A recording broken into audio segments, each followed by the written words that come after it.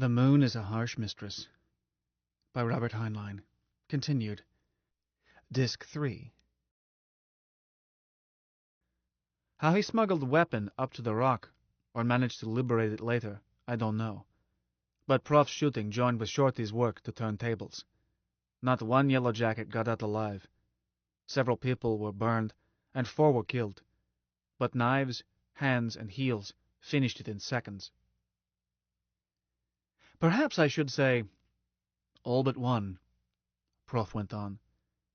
2 Cossacks at the door through which you departed had been given quietus by our brave comrade Shorty McCrum, and I am sorry to say that Shorty was lying across them, dying. We knew. So, dulce et decorum. One guard in that doorway had a damaged face, but was still moving. I gave his neck a treatment known in professional circles earthside as the Istanbul twist. He joined his mates. By then most of the living had left. Just myself, our chairman of the evening, Finn Nielsen, a comrade known as Mom, that being what her husbands called her. I consulted with Comrade Finn, and we bolted all doors. That left a cleaning job. Do you know the arrangements backstage there? Not me, I said. Wyo shook head. There is a kitchen and pantry, used for banquets. I suspect that Mom and family run a butcher shop, for they disposed of bodies as fast as Finn and I carried them back, their speed limited only by the rate at which portions could be ground up and flushed into the city's cloaca. The sight made me quite faint. So I spent time mopping in the hall. Clothing was the difficult part, especially those quasi-military uniforms. What did you do with those laser guns? Prof turned bland eyes on me. Guns? Dear me, they must have disappeared. We removed everything of a personal nature from bodies of our departed comrades, for relatives, for identification, for sentiment. Eventually, we had everything tidy. Not a job that would fool Interpol, but one as to make it seem unlikely that anything untoward had taken place. We conferred, agreed that it would be well not to be seen soon, and left severally, myself by a pressure door above the stage leading up to level 6. Thereafter I tried to call you, Manuel, being worried about your safety and that of this dear lady. Prof bowed to Wyo. That completes the tale. I spent the night in quiet places. Prof, I said, those guards were new chums, still getting their legs, or we wouldn't have won. That could be, he agreed, but had they not been, the outcome would have been the same. How so? They were armed. Lad, have you ever seen a boxer dog? Oh, I think not. No dogs that large in Luna. The boxer is a result of special selection.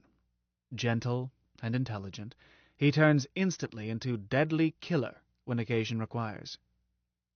Here has been bred an even more curious creature. I know of no city on Terra with as high standards of good manners and consideration for one's fellow man as here in Luna. By comparison, Terran cities, I have known most major ones, are barbaric. Yet the loony is as deadly as the boxer dog. Manuel, 9 guards, no matter how armed, stood no chance against that pack. Our patron used bad judgment. Seen a morning paper, Prof? Or a videocast? The latter, yes. Nothing in late news last night. Nor this morning. Odd, I said. What's odd about it? Asked Wyo. We won't talk, and we have comrades in key places in every paper in Luna. Prof shook his head. No, my dear. Not that simple. Censorship. Do you know how copy is set in our newspapers? Not exactly. It's done by machinery. Here's what Prof means, I told her. News is typed in editorial offices. From there on, it's a leased service directed by a master computer at Authority Complex. Hoped she would notice master computer rather than Mike. Copy prints out there via phone circuit. These rolls feed into a computer section which reads, sets copy, and prints out newspapers at several locations. Novelin edition of Daily Lunatic prints out in Novelin changes in ads and local stories. And computer makes changes from standard symbols. Doesn't have to be told how. What Prof means is that at printout at Authority Complex, Warden could intervene. Same for all news services, both off and to Luna. They funnel through computer room. The point is, Prof went on, the Warden could have killed the story. It's irrelevant whether he did. Or, check me, Manuel, you know I'm hazy about machinery. He could insert a story, too, no matter how many comrades we have in newspaper offices. Sure, I agreed. At Complex, anything can be added, cut, or changed. And that, Senorita, is the weakness of our cause. Communications. Those goons were not important. But crucially important is that it lay with the Warden, not with us, to decide whether the story should be told. To a revolutionist, communications are sine qua non. Weil looked at me, and I could see synapses snapping. So I changed subject. Prof, why get rid of bodies? Besides horrible job was dangerous. Don't know how many bodyguards Warden has, but more could show up while you were doing it. Believe me, lad, we feared that. But although I was almost useless, it was my idea. I had to convince the others. Oh, not my original idea, but remembrance of things past. An historical principle. What principle? Terror. A man can face known danger, but the unknown frightens him. We disposed of those finks, teeth and toenails, to strike terror into their mates. Nor do I know how many effectives the Warden has, but I guarantee they are less effective today. Their mates went out on an easy mission. Nothing came back. Weil shivered. It scares me, too. They won't be anxious to go inside a warren again. But, Professor, you say you don't know how many bodyguards the Warden keeps. The organization knows. 27. If 9 were killed, only 18 are left. Perhaps it's time for a putsch. No? No, I answered. Why not, Manny? They'll never be weaker. Not weak enough. Killed 9 because they were crackers to walk in where we were. But if Warden stays home with guards around him, well, had enough shoulder-to-shoulder noise last night. I turned to Prof. But still I'm interested in fact, if it is, that Warden now has only 18. You said Weil should not go to Hong Kong, and I should not go home. But if he has only 18 left, I wonder how much danger. Later, after he gets reinforcements, but now, well, El City has 4 main exits, plus many little ones. How many can they guard? What's to keep Weil from walking to Tube West, getting pea-suit, going home? She might, Prof agreed. I think I must. Weil said, I can't stay here forever. If I have to hide, I can do better in Hong Kong, where I know people. You might get away with it, my dear. I doubt it. There were 2 yellow jackets at Tube Station West last night. I saw them. They may not be there now. Let's assume they are not. You go to the station, disguised, perhaps. You get your pea-suit and take a capsule to Beluthahatchee. As you climb out to take the bus to Ennsville, you're arrested. Communications. No need to post a yellow jacket at the station. It is enough that someone sees you there. A phone call does the rest. But you assumed that I was disguised. Your height cannot be disguised, and your pressure suit would be watched by someone not suspected of any connection to the Warden. Most probably a comrade. Prof dimpled. The trouble with conspiracies is that they rot internally. When the number is as high as 4, chances are even that 1 is a spy. Weil said glumly, You make it sound hopeless.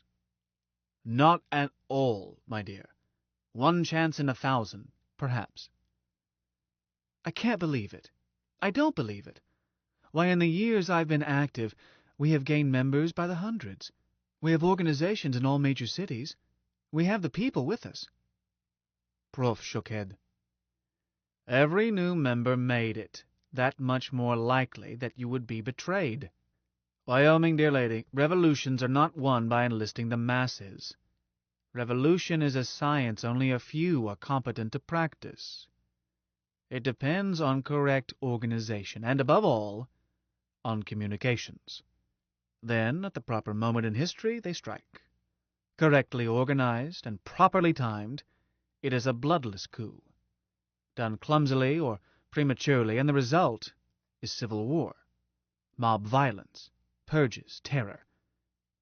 I hope you will forgive me if I say that, up to now, it has been done clumsily. Weil looked baffled. What do you mean by correct organization? Functional organization. How does one design an electric motor? Would you attach a bathtub to it, simply because one was available? Would a bouquet of flowers help? A heap of rocks? No.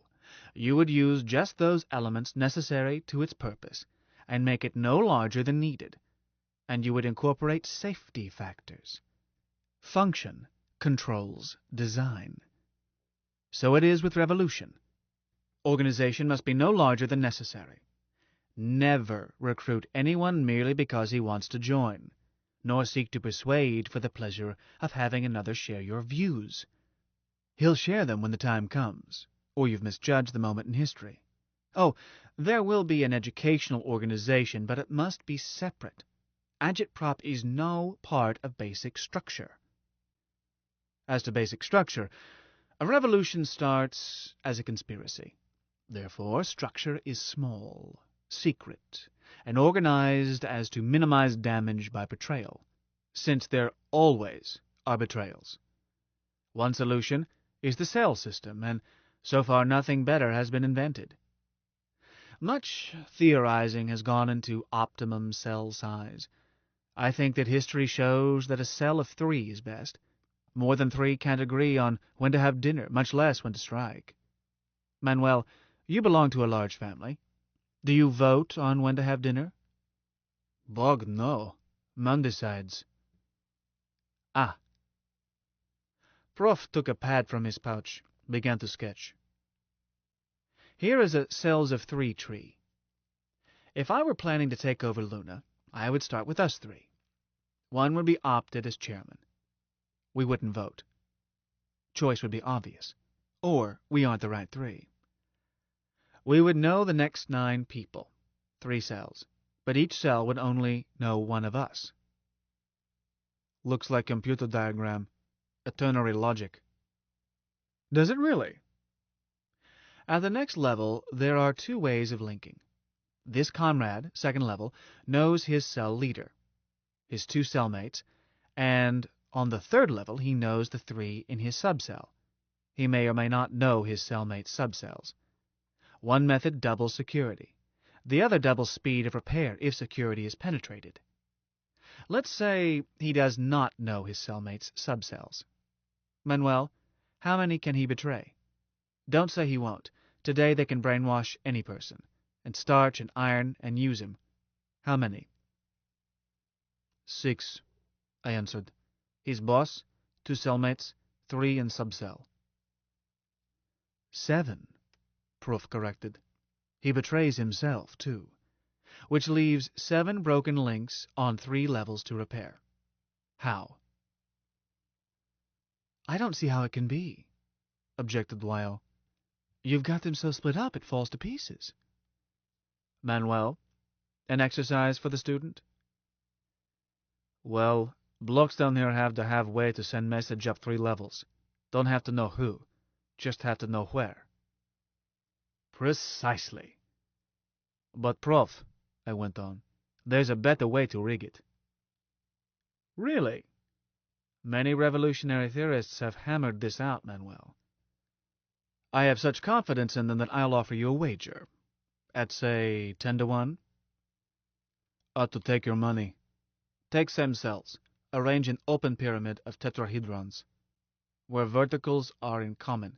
Each block knows one in adjoining cell, knows how to send message to him. That's all he needs. Communication never break down because they run sideways as well as up and down. Something like a neural net. It's why you can knock a hole in a man's head, take chunk of brain out, and not damage thinking much. Excess capacity, messages shunt around. He loses what was destroyed but goes on functioning.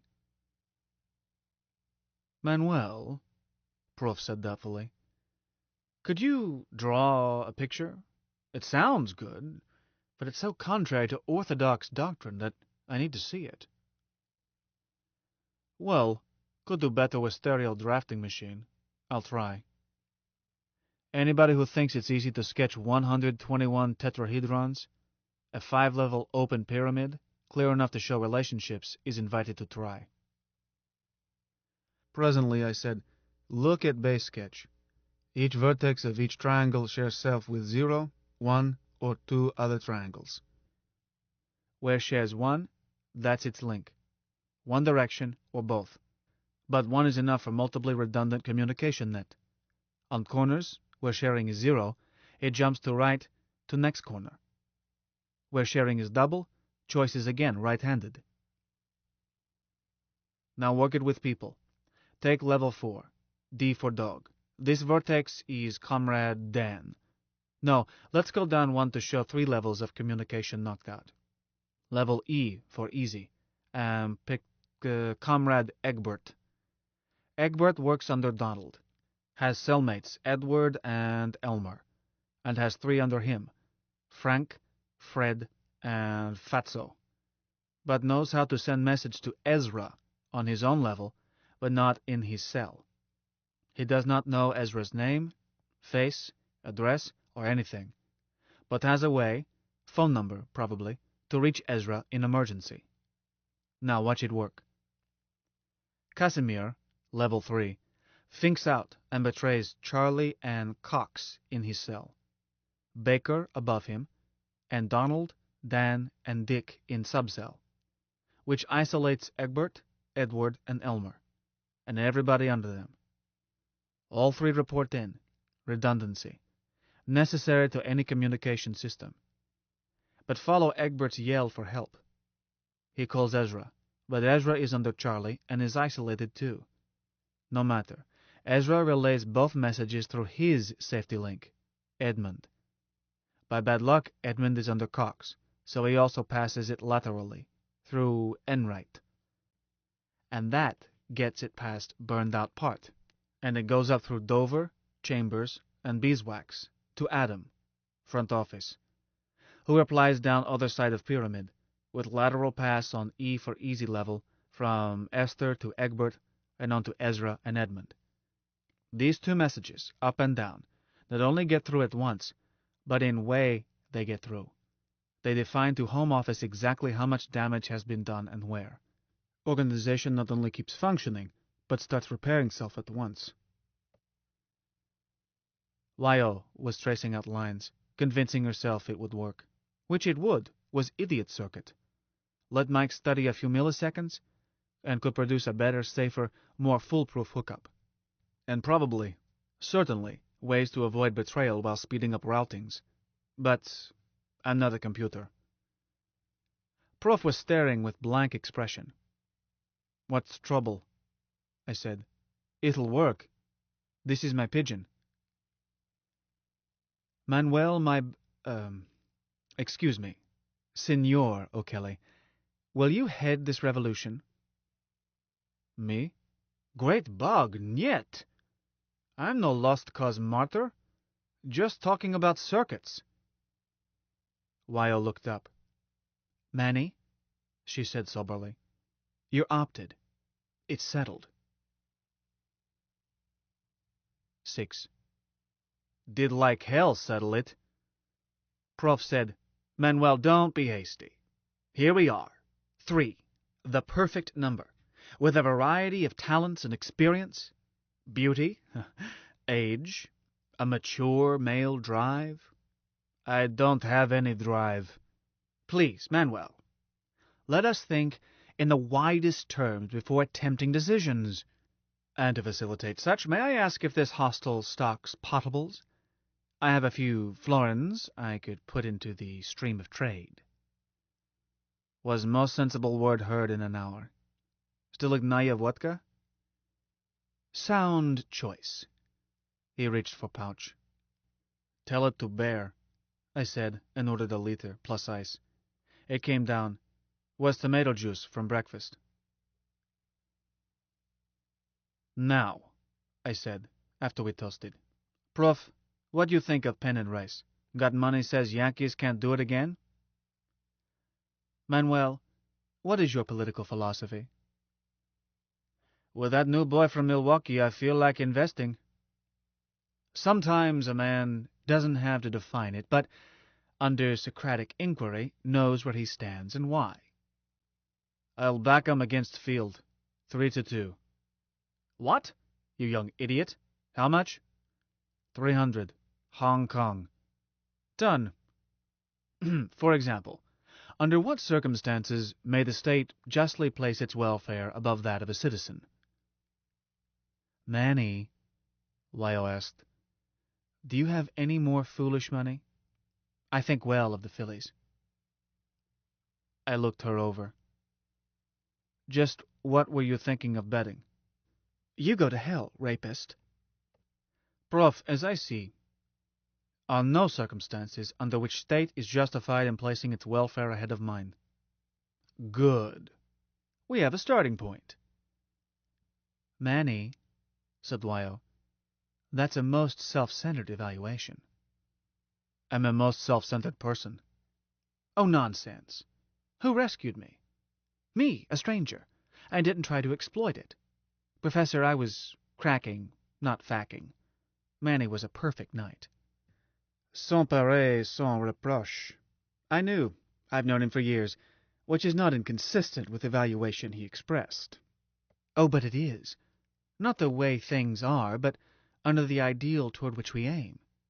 Manny, the state is Luna. Even though not sovereign yet, we hold citizenships elsewhere. But I am part of the Luna state, and so is your family. Would you die for your family? Two questions not related.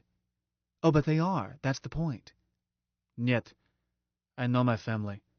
Opted long ago. Dear lady, I must come to Manuel's defense. He has a correct evaluation, even though he may not be able to state it. May I ask this? Under what circumstances is it moral for a group to do that which is not moral for a member of that group to do alone? That's a trick question. It is the key question, dear Wyoming. A radical question that strikes to the root of the whole dilemma of government. Anyone who answers honestly and abides by all consequences knows where he stands and what he will die for. Wyo frowned. Not moral for a member of the group? She said. Professor, what are your political principles? May I first ask yours, if you can state them? Certainly I can. I'm a Fifth Internationalist. Most of the organization is. Oh, we don't rule out anyone going our way. It's a united front. We have communists and Fourths and Ruddites and Societeans and single taxers and you name it. But I'm no Marxist. We Fifths have a practical program. Private where private belongs, public where it's needed. And an admission that circumstances alter cases. Nothing doctrinaire. Capital punishment? For what? Let's say for treason against Luna after you freed Luna. Treason how? Unless I knew the circumstances, I could not decide.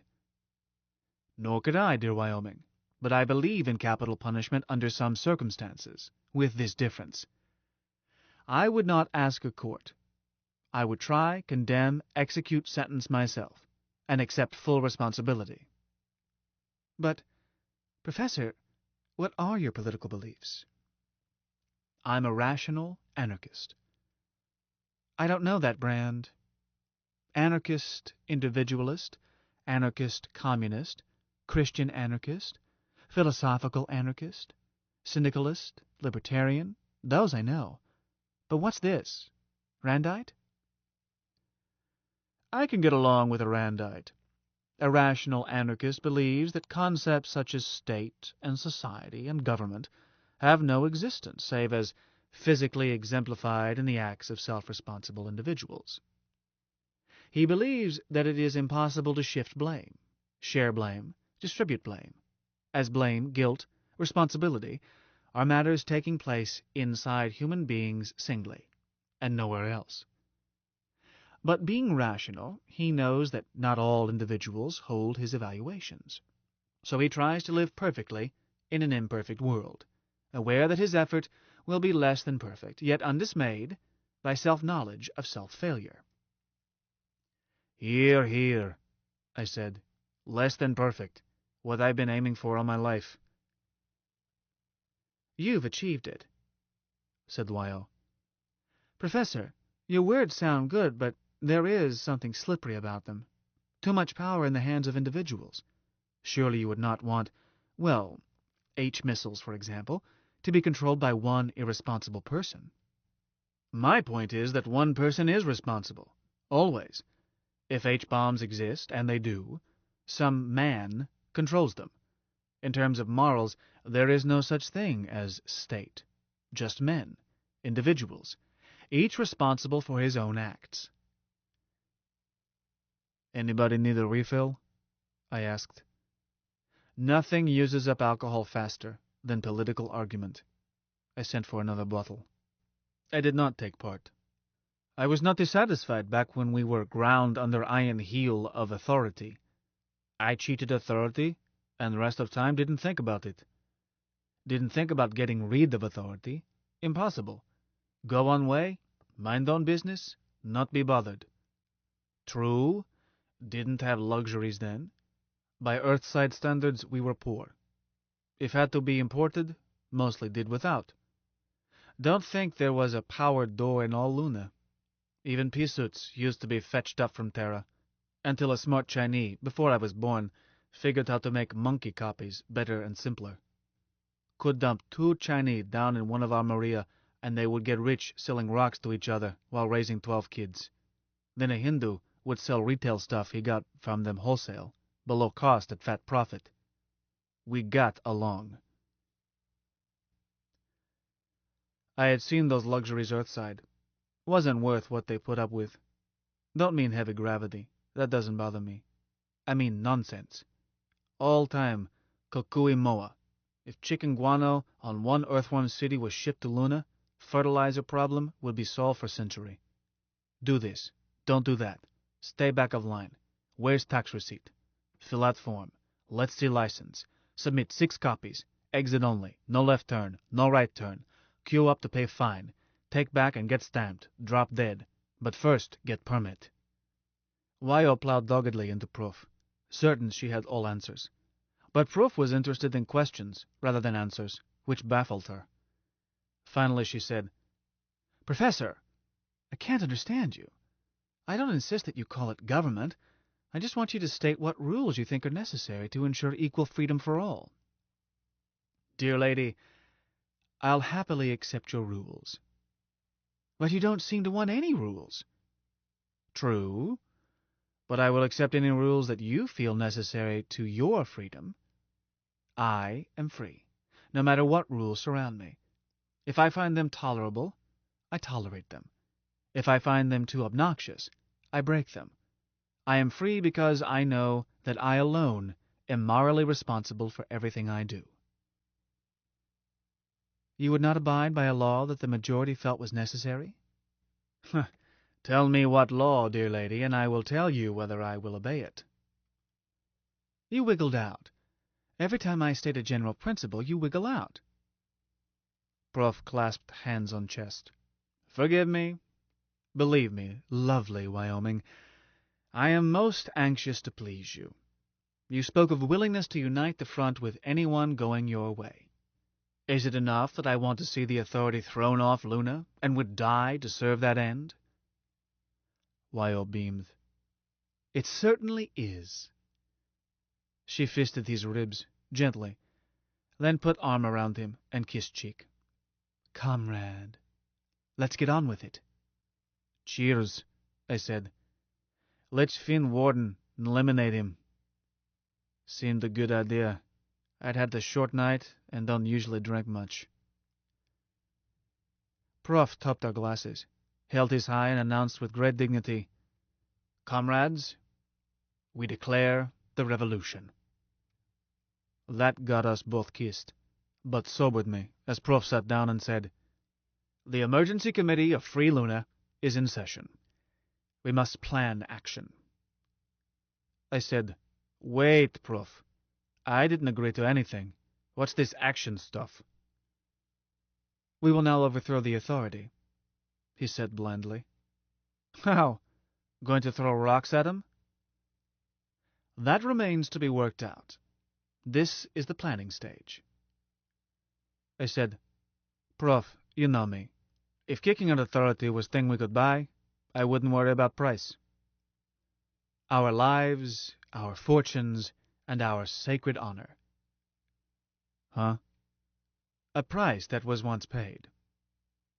Well, I'd go that high. But when I bet, I want the chance to win. Told Wyo last night, I don't object to long odds. 1 in 10 is what you said, Manny. Duh, Wyo. Show me those odds, I'll tap putt.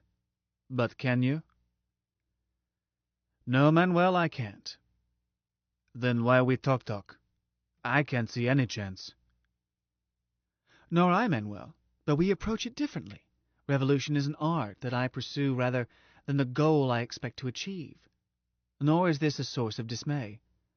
A lost cause can be as spiritually satisfying as a victory. Not me. Sorry.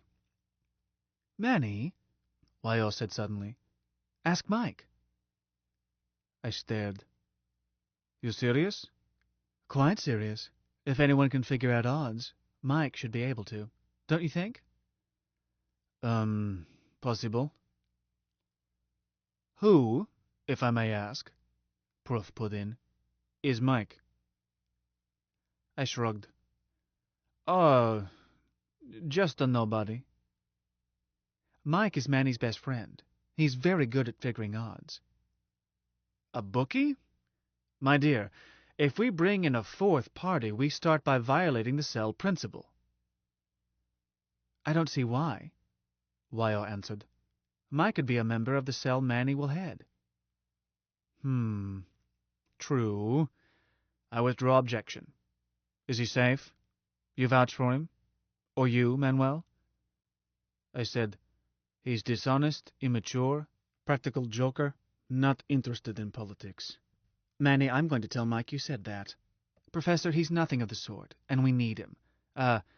In fact, he might be our chairman, and we three the cell under him, the executive cell.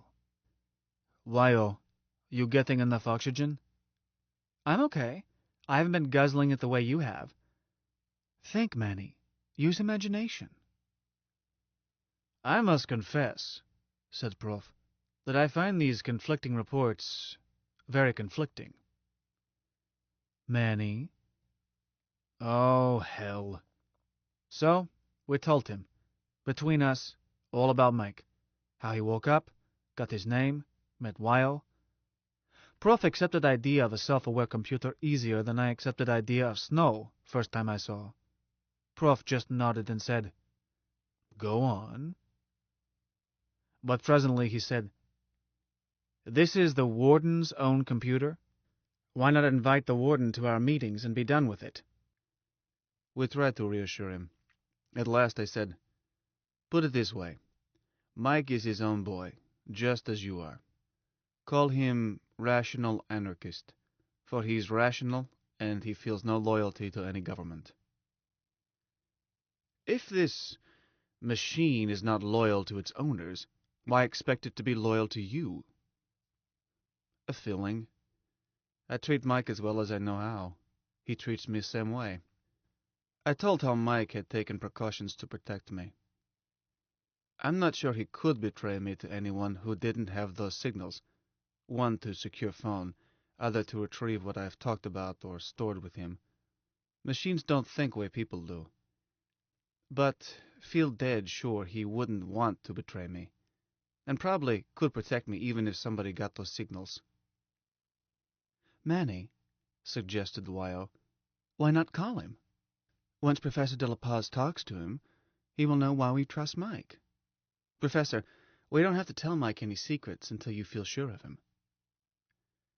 I see no harm in that. Matter of fact, I admitted, already told him some secrets. I told him about recording last night's meeting and how I stored it. Prof was distressed. Wyo was worried. I said, damn it, nobody but me knows retrieval signal. Why, you know how Mike behaved about your pictures. Wouldn't let me have those pictures even though I suggested lock on them. But if you two will stop oscillating, I'll call him, make sure that nobody has retrieved that recording, and tell him to erase. Then it's gone forever. Computer memory is all or nothing. Or can go one better. Call Mike and have him play record back into recorder. Wiping storage. No ha-ha. Don't bother, said Wyo. Professor, I trust Mike, and so will you. On second thought, Prof admitted, I see little hazard from a recording of last night's meeting. One that large always contains spies, and one of them may have used a recorder as you did, Manuel. I was upset at what appeared to be your indiscretion. Weakness a member of a conspiracy must never have, especially one at the top, as you are. Was not member of conspiracy when I fed that recording into Mike, and not now unless somebody quotes odds better than those so far. I retract. You were not indiscreet. But are you seriously suggesting that this machine can predict the outcome of a revolution? Don't know. I think he can, said Wyo. Hold it, Wyo. Prof, he could predict it, fed all significant data. That's my point, Manuel.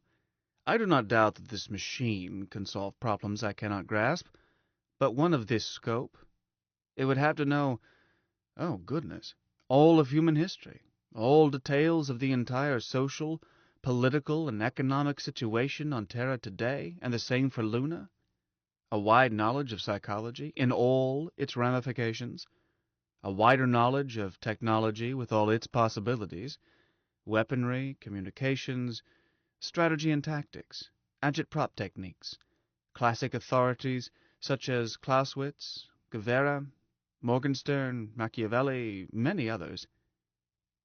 Is that all? Is that all, my dear boy? Prof, how many history books have you read? I don't know. In excess of 1,000. Mike can zip through that many this afternoon, speed limited only by scanning method. He can store data much faster. Soon, minutes, he would have every fact correlated with everything else he knows. Discrepancies noted. Probability values assigned to uncertainties. Prof, Mike reads every word of every newspaper up from Terra. Reads all technical publications. Reads fiction. Knows it's fiction. Because isn't enough to keep him busy, and is always hungry for more. If is any book he should read to solve this, say so. He can cram it down fast as I get it to him. Prof blinked. I stand corrected. Very well. Let us see if he can cope with it. I still think there is something known as intuition and human judgment. Mike has intuition, Wyo said. Feminine intuition, that is. As for human judgment, I added, Mike isn't human, but all he knows he got from humans. Let's get you acquainted, and you judge his judgment. So I phoned. Hi, Mike.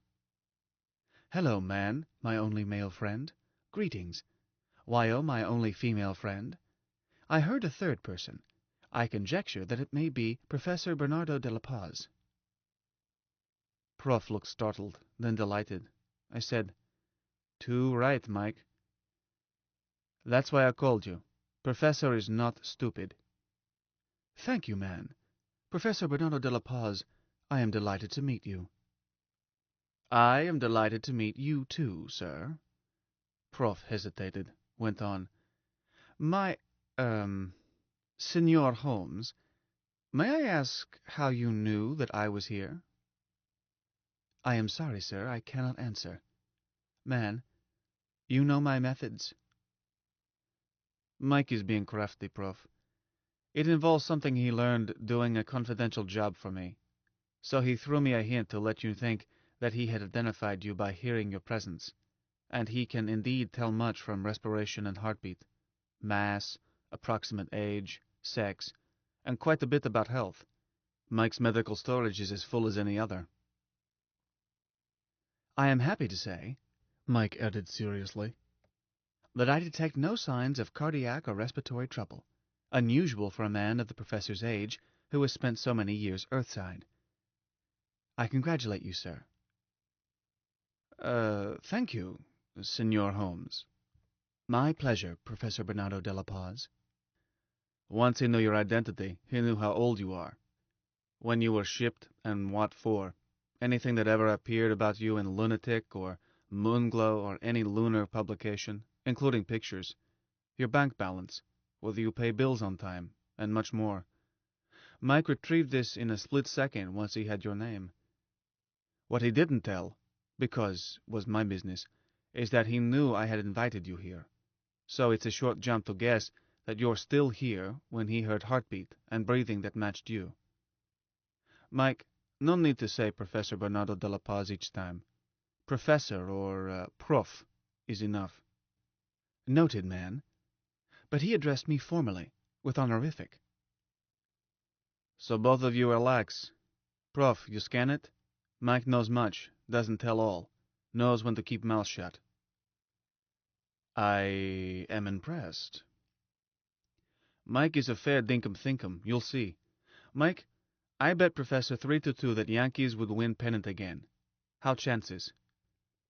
I am sorry to hear it, man. The correct odds, this early in the year and based on past performances of teams and players, are 1 to 4.72 the other way. Can't be that bad. I'm sorry, man. I will print out the calculations if you wish, but I recommend that you buy back your wager. The Yankees have a favorable chance to defeat any single team, but the combined chances of defeating all teams in the league, including such factors as weather, accidents, and other variables for the season ahead, place the club on the short end of the odds I gave you. Prof, want to sell that bet? Certainly, Manuel. Price? 300 Hong Kong dollars. You old thief. Manuel, as your former teacher, I would be false to you if I did not permit you to learn from mistakes. Senor Holmes, Mike, my friend, may I call you friend? Please do. Mike almost purred. Mike, amigo, do you also tout horse races? I often calculate odds on horse races. The civil service computermen frequently program such requests, but the results are so at variance with expectations that I have concluded either that the data are too meager, or the horses or riders are not honest. Possibly all three. However, I can give you a formula which will pay a steady return if played consistently. Prof looked eager. What is it, may one ask? One may. Bet the leading apprentice jockey to place. He is always given good mounts, and they carry less weight. But don't bet him on the nose. Leading apprentice. Manuel, do you have the correct time? Prof, which do you want? Get a bet done before post time, or settle what we set out to? Sorry. Please carry on. Leading apprentice. Mike, I gave you a recording last night. I leaned close to pickups and whispered, Bastille Day. Retrieved, man. Thought about it? In many ways. Why-oh, you speak most dramatically. Thank you, Mike. Prof, can you get your mind off ponies? Huh? Oh, certainly. I am all ears. Then quit doing odds under your breath. Mike can do them faster. I was not wasting time. The financing of joint ventures such as ours is always difficult. However, I shall table it. I am all attention. I want Mike to do a trial projection. Mike, in that recording you heard Wyo say we had to have free trade with Terra. You heard Prof say we should clamp an embargo on shipping food to Terra. Who's right? Your question is indeterminate, man. What did they leave out? Shall I rephrase it, man? Sure. Give us discussion. In immediate terms, Wyo's proposal would be of great advantage to the people of Luna. The price of foodstuffs at Catapult Head would increase by a factor of at least 4. This takes into account a slight rise in wholesale prices on Terra. Slight, because the authority now sells at approximately the free market price. This disregards subsidized, dumped, and donated foodstuffs, most of which come from the large profit caused by the controlled low price at Catapult Head. I will say no more about minor variables, as they are swallowed by major ones. Let it stand that the immediate effect here would be a price increase on the close order of 4-fold. Hear that, Professor? Please, dear lady, I never disputed it. The profit increase to the grower is more than 4-fold because, as Wyo pointed out, he must now buy water and other items at controlled, high prices. Assuming a free market throughout the sequence, his profit enhancement will be of the close order of 6-fold. But this would be offset by another factor. Higher prices for exports would cause higher prices for everything consumed in Luna, goods and labor. The total effect would be an enhanced standard of living for all on the close order of 2-fold. This would be accompanied by vigorous effort to drill and seal more farming tunnels, mine more ice, improve growing methods, all leading to greater export. However, the Terran market is so large and food shortage so chronic that reduction in profit from increase of export is not a major factor. Prof said, But, Senor Mike, that would only hasten the day that Luna is exhausted. The projection was specified as immediate, Senor Professor. Shall I continue in longer range on the basis of your remarks? By all means. Luna's mass to 3 significant figures is 7.36 times 10 to the 19th power tons. Plus, holding other variables constant including lunar and Terran populations, the present differential rate of export in tons could continue for 7.36 times 10 to the 12th years before using up 1% of Luna. Round it as 7,000 billion years. What? Are you sure? You are invited to check, Professor. I said, Mike, this a joke? If so, not funny even once. It is not a joke, man. Anyhow, Prof added, recovering, it's not Luna's crust we are shipping. It's our lifeblood, water and organic matter, not rock. I took that into consideration, Professor. This projection is based on controlled transmutation, any isotope into any other, and postulating power for any reaction not exoenergetic. Rock would be shipped, transformed into wheat and beef and other foodstuffs. But we don't know how to do that. Amigo, this is ridiculous. But we will know how to do it. Mike is right, Prof, I put in. Sure, today we haven't a glimmer, but will. Mike, did you compute how many years till we have this? Might take a flyer in stocks. Mike answered in sad voice. Man, my only male friend, save for the Professor, whom I hope will be my friend. I tried. I failed. The question is indeterminate. Why? Because it involves a breakthrough in theory. There is no way in all my data to predict when and where genius may appear. Prof sighed. Mike, amigo, I don't know whether to be relieved or disappointed. Then that projection didn't mean anything. Of course it meant something, said Wyo. It means we'll dig it out when we need it. Tell him, Mike. Why, I am most sorry. Your assertion is, in effect, exactly what I was looking for. But the answer still remains. Genius is where you find it. No, I am so sorry. I said, then Prof is right, when comes to placing bets? One moment, man. There is a special solution suggested by the professor's speech last night. Return shipping, ton for ton. Yes, but can't do that. If the cost is low enough, Terrans would do so. That can be achieved with only minor refinement, not a breakthrough. To wit, freight transportation up from Terra as cheap as catapulting down to Terra. You call this minor? I call it minor compared with the other problem, man. Mike, dear, how long? When do we get it? Wyo, a rough projection, based on poor data and largely intuitive, would be on the order of 50 years. 50 years? Why, that's nothing. We can have free trade. Wyo, I said on the order of. I did not say on the close order of. Oh, it makes a difference? It does, I told her. What Mike said was that he doesn't expect it sooner than 5 years, but would be surprised if much longer than 500. Eh, Mike? Correct, man.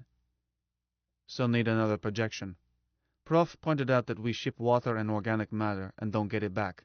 Agree, Wyo? Oh, sure. I just don't think it's urgent. We'll solve it when we reach it. Okay. Mike, no cheap shipping. No transmutation. How long till trouble? 7 years. 7 years? Wyo jumped up, stared at phone. Mike, honey, you don't mean that. Wyo, he said plaintively. I did my best. The problem has an indeterminately large number of variables. I ran several thousand solutions using many assumptions.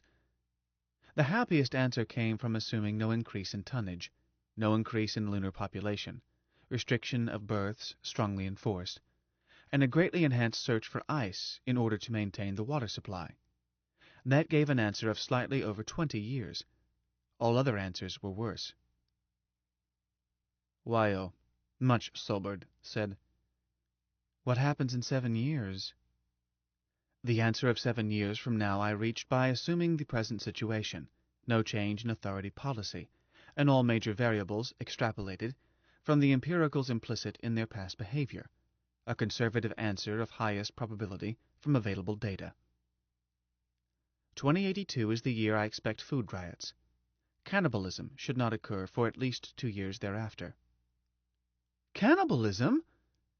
She turned and buried head against Prof's chest. He patted her, said gently, I'm sorry, Wyo. People do not realize how precarious our ecology is. Even so, it shocks me. I know water runs downhill, but didn't dream how terribly soon it will reach bottom. She straightened up, and the face was calm. Okay, Professor. I was wrong. Embargo it must be, and all that implies. Let's get busy. Let's find out from Mike what our chances are. You trust him now, don't you? Yes, dear lady, I do. We must have him on our side. Well, Manuel? Took time to impress Mike how serious we were, making him understand that jokes could kill us. This, machine who could not know human death. And to get assurance that he could and would protect secrets no matter what retrieval program was used, even our signals, if not from us. Mike was hurt that I could doubt him, but matter too serious to risk slip.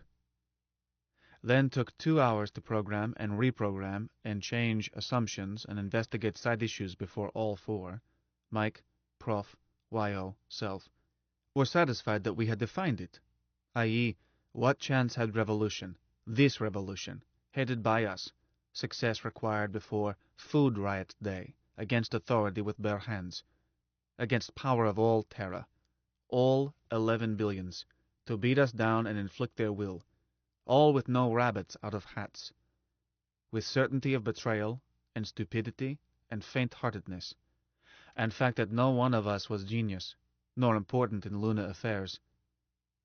Prof made sure that Mike knew history, psychology, economics, name it.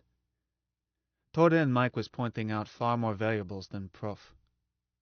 At last we agreed that programming was done, or that we could think of no other significant factor. Mike then said, "This is an indeterminate problem. How shall I solve it? Pessimistically or optimistically? Or a range of probabilities expressed as a curve, or several curves? Professor, my friend?" "Manuel," I said, "Mike, when I roll a die, it's 1 in 6 it turns ace. I don't ask shopkeeper to float it, nor do I caliper it, nor worry about somebody blowing on it. Don't give happy answer, nor pessimistic. Don't shove curves at us. Just tell in one sentence. What chances? Even? 1 in 1,000? None? Or whatever?" "Yes, Manuel Garcia O'Kelly, my first male friend."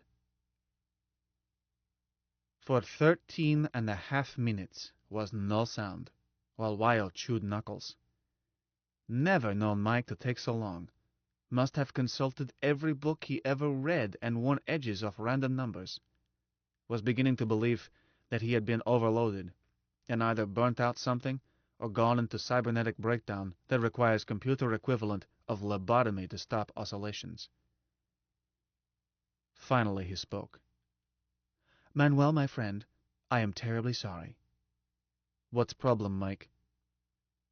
"I have tried and tried, checked and checked. There is but one chance in 7 of winning." 7. I look at Wyo. She looks at me. We laugh. I jump up and yip. "Hooray!" Wyo starts to cry, throws arms around Prof, kisses him. Mike said plaintively, "I do not understand. The chances are 7 to 1 against us, not for us." Wyo stopped slobbering Prof and said, "Hear that? Mike said us. He included himself." "Of course, Mike old codber, we understood. But ever know a loony to refuse a bet when he stood a big fat chance of 1 in 7? "I have known only you 3. Not sufficient data for a curve." "Well, we're loonies. Loonies bet.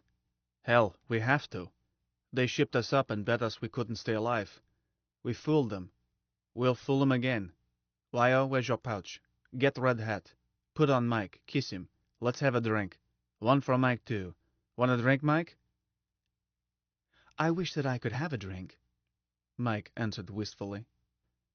"As I have wondered about the subjective effect of ethanol on the human nervous system. I conjecture that it must be similar to a slight overvoltage, but since I cannot, please have one in my place." "Program accepted. Running. Wyo, where's hat?" Phone was flat to wall. Let into rock. No place to hang hat. So we placed it on writing shelf, and toasted Mike, and called him comrade, and almost he cried. His voice fogged up. Then Wyo borrowed Liberty Cap and put it on me and kissed me into conspiracy, officially this time, and so all out that my eldest wife would faint did she see. Then she took hat and put on Prof and gave him same treatment, and I was glad Mike had reported his heart okay. Then she put it on own head and went to phone, leaned close, mouth between binaurals, and made kissing sounds. "That's for you, Mike, dear comrade. Is Michelle there?" Blimey if he didn't answer in soprano voice. "Right here, darling. I am so happy." So Michelle got a kiss, and I had to explain to Prof who Michelle was and introduce him. He was formal, sucking air and whistling and clasping hands. Sometimes I think Prof was not right in his head. Wyo poured more vodka. Professor caught her, mixed ours with coffee, hers with shea, honey and all. "We have declared the revolution," he said firmly. "Now we execute it, with clear heads. Manuel, You were opted chairman. Shall we begin? Mike is chairman, I said. Obvious. Secretary, too. We'll never keep anything in writing. First security rule. With Mike, don't need to. Let's bat it around and see where we are. I'm new to business. And, said Prof, still on the subject of security, the secret of Mike should be restricted to this executive cell, subject to unanimous agreement, all three of us. Correction, all four of us. That is, must be extended. What secret? Asked Wyo. Mike agreed to help our secrets. He's safer than we are. He can't be brainwashed. Can you be, Mike dear? I could be brainwashed, Mike admitted, by enough voltage, or by being smashed, or subjected to solvents, or positive entropy through other means. I find the concept disturbing. But if by brainwashing you mean I could be compelled to surrender our secrets, the answer is an unmodified negative. I said, why, Prof means secret of Mike himself. Mike old pal. You're our secret weapon. You know that, don't you? He answered self-consciously. It was necessary to take that into consideration in computing the odds. How were odds without you, comrade? Bad? They were not good. Not of the same order. Won't press you. But a secret weapon must be secret. Mike, does anybody else suspect that you are alive? Am I alive? His voice held tragic loneliness. Won't argue semantics. Sure, you're alive. I was not sure. It is good to be alive. No, Manny, my first friend. You three alone know it. My 3 friends. That's how must be if bets to pay off. Is okay? Us 3, and never talk to anybody else? But we'll talk to you lots, Wyo put in. It is not only okay, Mike said bluntly. It is necessary. It was a factor in the odds. That settles it, I said. They have everything else. We have Mike. We keep it that way. Say, Mike, I just had a horrid... We fight Terra? We will fight Terra, unless we lose before that time. Riddle this. Any computer smart as you? Any awake? He hesitated. I don't know, man. No data? Insufficient data. I have watched for both factors, not only in technical journals, but everywhere else. There are no computers on the market of my present capacity, but one of my model could be augmented just as I have been. Furthermore, an experimental computer of great capacity might be classified and go unreported in the literature. Chance we have to take. Yes, man. There aren't any computers as smart as you, Mike, Wyo said scornfully. Don't be silly, Manny. Wyo, Man was not being silly. Man, I saw one disturbing report. It was claimed that attempts are being made at the University of Peiping to combine computers with human brains to achieve massive capacity. A computing cyborg. They say how? The item was non-technical. Well, won't worry about what can't help. Right, Prof? Correct, Manuel. A revolutionist must keep his mind free of worry, or the pressure becomes intolerable. I don't believe a word of it, Wyo added. We've got Mike, and we're going to win. Mike, dear, you say we're going to fight Terra, and Manny says that's one battle we can't win. You have some idea of how we can win, or you wouldn't have given us even 1 chance in 7. So, what is it? Throw rocks at them, Mike answered. Not funny, I told him. Wyo, don't borrow trouble. Haven't even settled how we leave this puka without being nabbed. Mike, Prof says 9 guards were killed last night, and Wyo says 27 is whole bodyguard, leaving 18. Do you know if that's true? Do you know where they are and what they're up to? Can't put on a revolution if we doesn't stir out. Prof interrupted. That's a temporary exigency. Manuel, one we can cope with.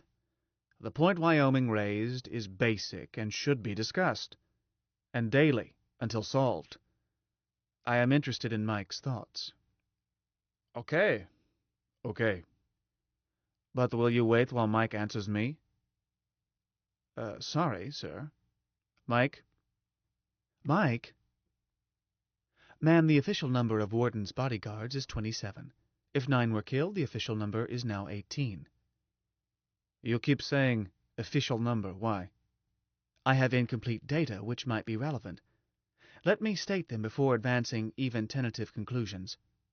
Nominally, the security officers department aside from clerks consists only of the bodyguard. But I handle payrolls for Authority Complex, and 27 is not the number of personnel charged against the security department. Prof nodded. Company spies. Hold it, Prof. Who are these other people? Mike answered. They are simply account numbers, man. I conjecture that the names they represent are in the security chief's data storage location. Wait, Mike. Security Chief Alvarez uses you for files? I conjecture that to be true, since his storage location is under a locked retrieval system. I said, bloody, and added, Prof, isn't that sweet? He uses Mike to keep records. Mike knows where they are. Can't touch 'em. Why not, Manuel? Try to explain to Prof and why sorts of memory a thinkum has. Permanent memories that can't be erased because patterns be logic itself, how it thinks. Short-term memories used for current programs, and then erased like memories which tell you whether you have honeyed coffee. Temporary memories held long as necessary, milliseconds, days, years, but erased when no longer needed. Permanently stored data like a human being's education, but learned perfectly and never forgotten, though maybe condensed, rearranged, relocated, edited. And last but not finally, long lists of special memories ranging from memoranda files through very complex special programs, and each location tagged by on retrieval signal and locked or not, with endless possibilities on locked signals. Sequential, parallel, temporal, situational, others. Don't explain computers to laymen. Simpler to explain sex to a virgin. Wyo couldn't see why, if Mike knew where Alvarez kept records, Mike didn't trot over and fetch. I gave up. Mike, can you explain? I will try, man. Wyo, there is no way for me to retrieve locked data other than through external programming. I cannot program myself for such retrieval. My logic structure does not permit it. I must receive the signal as an external input. Well, for bog's sake, what is this precious signal? It is, Mike said simply, Special File Zebra. And waited. Mike, I said, unlock Special File Zebra. He did, and stuff started spilling out. Had to convince Wyo that Mike hadn't been stubborn. He hadn't. He almost begged us to tickle him on that spot. Sure he knew signal, had to, but had to come from outside. That was how he was built. Mike, remind me to check with you all special-purpose locked retrieval signals. May strike ice other places. So I conjectured, man. Okay, we'll get to it later. Now back up and go over this stuff slowly. And Mike, as you read out, store again, without erasing, under Bastille Day, and tag it Think File. Okay? Programmed and running. Do that with anything new he puts in, too. Prime prize was list of names by warrants, some 200, each keyed with a code Mike identified with those blind pay accounts. Mike read that Hong Kong Lunar list and was hardly started when Wyo gasped, Stop, Mike! I've got to write these down. I said, Hey, no writing. What's ho-ho? That woman, Sylvia Chang, is Comrade's secretary back home, but that means the Warden has our whole organization. No, dear Wyoming. Prof corrected. It means we have his organization. But I see what Prof means, I told her. Our organization is just us three and Mike, which Warden doesn't know. But now we know his organization. So shush and let Mike read. But don't write. You have this list from Mike anytime you phone him. Mike, note that Chang woman is organization secretary. Former organization in Kongville. Noted. Wyo boiled over as she heard names of undercover finks in her town, but limited herself to noting facts about ones she knew. Not all were comrades, but enough that she stayed riled up. Nove Leningrad names didn't mean much to us. Prof recognized 3. Wyo, 1. When came Lunar City, Prof noted over half as being comrades. I recognized several, not as fake subversives, but as acquaintances, not friends. Don't know what it would do to me to find someone I trusted on Boss Fink's payroll, but would shake me. It shook Wyo. When Mike finished, she said, "I've got to get home. Never in my life have I helped eliminate anyone, but I am going to enjoy putting the black on those spies." Prof said quietly, "No one will be eliminated, dear Wyoming." "What? Professor, can't you take it? Though I've never killed anyone, I've always known it might have to be done." He shook head. "Killing is not the way to handle a spy. Not when he doesn't know that you know that he is a spy." She blinked. "I must be dense." "No, dear lady. Instead, you have a charming honesty, a weakness you must guard against." This book is continued on Disc 4. The Moon is a Harsh Mistress by Robert Heinlein. Continued. Disc 4. Killing is not the way to handle a spy. Not when he doesn't know that you know that he is a spy. She blinked. "I must be dense." "No, dear lady. Instead, you have a charming honesty, a weakness you must guard against. The thing to do with a spy is to let him breathe, insist him with loyal comrades, and feed him harmless information to please his employers. These creatures will be taken into our organization. Don't be shocked. They will be in very special cells. Cages is a better word, but it would be the greatest waste to eliminate them. Not only would each spy be replaced with someone new, but also killing these traitors would tell the warden that we have penetrated his secrets. Mike, amigo mio, there should be in that file a dossier on me. Will you see?" There were long notes on Prof, and I was embarrassed as they added up to "harmless old fool." He was tagged as a subversive. That was why he had been sent to the Rock, as a member of underground group in Lunar City, but was described as a troublemaker in organization, one who rarely agreed with others. Prof dimpled and looked pleased. "I must consider trying to sell out and get myself placed on Warden's payroll." Wyo did not think these funny, especially when he made clear it was not joke, merely unsure tactic was practical. Revolutions must be financed, dear lady, and one way is for a revolutionary to become a police spy. It is probable that some of those prima facie traitors are actually on our side. I wouldn't trust them. Ah, yes, that is the rub with double agents, to be certain where their loyalties, if any, lie. Do you wish your own dossier, or would you rather hear it in private? Wyo's records showed no surprises. Warden Sphinx had tabbed her years back. But I was surprised that I had a record, too.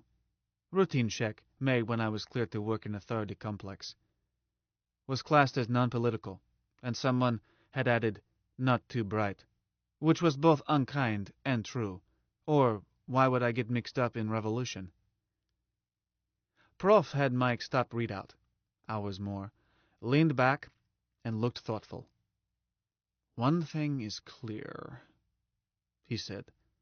The warden knew plenty about Wyoming and myself long ago, but you, Manuel, are not on his blacklist. After last night? Ah, so. Mike, do you have anything in that file entered in the last 24 hours? Nothing. Prof said, Wyoming is right that we cannot stay here forever. Manuel, how many names did you recognize? 6, was it? Did you see any of them last night? No, but might have seen me. More likely they missed you in the crowd. I did not spot you until I came down front, and I've known you since you were a boy. But it is most unlikely that Wyoming traveled from Hong Kong and spoke at the meeting without her activity being known to the warden. He looked at Wyo. Dear lady, could you bring yourself to play the nominal role of an old man's folly? I suppose so. How, Professor? Manuel is probably in the clear. I am not, but from my dossier it seems unlikely that the authorities Sphinx will bother to pick me up. You they may wish to question, or even to hold. You are rated as dangerous. It would be wise for you to stay out of sight. This room, I'm thinking of renting it for a period, weeks or even years. You could hide in it, if you do not mind the obvious construction that would be placed on your staying here. Wyo chuckled. Why, you darling. Do you think I care what anyone thinks? I'd be delighted to play the role of your bundle baby. And don't be too sure I'd just be playing. Never tease an old dog, he said mildly. He might still have one bite. I may occupy that couch most nights. Manuel, I intend to resume my usual ways, and so should you. While I feel that it will take a busy Cossack to arrest me, I will sleep sounder in this hideaway. But in addition to being a hideout, this room is good for cell meetings. It has a phone. Mike said, Professor, may I offer a suggestion? Certainly, amigo. We want your thoughts. I conclude that the hazards increase with each meeting of our executive cell. But meetings need not be corporal. You can meet, and I can join you, if I am welcome, by phone. You are always welcome, Comrade Mike. We need you. However, Prof looked worried. I said, Prof, don't worry about anybody listening in. I explained how to place a Sherlock call. Phones are safe if Mike supervises call. Reminds me, you haven't been told how to reach Mike. How, Mike? Prof use my number? Between them, they settled on Mysterious. Mysterious. Prof and Mike shared childlike joy in intrigue for own sake. I suspect Prof enjoyed being rebel long before he worked out his political philosophy. While Mike, how could human freedom matter to him? Revolution was a game that gave him companionship and chance to show off talents. Mike was as conceited a machine as you are ever likely to meet. But we still need this room, Prof said, reaching into pouch, holding out thick wad of bills. I blinked. Prof, robbed a bank? Not recently. Perhaps again in the future, if the cause requires it. A rental period of 1 lunar should do as a starter. Will you arrange it, Manuel? The management might be surprised to hear my voice. I came in through a delivery door. I called manager, bargained for dated key. 4 weeks. He asked 900 Hong Kong. I offered 900 authority. He wanted to know how many would use room. I asked if it was policy of Raffles to snoop affairs of guests. We settled at 475 Hong Kong. I sent out bills. He sent down 2 dated keys. I gave 1 to Wyo, 1 to Prof. Kept 1-day key, knowing they would not reset lock unless we failed to pay at end of Lunar. Earthside, I ran into insolent practice of requiring hotel guests to sign CHOP, even show identification. I asked, what next? Food? I'm not hungry, Manny. Manuel, You asked us to wait while Mike settled your questions. Let's get back to the basic problem. How are we to cope when we find ourselves facing Terra, David facing Goliath? Oh, been hoping that would go away. Mike, you really have ideas? I said I did, man, he answered plaintively. We can throw rocks. Bug's sake, no time for jokes.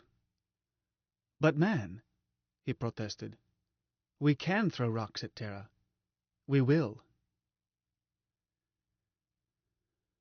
8. Took time to get through my skull that Mike was serious, and scheme might work. Then took longer to show Wyo and Prof how second part was true. Yet both parts should have been obvious. Mike reasoned so. What is war? One book defined war as use of force to achieve political result. And force is action of one body on another applied by means of energy. In war this is done by weapons. Lunar had none. But weapons, when Mike examined them as class, turned out to be engines for manipulating energy. And energy Lunar has plenty. Solar flux alone is good for around 1 kilowatt per square meter of surface at lunar noon. Sun power, though cyclic, is effectively unlimited. Hydrogen fusion power is almost as unlimited and cheaper, once ice is mined. Magnetic pinch bottle setup. Luna has energy. How to use? But Luna also has energy of position. She sits atop of gravity well, 11 kilometers per second deep, and kept from falling in by curb only 2.5 kilometers per second high. Mike knew that curb. Daily he tossed grain freighters over it, let them slide downhill to Terra. Mike had computed what would happen if a freighter grossing 100 tons, or same mass of rock, falls to Terra, unbraked. Kinetic energy as it hits is 6.25 times 10 to the 12 joules, over 6 trillion joules. This converts in split second to heat. Explosion. Big one. Should have been obvious. Look at Luna. What do you see? Thousands and thousands of craters. Places where somebody got playful throwing rocks. Wyo said, Joules don't mean much to me. How does that compare with H-bombs? I started to round off and head. Mike's head works faster, he answered. The concussion of a 100-ton mass on Terra approaches the yield of a 2-kiloton atomic bomb. Kilo is 1,000, Wyo murmured, and mega is 1,000,000. Why, that's only 1/50,000th as much as a 100-megaton bomb. Wasn't that the size Soviet Union used? Wyo, honey, I said gently, that's not how it works. Turn it around. 2-kiloton yield is equivalent to exploding 2 million kilograms of trinitrotoluol. And a kilo of TNT is quite an explosion. Ask a drill man. 2 million kilos will wipe out good-sized town. Check, Mike? Yes, man. But Wyo, my only female friend, there is another aspect. Multi-megaton fusion bombs are insufficient. The explosion takes place in too small a space. Most of it is wasted. While a 100-ton megaton bomb is rated as having 50,000 times the yield of a 2-kiloton bomb, its destructive effect is only about 1,300 times as great as that of a 2-kiloton explosion. But it seems to me that 1,300 times is still quite a lot if they are going to use bombs on us that much bigger. True, Wyo, my female friend, but Luna has many rocks. Oh, yes, so we have. Comrades, said Prof, this is outside my competence. In my younger or bomb-throwing days, my experience was limited to something of the order of the 1-kilogram chemical explosion of which you spoke, Manuel. But I assume that you two know what you are talking about. We do, Mike agreed. So I accept your figures. To bring it down to a scale that I could understand, this plan requires that we capture the catapult. No? Yes. Mike and I chorused. Not impossible. Then we must hold it and keep it operative. Mike, have you considered how your catapult can be protected against, let us say, one small H-tipped torpedo? Discussion went on and on. We stopped to eat. Stopped business under Prof's rule. Instead, Mike told jokes.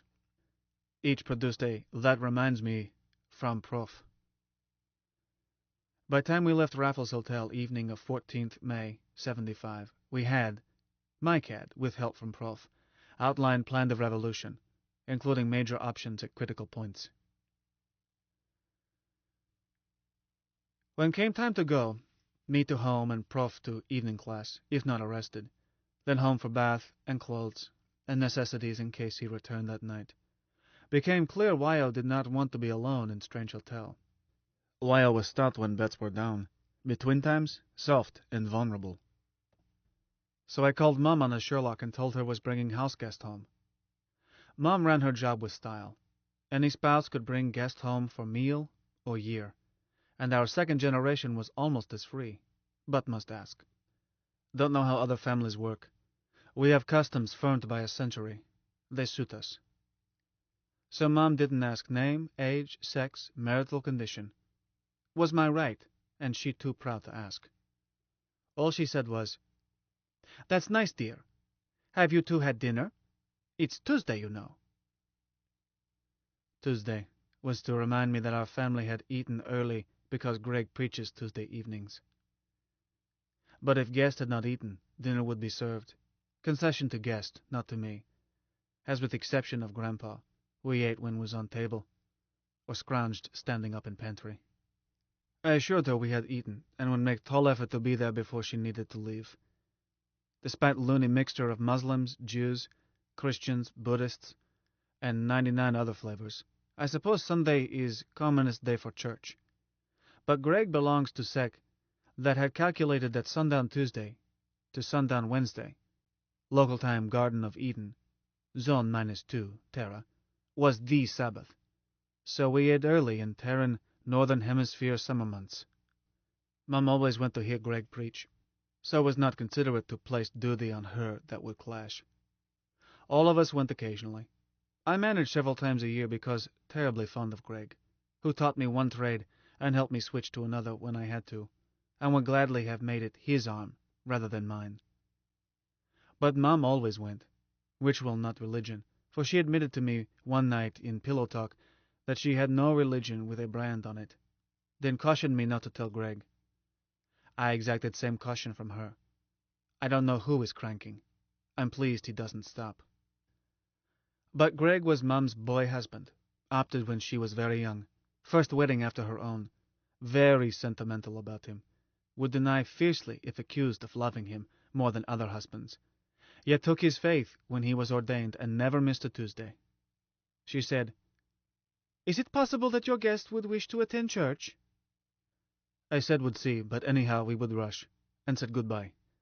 Then banged on bathroom door and said, "Hurry with skin, Wyo. We're short on minutes." "1 minute," she called out. She's a girlish girl. She appeared in 1 minute. "How do I look?" she asked. "Prof, will I pass?" Dear Wyoming, I am amazed. You were beautiful before, you are beautiful now, but utterly unrecognizable. You're safe, and I am relieved. Then we waited for Prof to transform into old derelict. He would be it to his back corridor, then reappear as well-known teacher in front of class, to have witnesses in case a yellow boy was waiting to grab him. It left a moment. I told Wyo about Greg. She said, "Nanny, how good is this makeup? Would it pass in church? How bright are the lights?" "No brighter than here. Good job. You'll get by. But do you want to go to church? Nobody pushing." She thought. "It would please your mother, your senior wife, would it not?" I answered slowly. "Wyo, religion is your pigeon.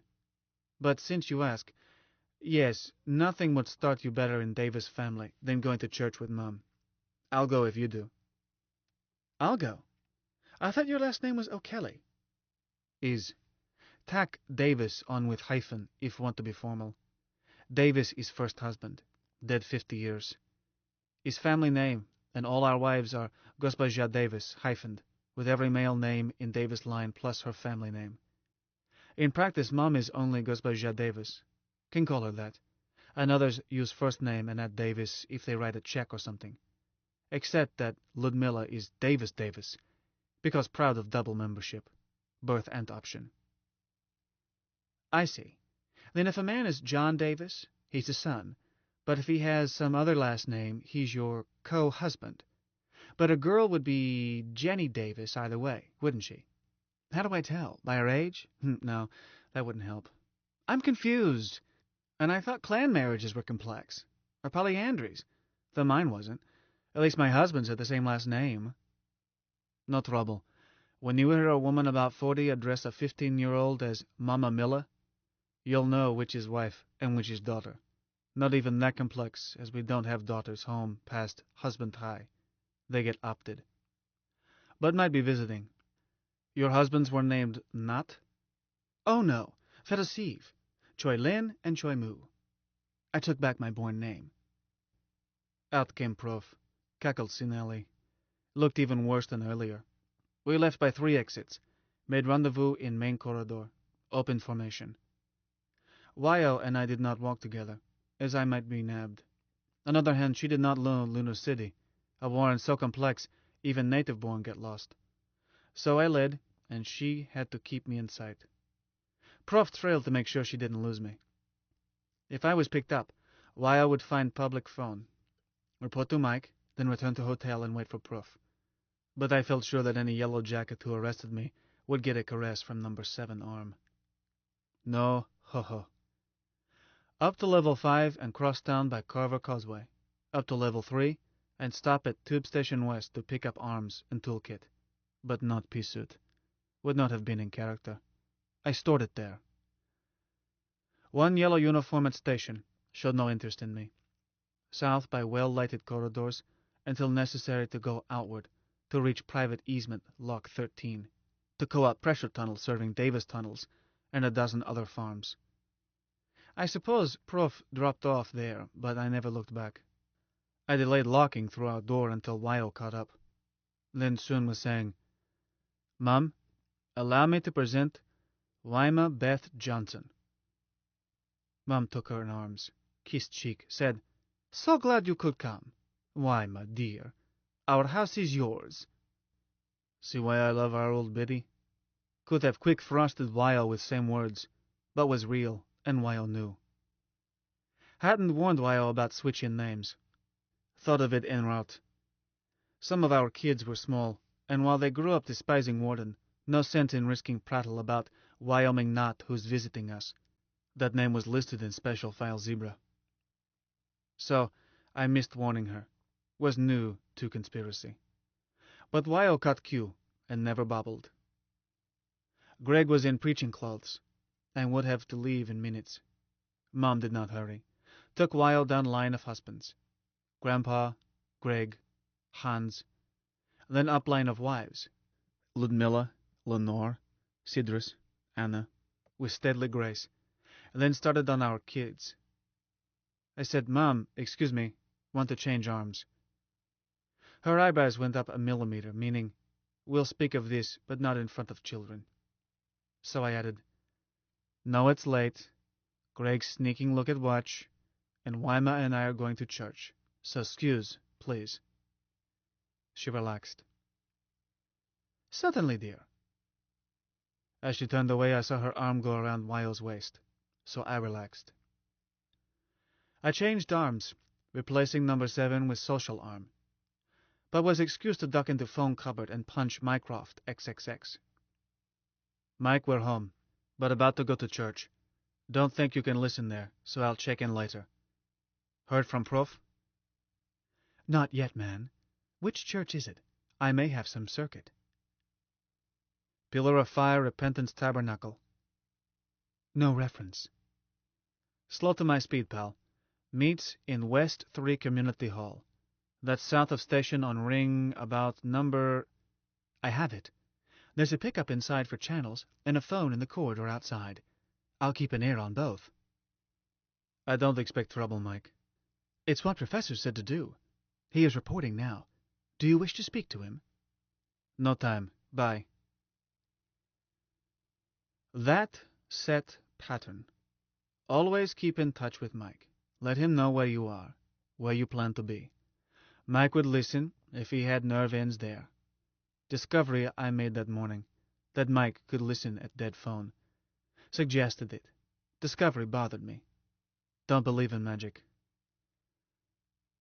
But on thinking, I realized the phone could be switched on by central switching system without human intervention. If switching system had volition. Mike had Bolshaya volition. How Mike knew a phone was outside that hall is hard to say, since space could not mean to him what means to us. But he carried in storage a map, structure relations, of Lunar City's engineering, and could almost always fit what we said to what he knew as Lunar City. Hardly ever got lost. So from day Cabal started, we kept in touch with Mike and each other through his widespread nervous system. Won't mention it again unless necessary. Mom and Greg and Wyo were waiting at our door, Mom chomping but smiling. I saw she had lent Wyo a stole. Mom was as easy about skin as any loony, nothing new chummish, but church was another matter. We made it, although Greg went straight to platform and we to seats. I settled in warm, mindless state, going through motions. But Wyo did really listen to Greg's sermon, and either knew our hymn book or was accomplished sight reader. When we got home, young ones were in bed, and most adults. Hans and Sidris were up, and Sidris served kokosoy and cookies. Then all turned in. Mom assigned Wyo a room in tunnel most of our kids lived in, one which had had 2 smaller boys last time I noticed. Did not ask how she had reshuffled. Was clear she was giving my guess best we had, or would have put Wyo with one of older girls. I slept with Mum that night, partly because our senior wife is good for nerves, and nerve-wracking things had happened, and partly so she would know I was not sneaking to Wyo's room after things were quiet. My workshop, where I slept when slept alone, was just one bend from Wyo's door. Mum was telling me, plain as print, "Go ahead, dear. Don't tell me if you wish to be mean about it.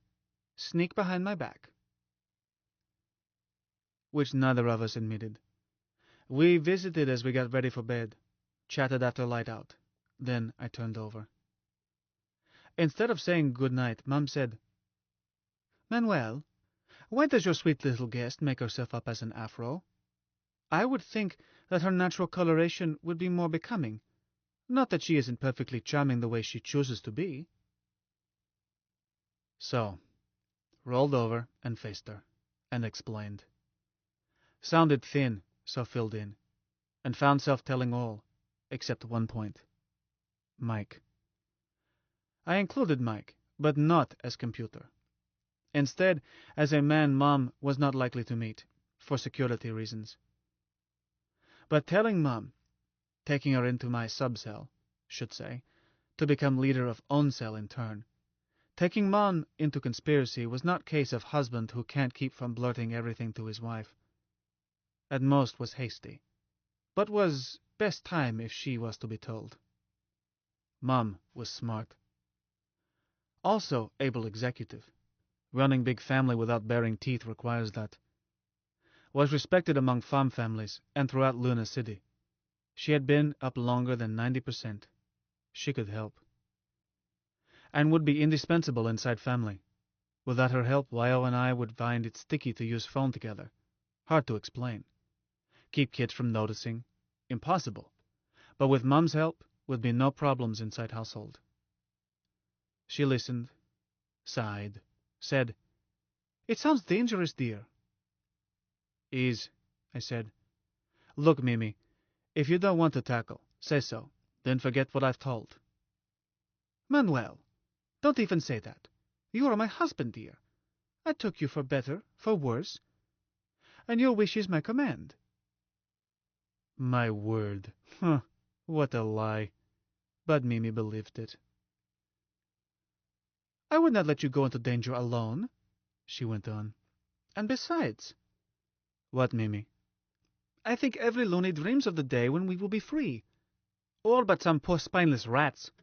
I've never talked about it. There seemed to be no point, and it's necessary to look up, not down, lift one's burden and go ahead. But I thank dear Bog that I have been permitted to live to see the time come, if indeed it has. Explain more about it.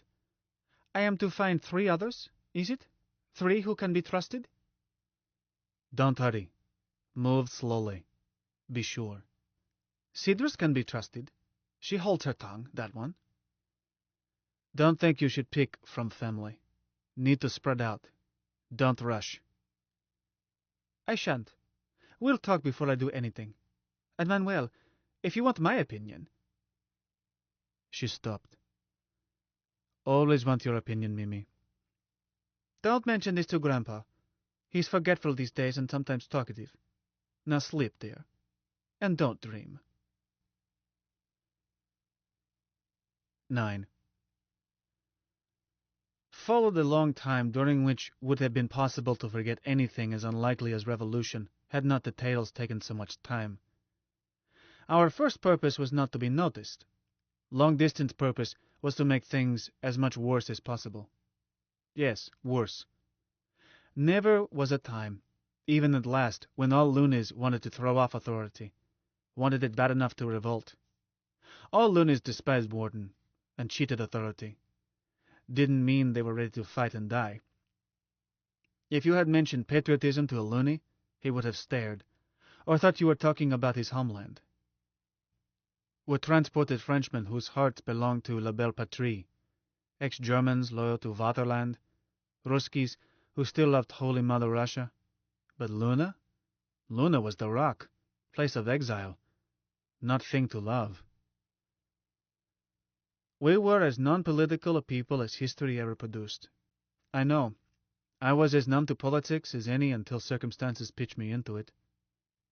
Wyoming was in it because she hated authority for a personal reason. Prof, because he despised all authority in a detached, intellectual fashion.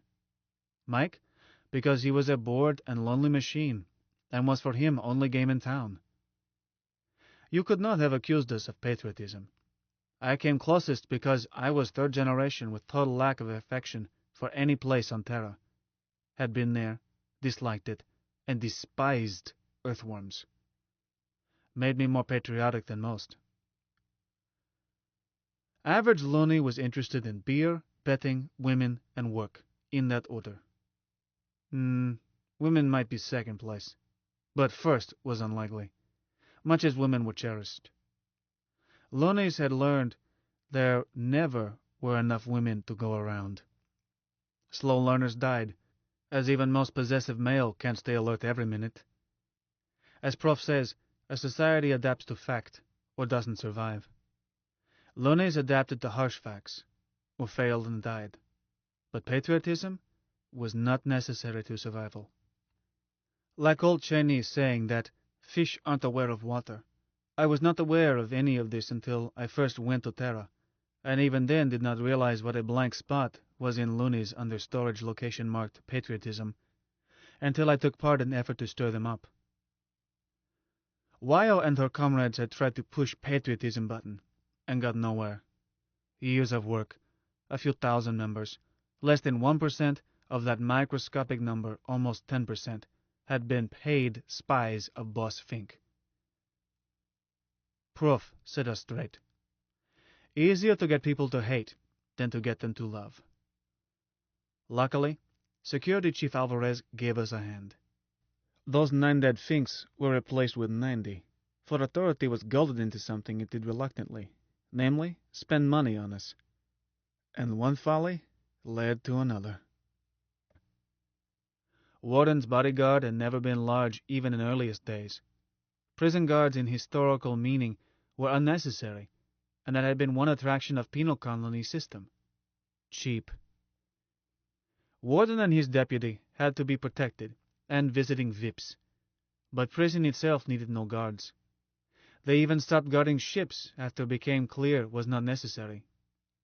And in May 2075, Bodyguard was down to its cheapest numbers, all of them new chum transportees. But loss of 9 in one night scared somebody. We knew it scared Alvarez. He filed copies of his demands for help in Zebra file, and Mike read them. A lad who had been a police officer on Terra before his conviction, and then a bodyguard all his years in Luna, Alvarez was probably most frightened and loneliest man in the Rock. He demanded more and tougher help, threatened to resign civil service job if he didn't get it. Just a threat, which authority would have known if it had really known Luna. If Alvarez had shown up in any warren as unarmed civilian, he would have stayed breathing only as long as not recognized. He got these additional guards. We never found out who ordered that raid. Mort the Wart had never shown such tendencies, had been king log throughout tenure. Perhaps Alvarez, having only recently succeeded to boss Fink Spot, wanted to make face, may have had ambition to be warden. But likeliest theory is that Warden's report on subversive activities caused Authority Earthside to order a cleanup. One thumb-fingered mistake led to another. New bodyguards, instead of picking from new transportees, were elite convict troops, Federated Nations, crack, peace dragoons. Were mean and tough, did not want to go to Luna, and soon realized that temporary police duty was a one-way trip. Hated Luna and Loonies, and saw us as cause of it all. Once Alvarez got them, he posted a 24-hour watch at every inter-Warren tube station, and instituted passports and passport control. Would have been illegal had there been laws in Luna, since 95% of us were theoretically free, either born free or sentence completed. Percentage was higher in cities, as undischarged transportees lived in barrack warrens, a complex, and came into town only 2 days per lunar they had off work. If then, as they had no money, but sometimes saw them wandering around, hoping somebody would buy a drink. But passport system was not illegal, as Warden's regulations were only written law. Was announced in papers. We were given week to get passports. And at 800 one morning was put in effect. Some Lunas hardly ever traveled. Some traveled on business. Some commuted from outlying warrens, or even from Luna City to Novolin, or other way. Good little boys filled out applications, paid fees, were photographed, got passes. I was good little boy on Proof's advice. Paid for passport, and added it to pass I carried to work in complex. Few good little boys. Loonies did not believe it. Passports? Who ever heard of such a thing? Was a trooper in Tube Station South that morning dressed in bodyguard yellow rather than regimentals, and looked like he hated it and us. I was not going anywhere. I hung back and watched. Novilin capsule was announced. Crowd of 30-odd headed for gate. Господин Yellow Jacket demanded passport the first to reach it. Looney stopped to argue. Second one pushed past. Guard turned and yelled. 3 or 4 more shoved past. Guard reached for sidearm. Somebody grabbed his elbow. Gun went off. Not a laser, a slug gun. Noisy. Slug hit decking and went whee, whee, whoo off somewhere. I faded back. One man hurt. That guard. When first press of passengers had gone down ramp, he was on deck, not moving. Nobody paid attention. They walked around or stepped over, except one woman carrying a baby, who stopped, kicked him carefully on face, then went down ramp. He may have been dead already. Didn't wait to see. Understand body stayed there till relief arrived. Next day was a half squad in that spot. Capsule for Novolin left empty. It settled down. Those who had to travel got passports. Diehards quit traveling. Guard at the tube gate became 2 men. One looked at passports, while others stood back, with gun drawn. One who checked passports did not try hard, which was well, as most were counterfeit, and early ones were crude. But before long, authentic paper was stolen, and counterfeits were as dinkum as official ones. More expensive, but loonies preferred free enterprise passports. Our organization did not make counterfeits. We merely encouraged it. and knew who had them and who did not. Mike's records listed officially issued ones. This helped separate sheep from goats in files we were building, also stored in Mike, but in Bastille location, as we figured a man with counterfeit passport was halfway to joining us. Word was passed down cells in our growing organization never to recruit anybody with a valid passport. If recruiter was not certain, just query upwards, and answer came back. But guards' troubles were not over. Does not help a guard's dignity, nor add to peace of mind to have children stand in front of him, or behind, out of eye, which was worse, and ape every move he makes, or run back and forth screaming obscenities, jeering, making finger motions that are universal. At least guards took them as insults. One guard backhanded a small boy, cost him some teeth. Result? 2 guards dead, 1 loony dead. After that, guards ignore children. We didn't have to work this up. We merely encouraged it. You wouldn't think that a sweet old lady like my senior wife would encourage children to misbehave, but she did. Other things get single men a long way from home upset, and one we did start. These peace dragoons had been sent to the Rock without a comfort detachment. Some of our femmes were extremely beautiful, and some started loitering around stations, dressed in less than usual, which could approach 0, and wearing more than usual amount of perfume, scents with range and striking power. They did not speak to Yellow Jackets nor look at them. They simply crossed their line of sight, undulating as only a loony gal can. A female on Terra can't walk that way. She's tied down by 6 times too much weight. Such, of course, produces a male gallery, from men down to lads not yet pubescent. Happy whistles and cheers for her beauty, nasty laughs at Yellow Boy. First girls to take this duty were slot machine types, but volunteers sprang up so fast that Prof decided we need not spend money. He was correct. Even Ludmilla, shy as a kitten, wanted to try it, and did not only because Mom told her not to. But Lunar, 10 years older and prettiest of our family, did try it, and Mom did not scold. She came back pink and excited and pleased with herself, and anxious to tease Enemy again. Her own idea. Lenore did not then know that revolution was brewing.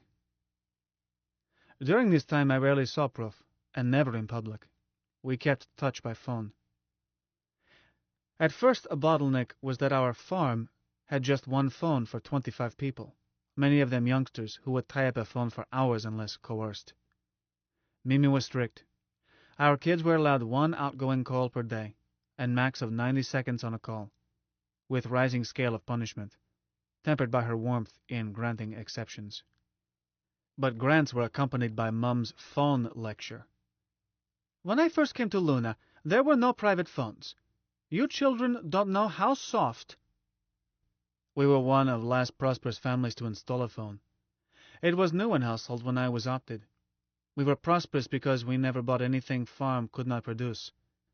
Mum disliked phone because rates at Luna City Co-op Com Company were passed on in large measure to authority. She never could understand why I could not, since you know all about such things, Manuel dear, steal phone service as easily as we liberated power. That a phone instrument was part of a switching system into which it must fit was no interest to her. Steal it, I did, eventually. Problem with illicit phone is how to receive incoming calls. Since phone is not listed, even if you tell persons from whom you want calls, switching system itself does not have you listed. Is no signal that can tell it to connect other party with you. Once Mike joined conspiracy, switching was no problem. I had in workshop most of what I needed, bought some items and liberated others. Drill a tiny hole from workshop to phone cupboard and another to Wyo's room. Virgin rock a meter thick, but a laser drill collimated to a thin pencil cuts rapidly. I unshipped listed phone, made a wireless coupling to line in its recess and concealed it. All else needed were binaural receptors and a speaker in Wyo's room, concealed, and same in mine, and a circuit to raise frequency above audio to have silence on Davis' phone line, and its converse to restore audio incoming. Only problem was to do this without being seen, and Mom generaled that. All else was Mike's problem. Used no switching arrangements. From then on, used Mycroft XXX, only when calling from some other phone. Mike listened at all times in workshop, and in Wyo's room. If he heard my voice or hers say, "Mike," he answered, but not to other voices. Voice patterns were as distinctive to him as fingerprints. He never made mistakes. Minor flourishes. Soundproofing Wyo's door such as workshop door already had. Switching to suppress my instrument or hers. Signals to tell me she was alone in her room and door locked, and vice versa. All added up to safe means whereby Wyo and I could talk with Mike or with each other, or could set up talk of Mike, Wyo, Prof, and self. Mike would call Prof wherever he was. Prof would talk or call back from a more private phone. Or it might be Wyo or myself had to be found. We all were careful to stay checked in with Mike.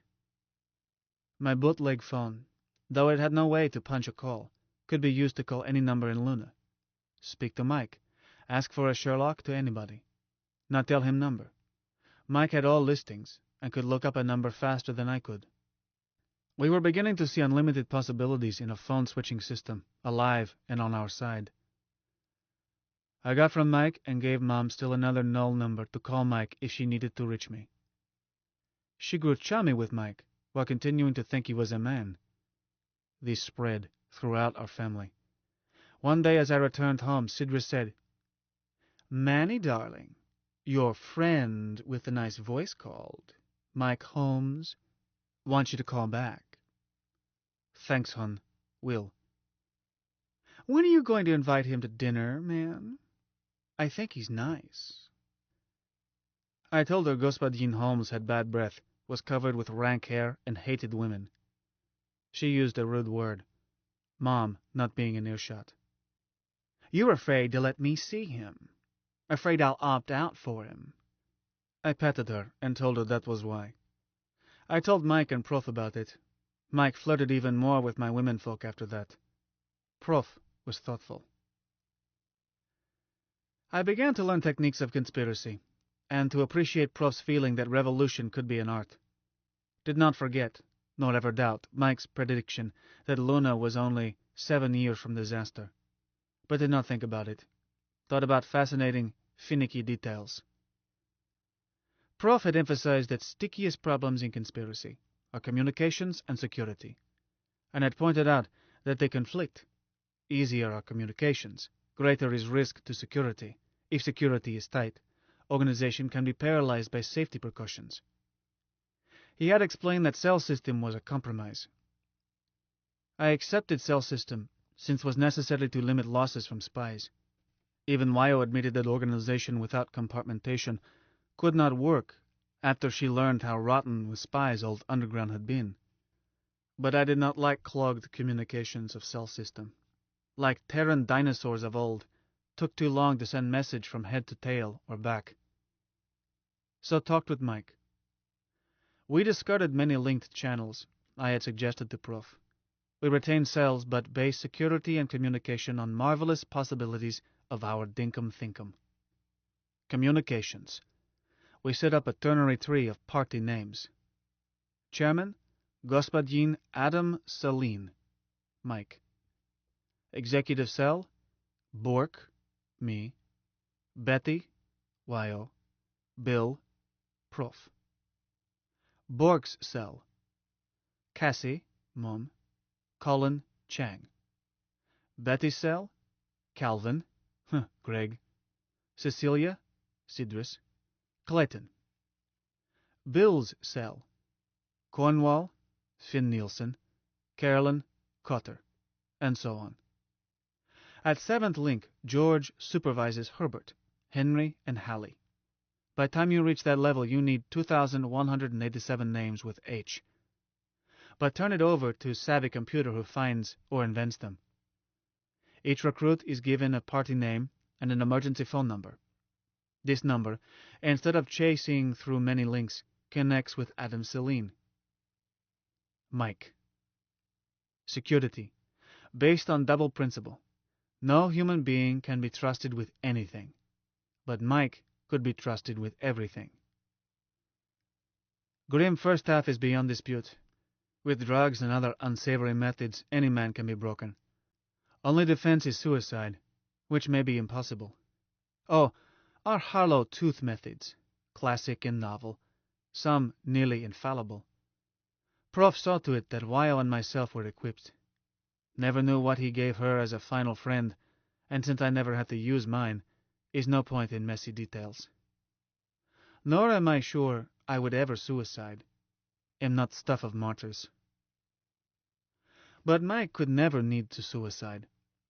Could not be drugged. Did not feel pain.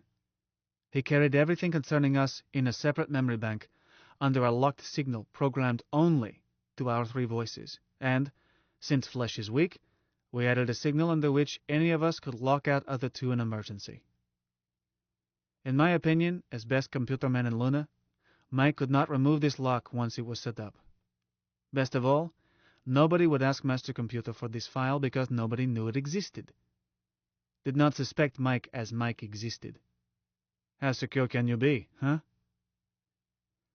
Only risk was that this awakened machine was whimsical. Mike was always showing unforeseen potentials. Conceivable, he could figure out way to get around block, if he wanted to. But would never want to. He was loyal to me, first and oldest friend. He liked Prof. I think he loved Wyo. No, sex meant nothing. But Wyo is lovable, and they hit it off from start. I trusted Mike. In this life you have to bet. On that bet, I would give any odds. So, we based security on trusting Mike with everything while each of us knew only what he had to know. Take that tree of names and numbers.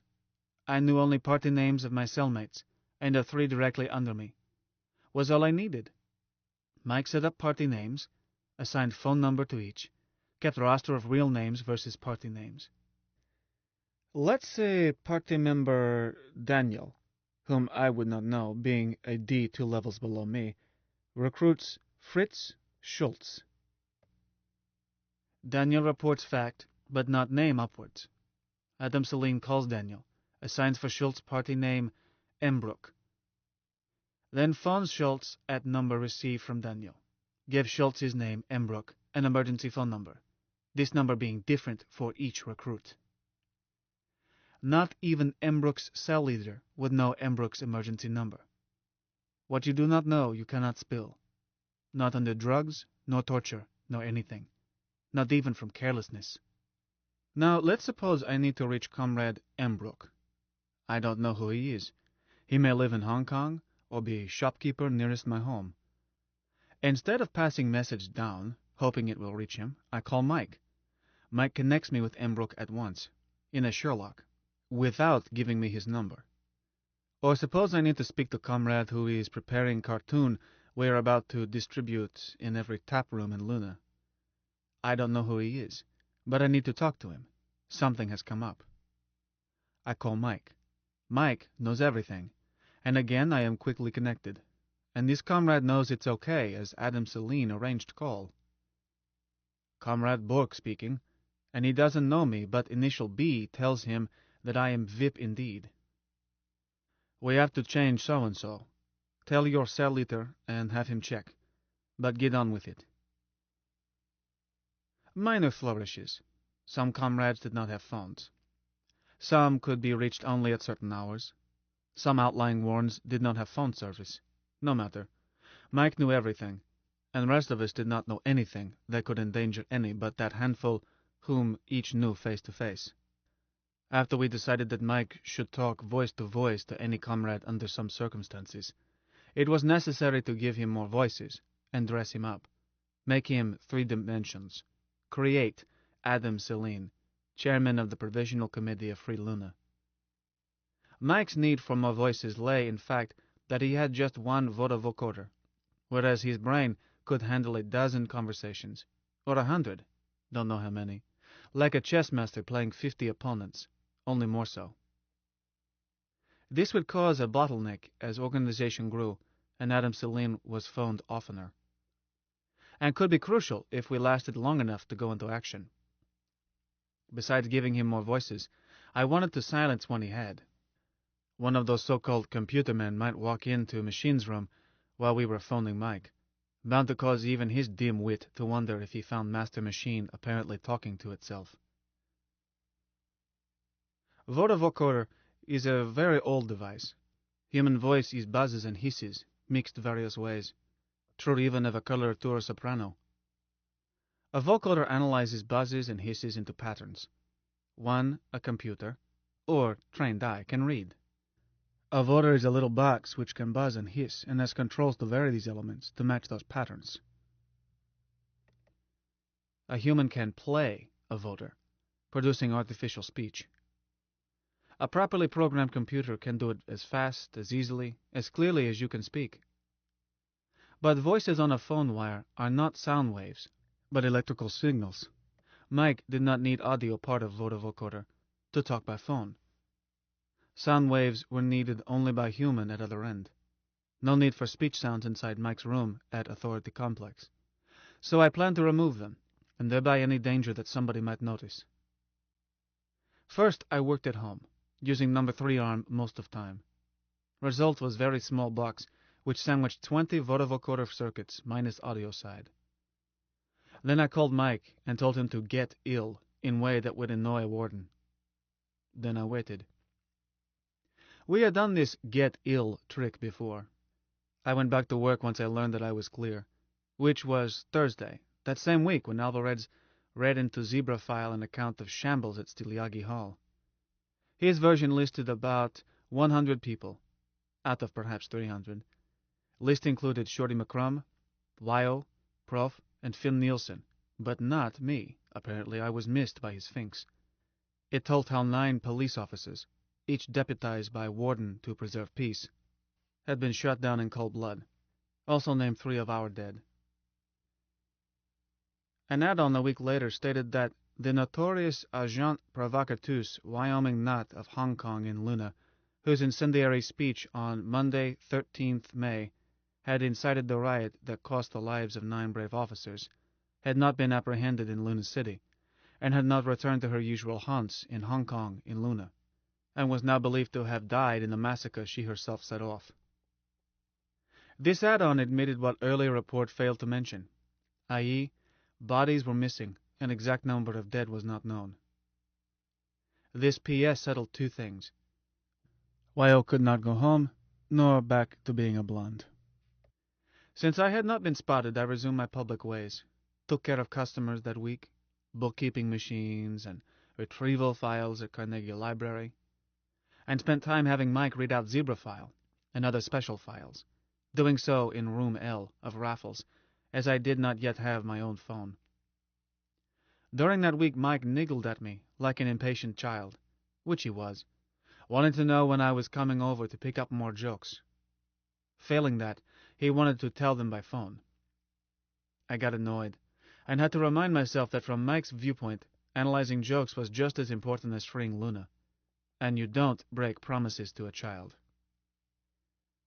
Besides that, I got itchy wondering whether I could go inside Complex without being nabbed. We knew Prof was not clear, was sleeping in Raffles on that account. Yet they knew he had been at meeting, and knew where he was, daily, but no attempt was made to pick him up. When we learned that attempt had been made to pick up Wyo, I grew itchier. Was I clear? Or were they waiting to nab me, quietly? Had to know. So I called Mike, and told him to have a tummy ache. He did so. I was called in. No trouble. Aside from showing passport at station, then to a new guard at Complex, all was usual. I chatted with Mike, picked up 1,000 jokes, with understanding that we would report 100 at a time every 3 or 4 days, no faster. Told him to get well, and went back to L City, stopping on way out to bill chief engineer for working time, travel and tool time, materials, special service, anything I could load in. Thereafter, saw Mike about once a month. Was safe. Never went there except when they called me for malfunction beyond the ability of their staff, and I was always able to repair it. Sometimes quickly, sometimes after a full day and many tests. Was careful to leave tool marks on cover plates, and had before and after printouts of tests run to show what had been wrong, how I analyzed it, what I had done. Mike always worked perfectly after one of my visits. I was indispensable. So, after I prepared his new voter vocoder add-on, didn't hesitate to tell him to get ill. Call came in 30 minutes. Mike had thought up a dandy. His illness was wild oscillations in conditioning Warden's residence. He was running its heat up, then down, on an 11-minute cycle, while oscillating its air pressure on a short cycle, ca. 2 cycles per second, enough to make a man dreadfully nervy, and perhaps cause earache. Conditioning a single residence should not go through a master computer. In Davis tunnels, we handle home and farm with idiot controls, feedbacks for each cubic, with alarms so that somebody could climb out of bed and control by hand until trouble could be found. If cows got chilly, did not hurt corn. If lights failed over wheat, vegetables were okay. That Mike could raise hell with Warden's residence and nobody could figure out what to do shows silliness of piling everything into one computer. Mike was happy-joyed. This was humor he really scanned. I enjoyed it too. Told him to go ahead, have fun, spread out tools. Got out little black box. A computer man of the watch comes banging and ringing at door. I took my time answering and carried number 5 arm in right hand with short wing bare. This makes some people sick and upsets almost everybody. What in hell do you want, chum? I inquired. Listen, he says. Warden is raising hell. Haven't you found trouble? My compliments to Warden and tell him I will override by hand to restore his precious comfort as soon as I locate faulty circuit. If not slowed up by silly questions. Are you going to stand with door open blowing dust into machines while I have cover plates off? If you do, since you were in charge, when dust puts machines on sputter, you can repair it. I won't leave a warm bed to help. You can tell that to your bloody Warden, too. What's your language, cobber? What's yours, convict? Are you going to close that door, or shall I walk out and go back to L City? And raise number 5 like a club. He closed door. Had no interest in insulting poor sod. Was one small bit of policy to make everybody as unhappy as possible. He was finding working for Warden difficult. I wanted to make it unbearable. Shall I step it up? Mike inquired. Hold it so for 10 minutes, then stop abruptly. Then jog it for an hour, say, with air pressure. Erratic but hard. Know what a sonic boom is? Certainly. It is a... Don't define. After you drop major effect, rattle his air ducts every few minutes with nearest to a boom system will produce. Then give him something to remember. Mike, can you make his WC run backwards? I surely can. All of them? How many does he have? 6.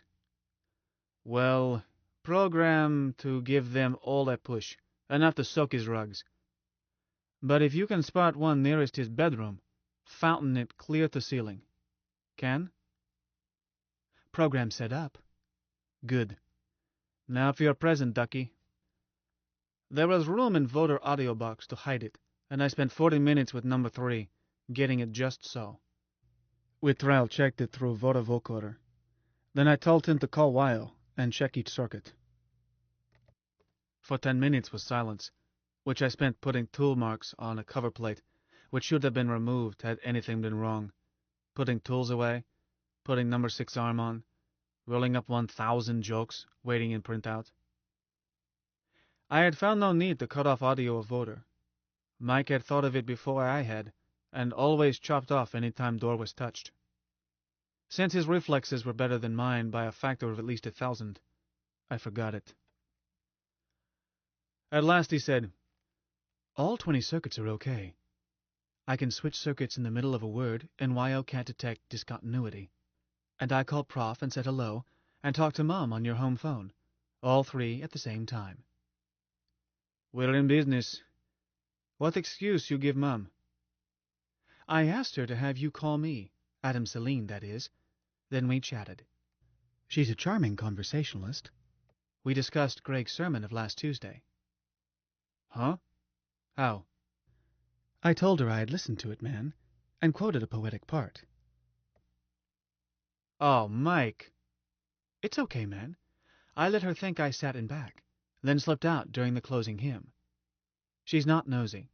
She knows that I don't want to be seen.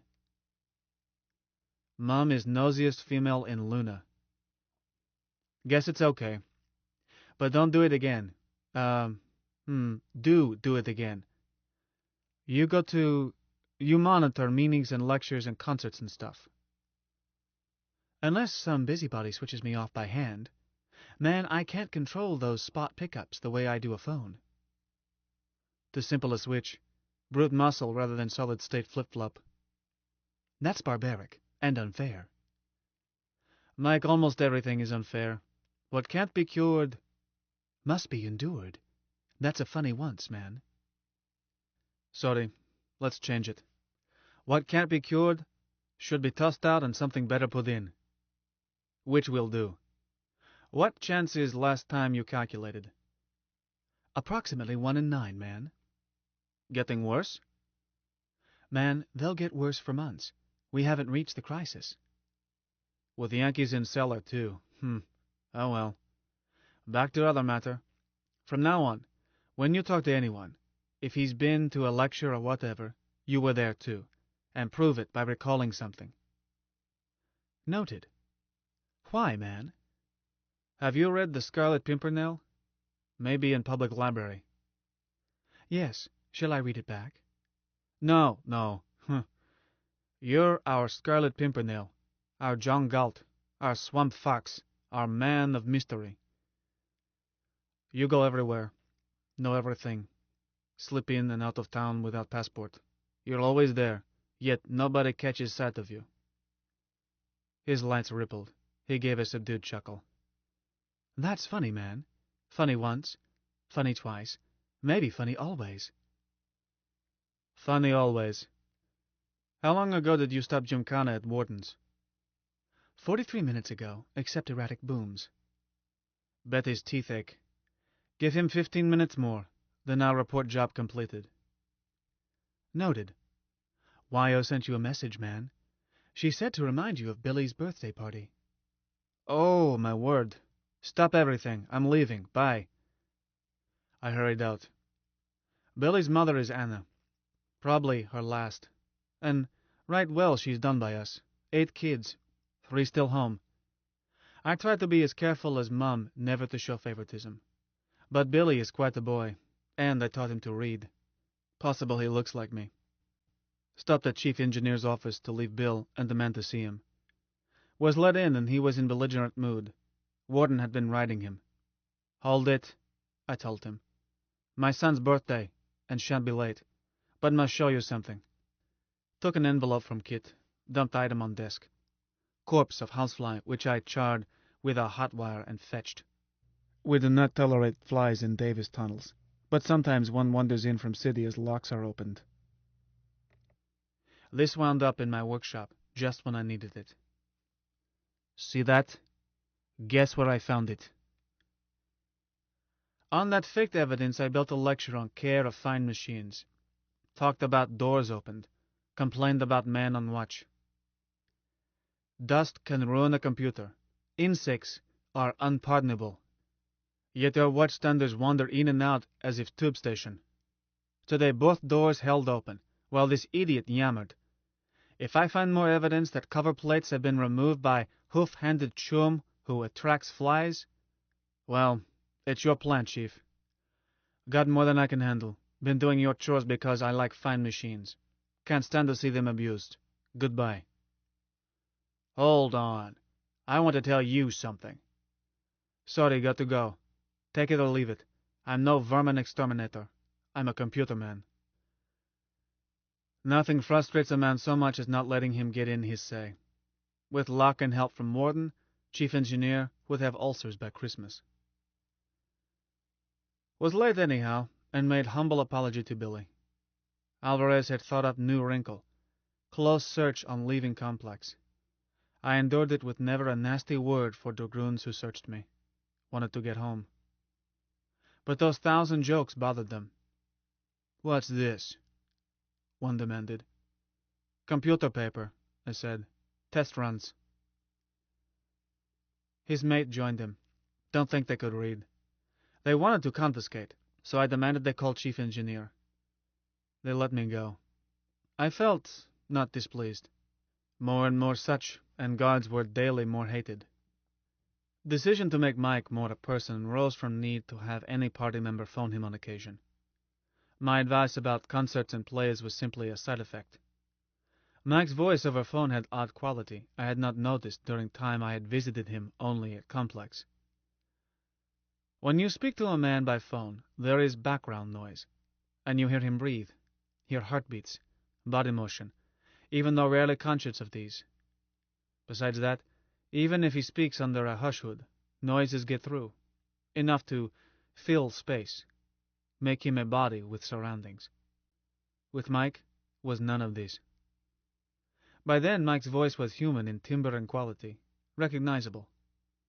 He was baritone, had North American accent with Aussie overtones. As Michelle, she, had a light soprano with French flavor. Mike's personality grew also. When first I introduced him to Wyo and Proof, he sounded like a pedantic child. In short weeks he flowered, until I visualized a man about my own age.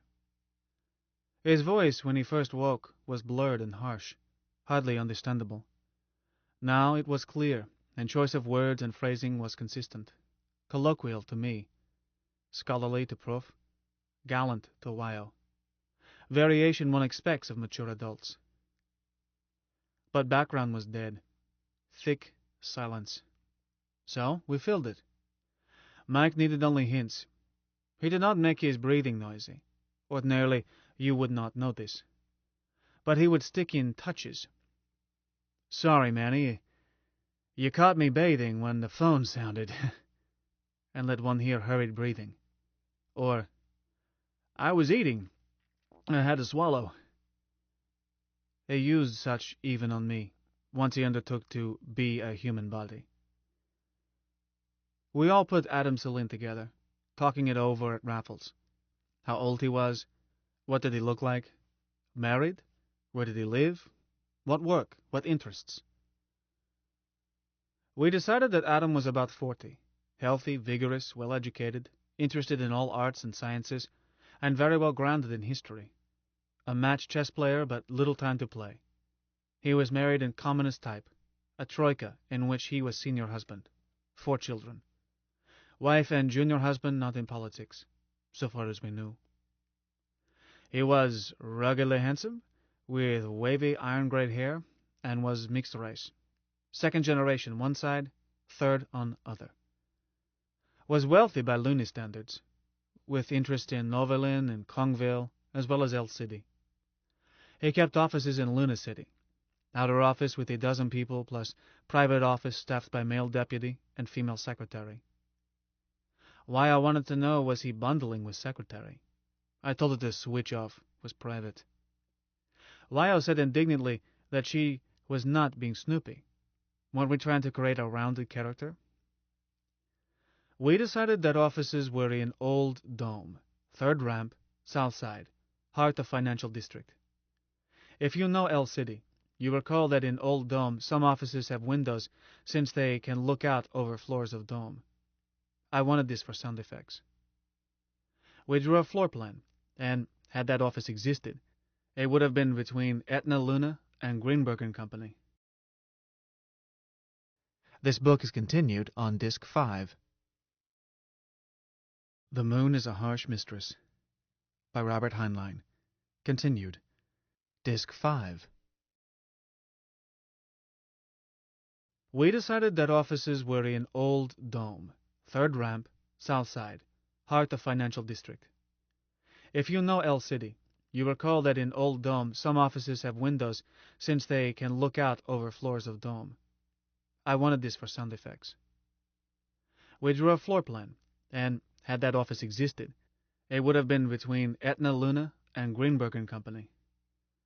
I used Pound Recorder to pick up sounds at spot. Mike added to it by listening at phones there. Thereafter, when you called Adam Celine, background was not dead. If Ursula, his secretary, took call, it was, "Celine Associates, Lunar shall be free." Then she might say, "Will you hold? Господин Celine is on another call." Whereupon you might hear sound of WC, followed by running water, and know that she had told Little White Lie. Or Adam might answer, "Adam Celine here, free Luna. 1 second while I shut off the video." Or Deputy might answer, "This is Albert Grinwalla, Adam Celine's confidential assistant, free Luna. If it's a party matter, as I assume it is, that was your party name you gave. Please don't hesitate. I handle such things for the chairman." Last was a trap, as every comrade was instructed to speak only to Adam Celine. No attempt was made to discipline one who took bait. Instead, his cell captain was warned that his comrade must not be trusted with anything vital. We got echoes. Free Luna, or Luna shall be free, took hold among youngsters, then among solid citizens. First time I heard it, in a business call, I almost swallowed teeth.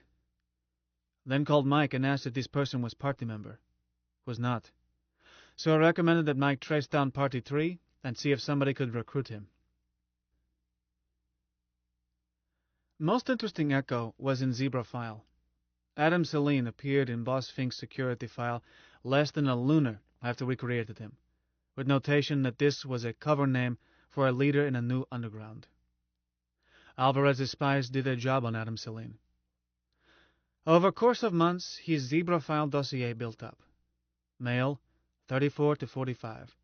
Offices, south face of Old Dome. Usually there, 0900 to 1800, Greenwich, except Saturday. But calls are relayed at other hours. Home inside urban pressure, as travel time never exceeds 17 minutes. Children in household. Activities include stock brokerage, farming interests. Attends theater, concerts, etc. Probably member Luna City Chess Club and Luna Association Dash. Plays Ricochet, another heavy sports lunch hour. Probably Luna City Athletic Club. Gourmet, but watches weight. Remarkable memory, plus mathematical ability. Executive type, able to reach decisions quickly. Juan Fink was convinced that he had talked to Adam between acts at the revival of Hamlet by civic players. Alvarez noted description, and matched our picture, all but wavy hair. But thing that drove Alvarez crackers was that phone numbers for Adam were reported, and every time they turned out the wrong numbers. Not nulls. We had run out, and Mike was using any number not in use, and switching numbers any time new subscribers were assigned ones we had been using. Alvarez tried to trace Celine Associates using a one wrong digit assumption. This we learned because Mike was keeping an ear on Alvarez's office phone and heard order. Mike used knowledge to play a mickish prank. Subordinate who made one change digit calls invariably reached Warden's private residence. So Alvarez was called in and chewed by Warden. Couldn't scold Mike, but did warn him it would alert any smart person to the fact that somebody was playing tricks with computer. Mike answered that they were not that smart. Main result of Alvarez's efforts was that each time he got a number for Adam, we located a spy. A new spy, as those we had spotted earlier were never given phone numbers. Instead, they were recruited into a tail-chasing organization, where they could inform on each other. But with Alvarez's help, we spotted each new spy almost at once. I think Alvarez became unhappy over spies he was able to hire. 2 disappeared, and our organization, then over 6,000, was never able to find them. Eliminated, I suppose, or died under questioning. Celine Associates was not only phony company we set up. Lu No Hoko was much larger, just as phony, and not at all dummy. It had main offices in Hong Kong, branches in Novi Leningrad and Lunar City. Eventually employed hundreds of people, most of whom were not party members, and was our most difficult operation. Mike's master plan listed a weary number of problems which had to be solved. One was finance. Another was how to protect Catapult from space attack. Prof considered robbing banks to solve first. Gave it up reluctantly. But eventually we did rob banks, firms, and authority itself. Mike thought of it. Mike and Prof worked it out. At first it was not clear to Mike why we needed money. He knew as little about pressure that keeps humans scratching as he knew about sex. Mike handled millions of dollars and could not see any problem. He started by offering to issue an authority check for whatever dollars we wanted. Prof shied in horror. He then explained to Mike hazard in trying to cash a check for, let us say, 10 million authority script dollars drawn on authority. So they undertook to do it, but retail, in many names and places all over Luna. Every bank, firm, shop, agency, including authority, for which Mike did accounting, was tapped for party funds. Was a pyramid swindle based on fact, unknown to me but known to Prof, and latent in Mike's immense knowledge, that most money is simply bookkeeping. Example: multiply by hundreds of many types. My family's son Sergey, 18 and a party member, is asked to start account at Commonwealth Shared Risk. He makes deposits and withdrawals. Small errors are made each time.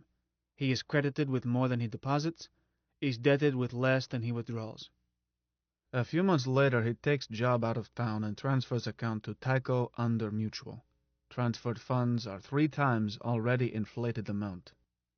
Most of this he soon draws out in cash and passes to his cell leader. Mike knows amount Sergey should hand over, but since they do not know that Adam Celine and bank's computer bookkeeper are one and same, they have each been instructed to report transaction to Adam. Keep them honest, though scheme was not. Multiply this theft of about 3,000 Hong Kong dollars by hundreds somewhat like it. I can't describe jiggery-pokery Mike used to balance his books while keeping thousands of thefts from showing. But bear in mind that an auditor must assume that machines are honest. He will make test runs to check that machines are working correctly, but will not occur to him that tests prove nothing because machine itself is dishonest. Mike's thefts were never large enough to disturb economy. Like half-liter of blood. Amount was too small to hurt donor. I can't make up mind who lost. Money was swapped around so many ways. But scheme troubled me. I was brought up to be honest, except with authority. Prof claimed that what was taking place was a mild inflation, offset by fact that we plowed money back in. But I should remember that Mike had records, and all could be restored after revolution. With ease, since we would no longer be bled in much larger amounts by authority. Told conscience to go to sleep. Was pipsqueak compared to swindles by every government throughout history in financing every war. And is not revolution a war? This money, after passing through many hands, augmented by Mike each time, wound up as senior financing of Lunar Company. Was a mixed company, mutual and stock. Gentleman and venturer, guarantors, who backed stock, put up that stolen money in own names. Won't discuss bookkeeping this firm used, since Mike ran everything, was not corrupted by any tinge of honesty. Nevertheless, its shares were traded in Hong Kong Lunar Exchange and listed in Zurich, London, and New York. Wall Street Journal called it an attractive high-risk, high-gain investment with novel growth potential. Lunar Co. was an engineering and exploitation firm, engaged in many ventures, mostly legitimate. But prime purpose was to build a second catapult, secretly. Operation could not be secret. You can't buy or build a hydrogen fusion power plant for such and not have noticed. Sun Power was rejected for obvious reasons. Parts were ordered from Pittsburgh, standard UNIF Calif equipment, and we happily paid their royalties to get top quality. Can't build a stator for a kilometers-long induction field without having it noticed either.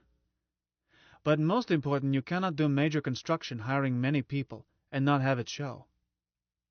Sure, catapults are mostly vacuum. Stator rings aren't even close together at ejection end. But Authority's 3G catapult was almost 100 kilometers long.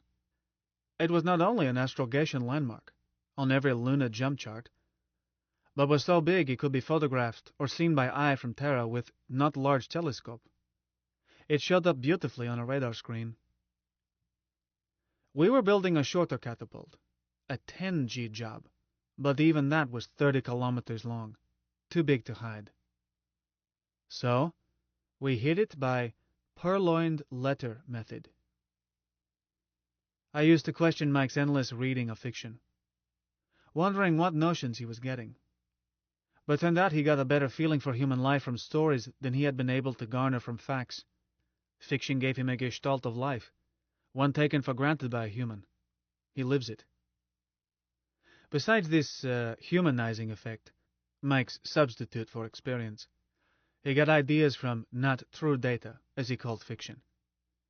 How to hide a catapult, he got from Edgar Allan Poe.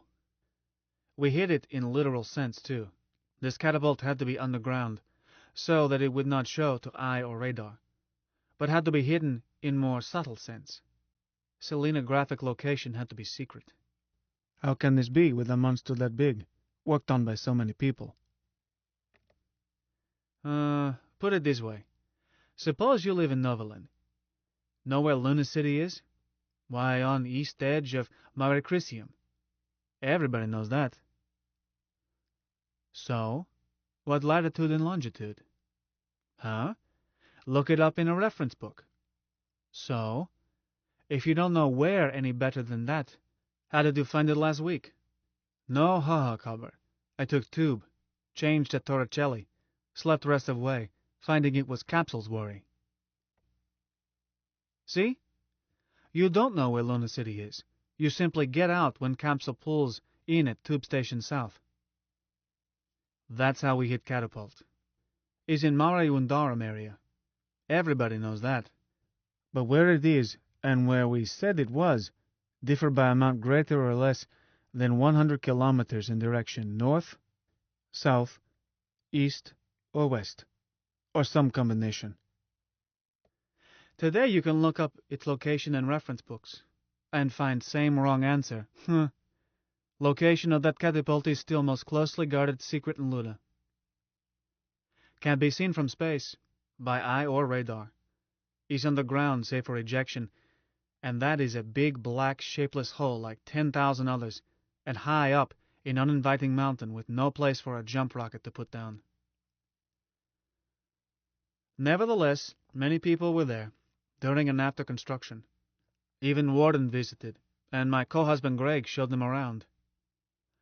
Warden went by mail rocket, commandeered for day, and his cyborg was given coordinates and a radar beacon to home on, a spot, in fact, not far from sight.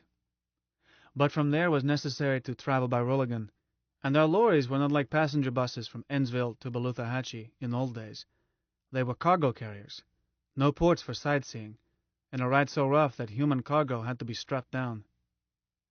Warden wanted to ride up in cab, but sorry, господин, just space for Wrangler and his helper, and took both to keep her steady. 3 hours later he did not care about anything but getting home. He stayed 1 hour and was not interested in talk about purpose of all this drilling and value of resources uncovered. Less important people, workmen and others, traveled by interconnecting ice exploration bores, still easier way to get lost. If anybody carried an inertial pathfinder in his luggage, he could have located site. But security was tight. One did so and had accident with P-suit. His effects were returned to L City, and his pathfinder read what it should, i.e., what we wanted it to read, for I made hurried trip out with number 3 arm along. You can reseal one without a trace if you do it in nitrogen atmosphere. I wore an oxygen mask at slight overpressure. No haha. We entertained VIPs from Earth, some high in authority. They traveled easier underground route. I suppose Warden had warned them.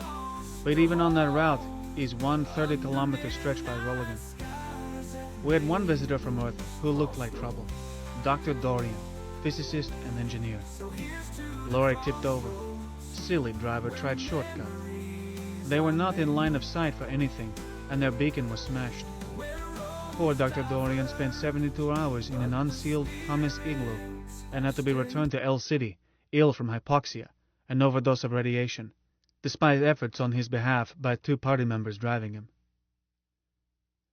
Might have been safe to let him see. He might not have spotted double talk, and would not have spotted error in location.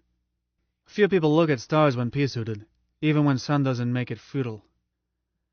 But still fewer can read stars, and nobody can locate himself on surface without help unless he has instruments, knows how to use them, and has tables and something to give a time tick. But at crudest level, minimum would be octant, tables, and good watch. Our visitors were even encouraged to go out on surface, but if one had carried an octant or modern equivalent, might have had an accident. We did not make accidents for spies. We let them stay, worked them hard, and Mike read their reports. One reported that he was certain that we had found uranium ore, something unknown in Luna at that time. Project Center Bore, being many years later. Next spy came out with kit of radiation counters. We made it easy for him to sneak them through Bore. By March 76, Catapult was almost ready, lacking only installation of stator segments. Power plant was in, and a coax had been strung underground with a line-of-sight link for that 30 kilometers. Crew was down to skeleton size, mostly party members, but we kept one spy so that Alvarez could have regular reports. Didn't want him to worry. It tended to make him suspicious. Instead, we worried him in warrens. 10. Were changes in those 11 months. While I was baptized into Greg's church, Prof's health became so shaky that he dropped teaching. Mike took up writing poetry. Yankees finished in cellar. Wouldn't have mind paying Prof if they had been nosed out. But from pennant to cellar in one season, I quit watching them on video. Prof's illness was phony. He was in perfect shape for age, exercising in hotel room 3 hours each day, and sleeping in 300 kilograms of lead pajamas. And so was I, and so was Wyo, who hated it. I don't think she ever cheated and spent night in comfort, though can't say for sure. I was not dossing with her. She had become a fixture in Davis' family. Took her one day to go from Gospa Davis to Gospa Mum. One more to reach Mum, and now it might be Mimi Mum with arm around Mum's waist. When Zebra Files showed she couldn't go back to Hong Kong, Sidrus had taken Wyo into her beauty shop after hours and done a job which left skin same dark shade, but would not scrub off. Sidrus also did a hairdo on Wyo that left it black and looked as if unsuccessfully unkinked. Plus minor touches, opaque nail enamel, plastic inserts for cheeks and nostrils, and of course she wore her dark-eyed contact lenses. When Sidrus got through, Wyo could have gone bundling without fretting about her disguise. Was a perfect colored with ancestry to match. Tamil, a touch of Angola, German. I called her Wyma rather than Wyo. She was gorgeous. When she undulated down a corridor, boys followed in swarms. She started to learn farming from Greg, but Mom put stop to that. While she was big and smart and willing, our farm is mostly a male operation, and Greg and Hans were not only male members of our family distracted. She cost more farming man-hours than her industry equaled. So, Wyo went back to housework. Then Sidrus took her into beauty shop as helper. Prof played ponies with 2 accounts, betting one by Mike's leading apprentice system, other by his own scientific system. By July 75, he admitted that he knew nothing about horses and went solely to Mike's system, increasing bets and spreading them among many bookies. His winnings paid part of his expenses, while Mike built swindle that financed Catapult. But Prof lost interest in the sure thing, and merely placed bets, as Mike designated. He stopped reading pony journals.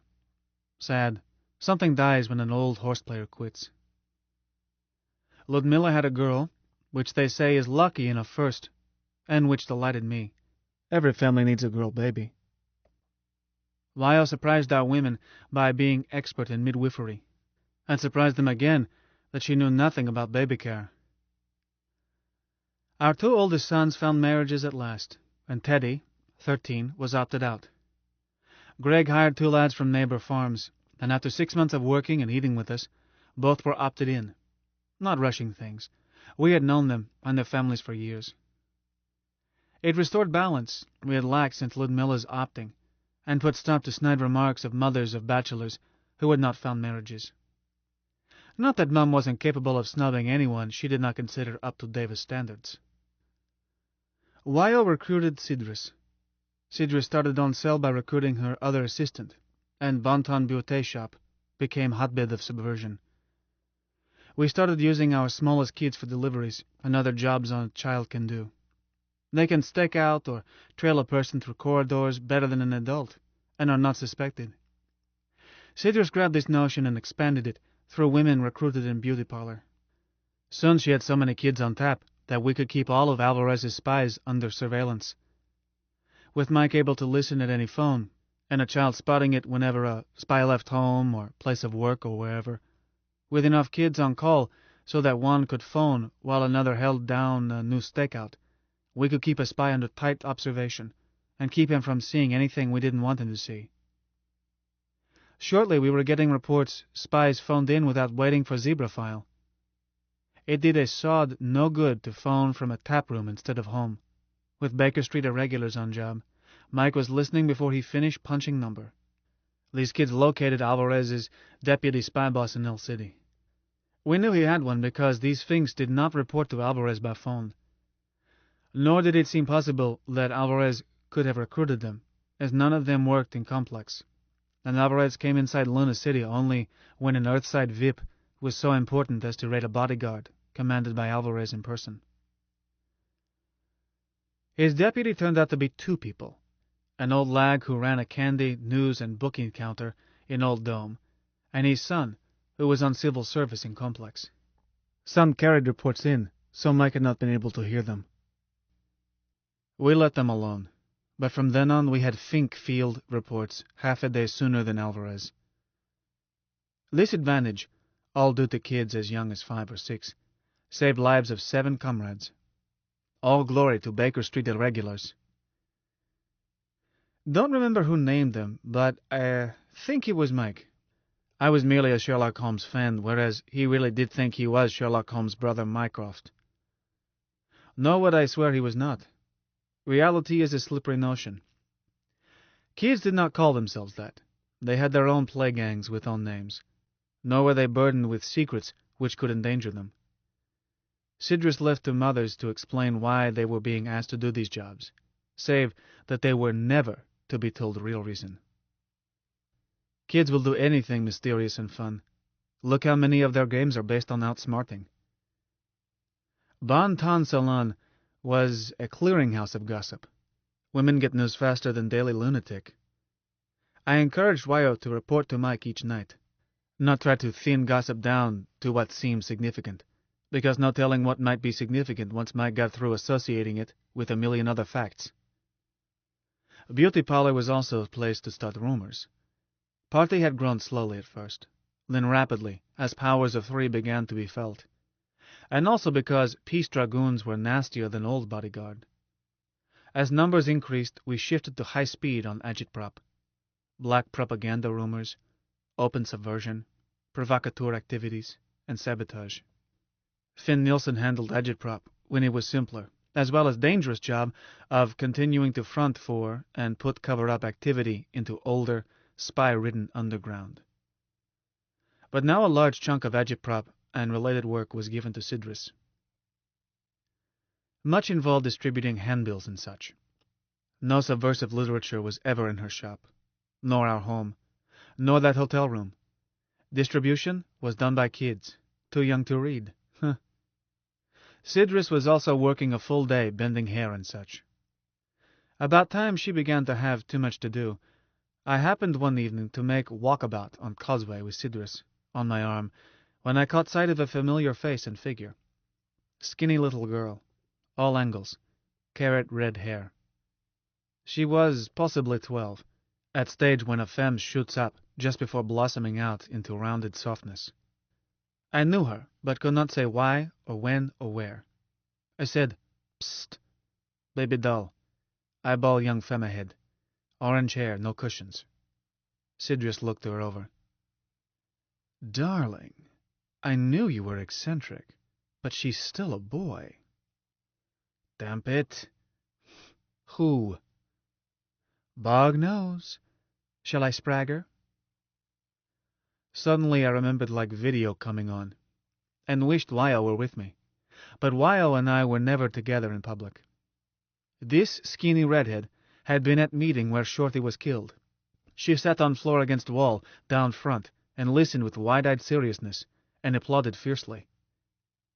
Then I had seen her at end in free trajectory, curled into ball in air, and hit a yellow jacket in knees, he whose jaw I broke a moment later. Wyo and I were alive and free because this kid moved fast in a crisis. No, don't speak to her, I told Mistress. But I want to keep her in sight. Wish we had one of your irregulars here. Damn. Drop off and phone Wyo. You'll have one in 5 minutes, my wife said.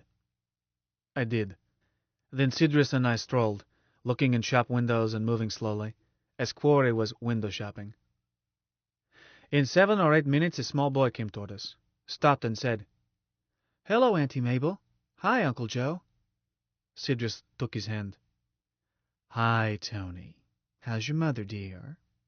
"Just fine," he added in a whisper. "I'm Jock." "Sorry." Mistress said quietly to me, "Stay on her," and took Jack into tuck shop. She came out and joined me. Jock followed her, licking a lollipop. "Bye, Auntie Mabel. Thanks."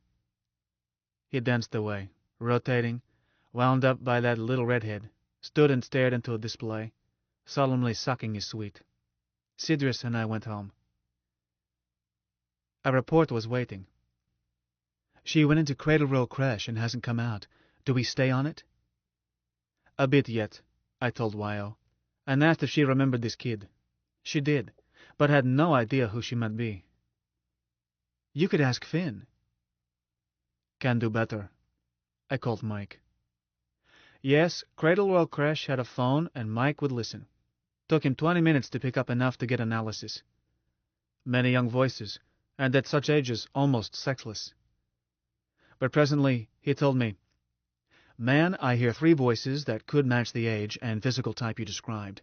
However, 2 answer to names which I assume to be masculine. The third answers when anyone says Hazel, which an older female voice does repeatedly. She seems to be Hazel's boss." "Mike, look at old organization file. Check Hazel's." "4 Hazels," he answered at once. "And here she is. Hazel Mead, Young Comrades Auxiliary. Address, Cradle Roll Crash. Born 25 December, 2063. Mass 39 kilos. Height..." "That's our little jump jet. Thanks, Mike. Wyo, call off stakeout. Good job." "Mike, call Donna and pass the word. That's a dear." I left it to girls to recruit Hazel Mead, and did not eyeball her until Mistress moved her into our household 2 weeks later. But Wyo volunteered a report before then. Policy was involved. Mistress had filled her cell, but wanted Hazel Mead. Besides this irregularity, Mistress was doubtful about recruiting a child. Policy was adults only, 16 and up. I took it to Adam Celine, an executive cell. "As I see," they said, "this cells of 3 system is to serve us, not bind us. See nothing wrong in Comrade Cecilia having an extra, nor any real danger to security." "I agree," said Prof. "But I suggest that the extra member not be part of Cecilia's cell. She should not know the others. I mean, unless the duties Cecilia gives her make it necessary. Nor do I think she should recruit at her age. The real question is her age." "Agreed," said Wyo. "I want to talk about this kid's age."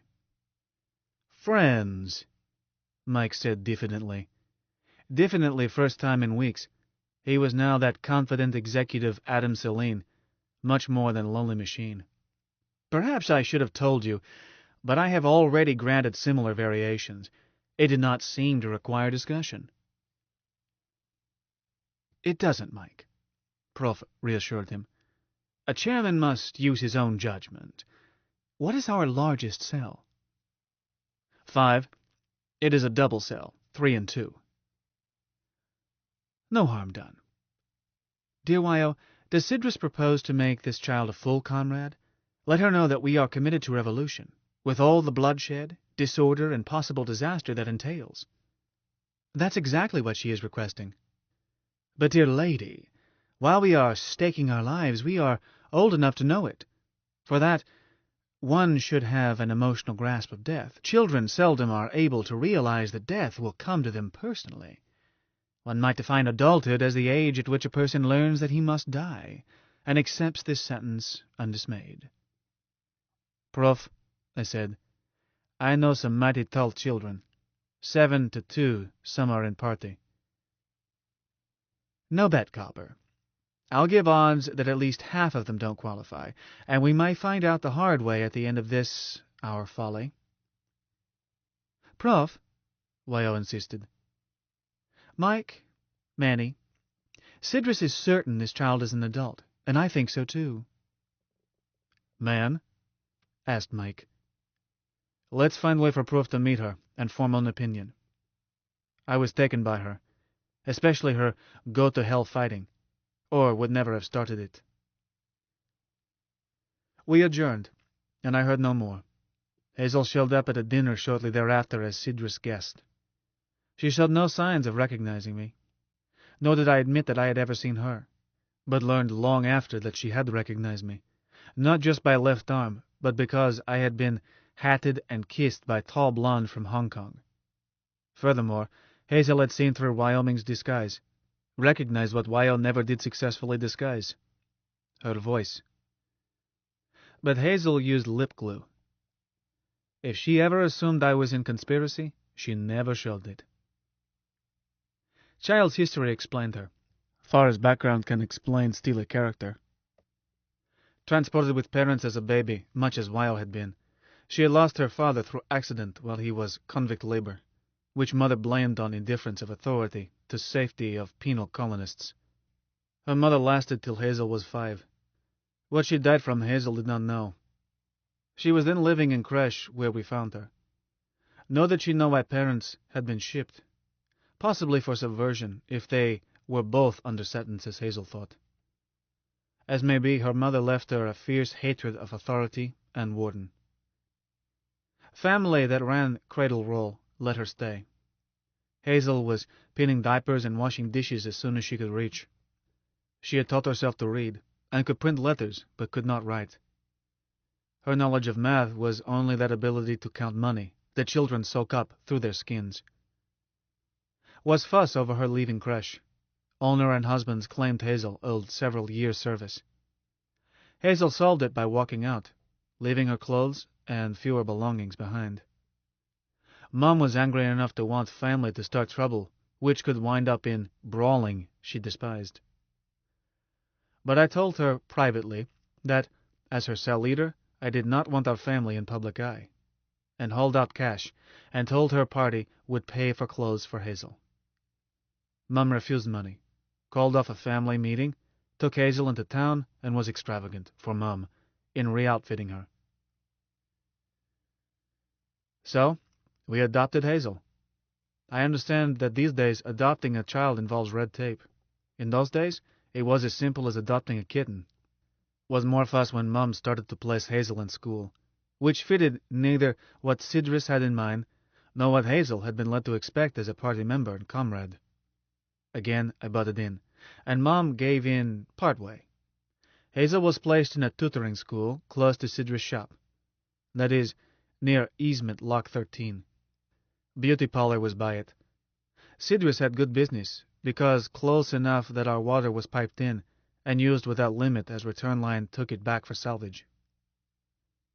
Hazel studied mornings and helped on afternoons, pinning on gowns, handing out towels, giving rinses, learning trade, and whatever else Sidris wanted. Whatever else was captain of Baker Street Irregulars. Hazel had handled younger kids all her short life. They liked her. She could wheedle them into anything. She understood what they said when an adult would find it gibberish. She was a perfect bridge between party and most junior auxiliary. She could make a game of chores be assigned and persuade them to play by rules she gave them, and never let them know it was adult serious, but child serious, which is another matter. For example, let's say a little one, too young to read, is caught with a stack of subversive literature, which happened more than once. Here's how it would go, after Hazel indoctrinated a kid. Baby, where'd you get this? I'm not a baby. I'm a big boy. Okay, big boy, where did you get this? Jackie give it to me. Who is Jackie? Jackie? But what's his last name? Who? Jackie. Jackie's a girl. All right. Where does she live? Who? And so on around. To all questions, key answer was of pattern. Jackie give it to me. Since Jackie didn't exist, she, didn't have a last name, a home address, nor fixed sex. Those children enjoyed making fools of adults, once they learned how easy it was. At worst, literature was confiscated. Even a squad of peace dragoons thought twice before trying to arrest a small child. Yes, we were beginning to have squads of dragoons inside Lunar City, but never less than a squad. Some had gone in singly, and not come back. When Mike started writing poetry, I didn't know whether to laugh or cry. He wanted to publish it. Shows how thoroughly humanity had corrupted this innocent machine that he should wish to see his name in print. I said, Mike, for Bog's sake, blown all circuits, or planning to give us away? Before he could sulk, Proof said, Hold on, Manuel. I see possibilities. Mike, would it suit you to take a pen name? That's how Simon Jester was born. Mike picked it apparently by tossing random numbers, but he used another name for serious verse, his party name, Adam Celine. Simon's verse was doggerel, bawdy, subversive, ranging from poking fun at Vips to savage attacks on Warden, System, Peace Dragoons, Finks. You found it on walls of public WCs, or on scraps of paper left in tube capsules, or in tap rooms. Wherever they were signed Simon Jester, and with a matchstick drawing of a little horned devil with big grin and forked tail. Sometimes he was stabbing a fat man with a pitchfork. Sometimes just his face would appear, big grin and horns, until, shortly, even horns and grin meant Simon was here. Simon appeared all over Luna same day, and from then on never let up. Shortly he started receiving volunteer help. His verses and little pictures, so simple anybody could draw them, began appearing more places than we had planned. This wider coverage had to be from fellow travelers. Verses and cartoons started appearing inside Complex, which could not have been our work. We never recruited civil servants. Also, 3 days after initial appearance of a very rough limerick, one that implied that Warden's fatness derived from unsavory habits, this limerick popped up on pressure sticky labels, with cartoon improved so that fat victim flinching from Simon's pitchfork was recognizably Mort the Wart. We didn't buy them. We didn't print them. But they appeared in El City, and Novelin, and Hong Kong, stuck almost everywhere. Public phones, stanchions in corridors, pressure locks, ramp railings, other. I had a sample count made, fed it to Mike. He reported that over 70,000 labels had been used in L City alone. I did not know of a printing plant in L City willing to risk such a job and equipped for it. Began to wonder if might be another revolutionary cabal. Simon's verses were such a success that he branched out as a poltergeist, and neither warden nor security chief was allowed to miss it. Dear Mort the Wart, ran one letter. Do please be careful from midnight to 400 tomorrow. Love and kisses, Simon. With horns and grin. In same mail, Alvarez received one reading. Dear Pimplehead, if the warden breaks his leg tomorrow night, it will be your fault. Faithfully your conscience, Simon. Again with horns and smile. We didn't have anything planned. We just wanted Mort and Alvarez to lose sleep, which they did, plus bodyguard. All Mike did was to call Warden's private phone at intervals from midnight to 400. An unlisted number supposedly known only to his personal staff. By calling members of his personal staff simultaneously and connecting them to Mort, Mike not only created confusion, but got Warden angry at his assistants. He flatly refused to believe their denials. But was luck that Warden, goaded too far, ran down a ramp. Even a new chum does that only once. So he walked on air and sprained an ankle, close enough to a broken leg, and Alvarez was there when it happened. Those sleep losers were mostly just that. Like rumor that Authority Catapult had been mined and would be blown up another night. 90 plus 18 men can't search 100 kilometers of catapult in hours, especially when 90 are peace dragoons, not used to pea suit work and hating it. This midnight came at New Earth with sun high. They were outside far longer than is healthy, managed to cook up their own accidents while almost cooking themselves, and showed nearest thing to mutiny in regiment's history. One accident was fatal. Did he fall, or was he pushed? A sergeant. Midnight alarms made peace dragoons on passport watch, much taken by yawning and more bad-tempered, which produced more clashes with loonies and still greater resentment both ways. So Simon increased pressure. Adam Celine's verse was on a higher plane. Mike submitted it to proof and accepted his literary judgment. Good, I think, without resentment. Mike's scansion and rhyming were perfect, Mike being a computer with whole English language in his memory, and able to search for a fitting word in microseconds. What was weak was self-criticism. That improved rapidly under Proof's stern editorship. Adam Celine's byline appeared first in dignified pages of Munglo, over a somber poem titled Home. Was dying thoughts of old transportee, his discovery as he is about to leave that Lunar is his beloved home. Language was simple, rhyme scheme unforced. Only thing faintly subversive was conclusion on part of dying man that even many wardens he has endured was not too high a price. Doubt if Munglo's editors thought twice. Was good stuff. They published. Alvarez turned editorial office inside out, trying to get the line back to Adam Celine. Issue had been on sale half a lunar before Alvarez noticed it. Or had it called to his attention. We were fretted. We wanted that byline noticed. We were much pleased with the way Alvarez oscillated when he did see it. Editors were unable to help Fink Boss. They told him truth.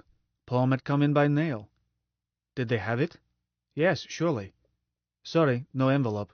They were never saved.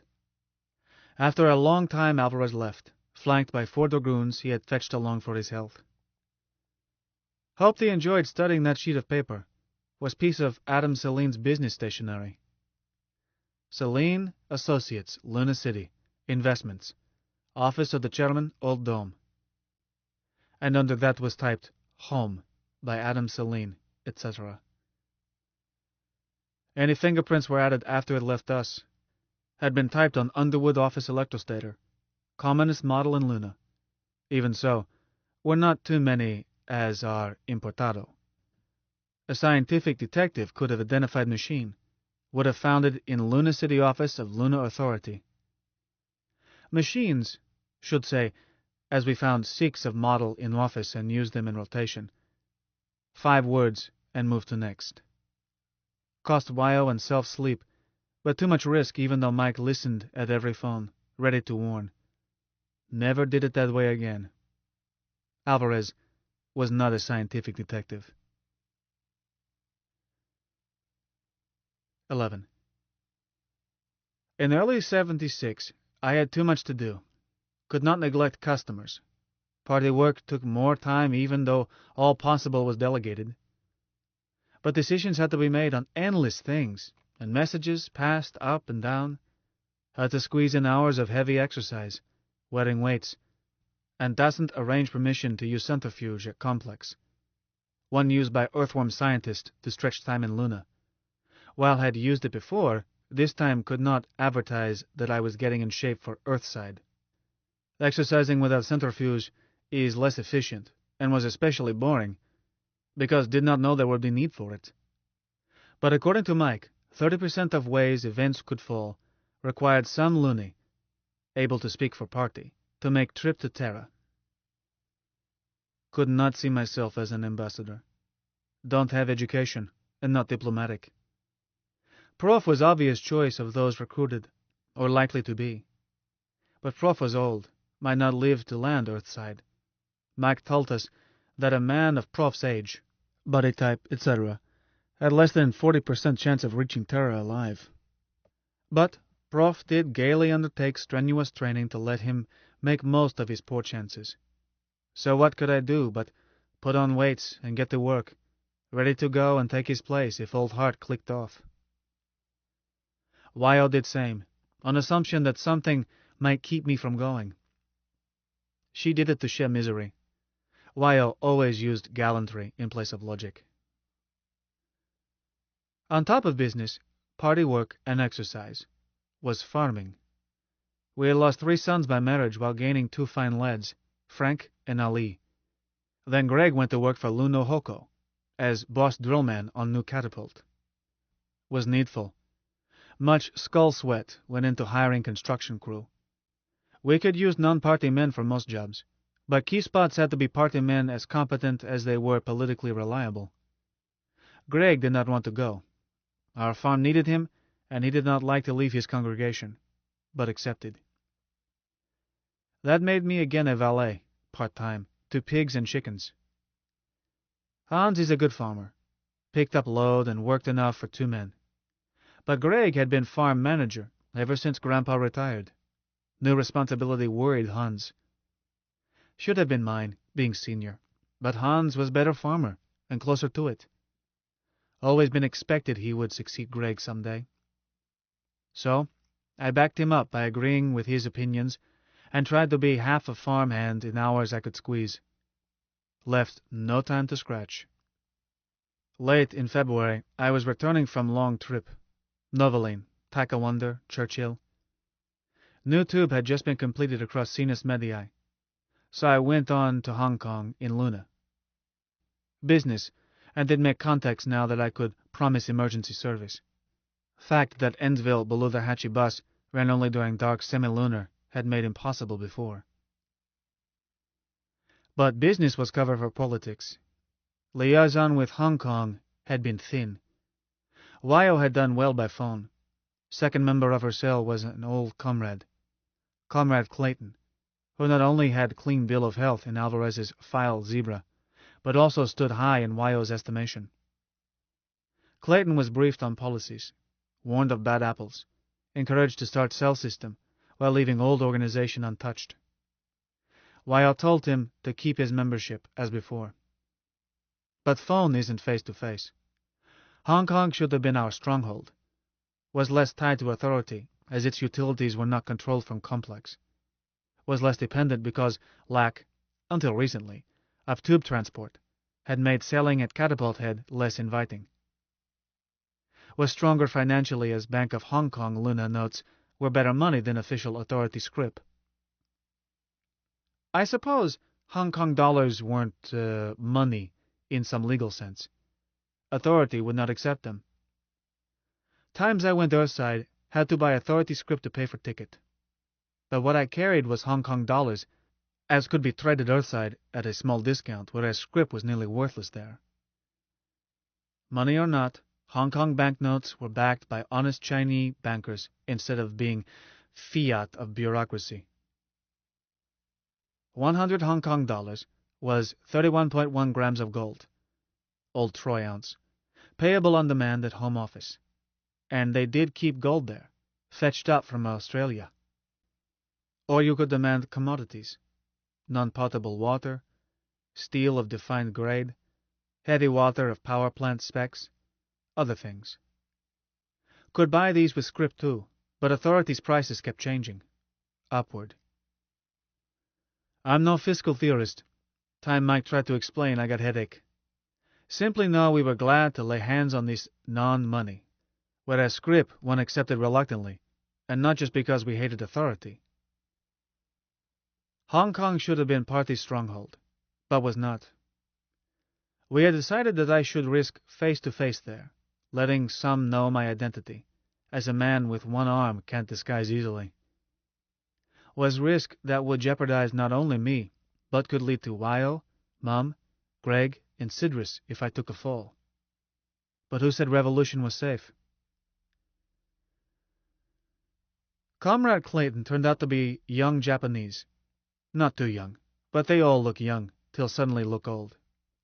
He was not old Japanese, Malay and other things, but had Japanese name, and household had Japanese manners.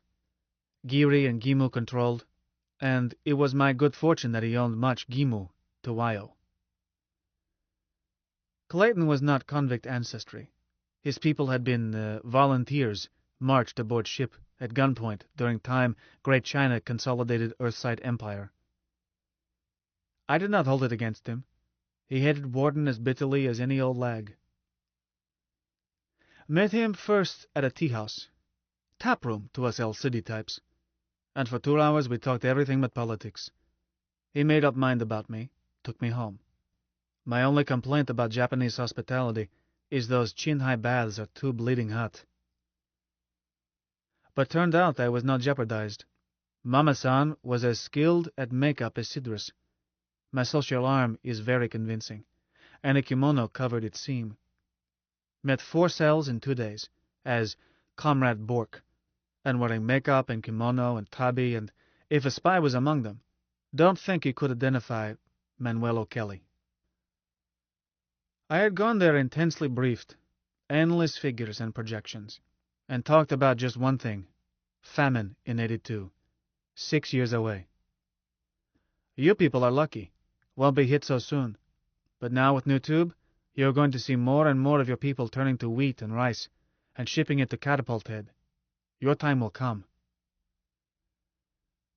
They were impressed. Old organization, as I saw it, and from what I heard, relied on oratory, whooped-up music, and emotion, much like church. I simply said, "There it is, comrades. Check those figures. I'll leave them with you." Met one comrade separately. A Chinese engineer given a good look at anything can figure a way to make it. Asked this one if he had ever seen a laser gun small enough to carry, like a rifle. He had not. Mentioned that passport system made it difficult to smuggle these days. He said thoughtfully that jewels ought not to be hard, and he would be in Lunar City next week to see his cousin. I said Uncle Adam would be pleased to hear from him. All in all, was productive trip. On way back I stopped in Novelin to check an old-fashioned punch tape Foreman I had overhauled earlier. I had lunch afterwards, ran into my father. He and I were friendly, but didn't matter if we let a couple of years go by. We talked through a sandwich and beer, and as I got up he said, "Nice to see you, Manny. Free Luna." I echoed, too startled not to. My old man was as cynically non-political as you could find. If he would say that in public, campaign must be taking hold. So I arrived in El City cheered up, and not too tired, having napped from Torricelli. Took Belt from Tube South, then dropped down and through Bottom Alley, avoiding Causeway crowd and heading home. Went to Judge Brody's courtroom as I came to it, meaning to say hello. Brody is old friend, and we have amputation in common. After he lost a leg, he set up as a judge, and was quite successful. Was not another judge in El City at that time who did not have side business, at least make book or sell insurance.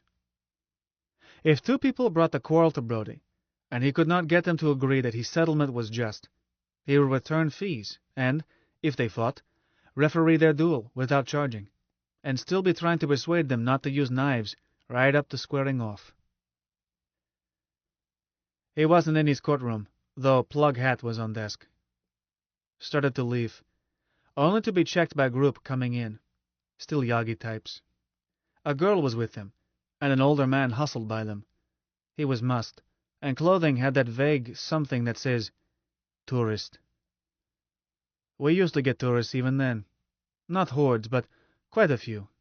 They would come up from Earth, stop in a hotel for a week, go back in same ship, or perhaps stop over for next ship. Most of them spent their time gambling after a day or two of sightseeing, including that silly walk up on surface every tourist makes. Most loonies ignore them, and granted them their foibles. One lad, oldest, about 18 and leader, said to me, "Where's Judge?"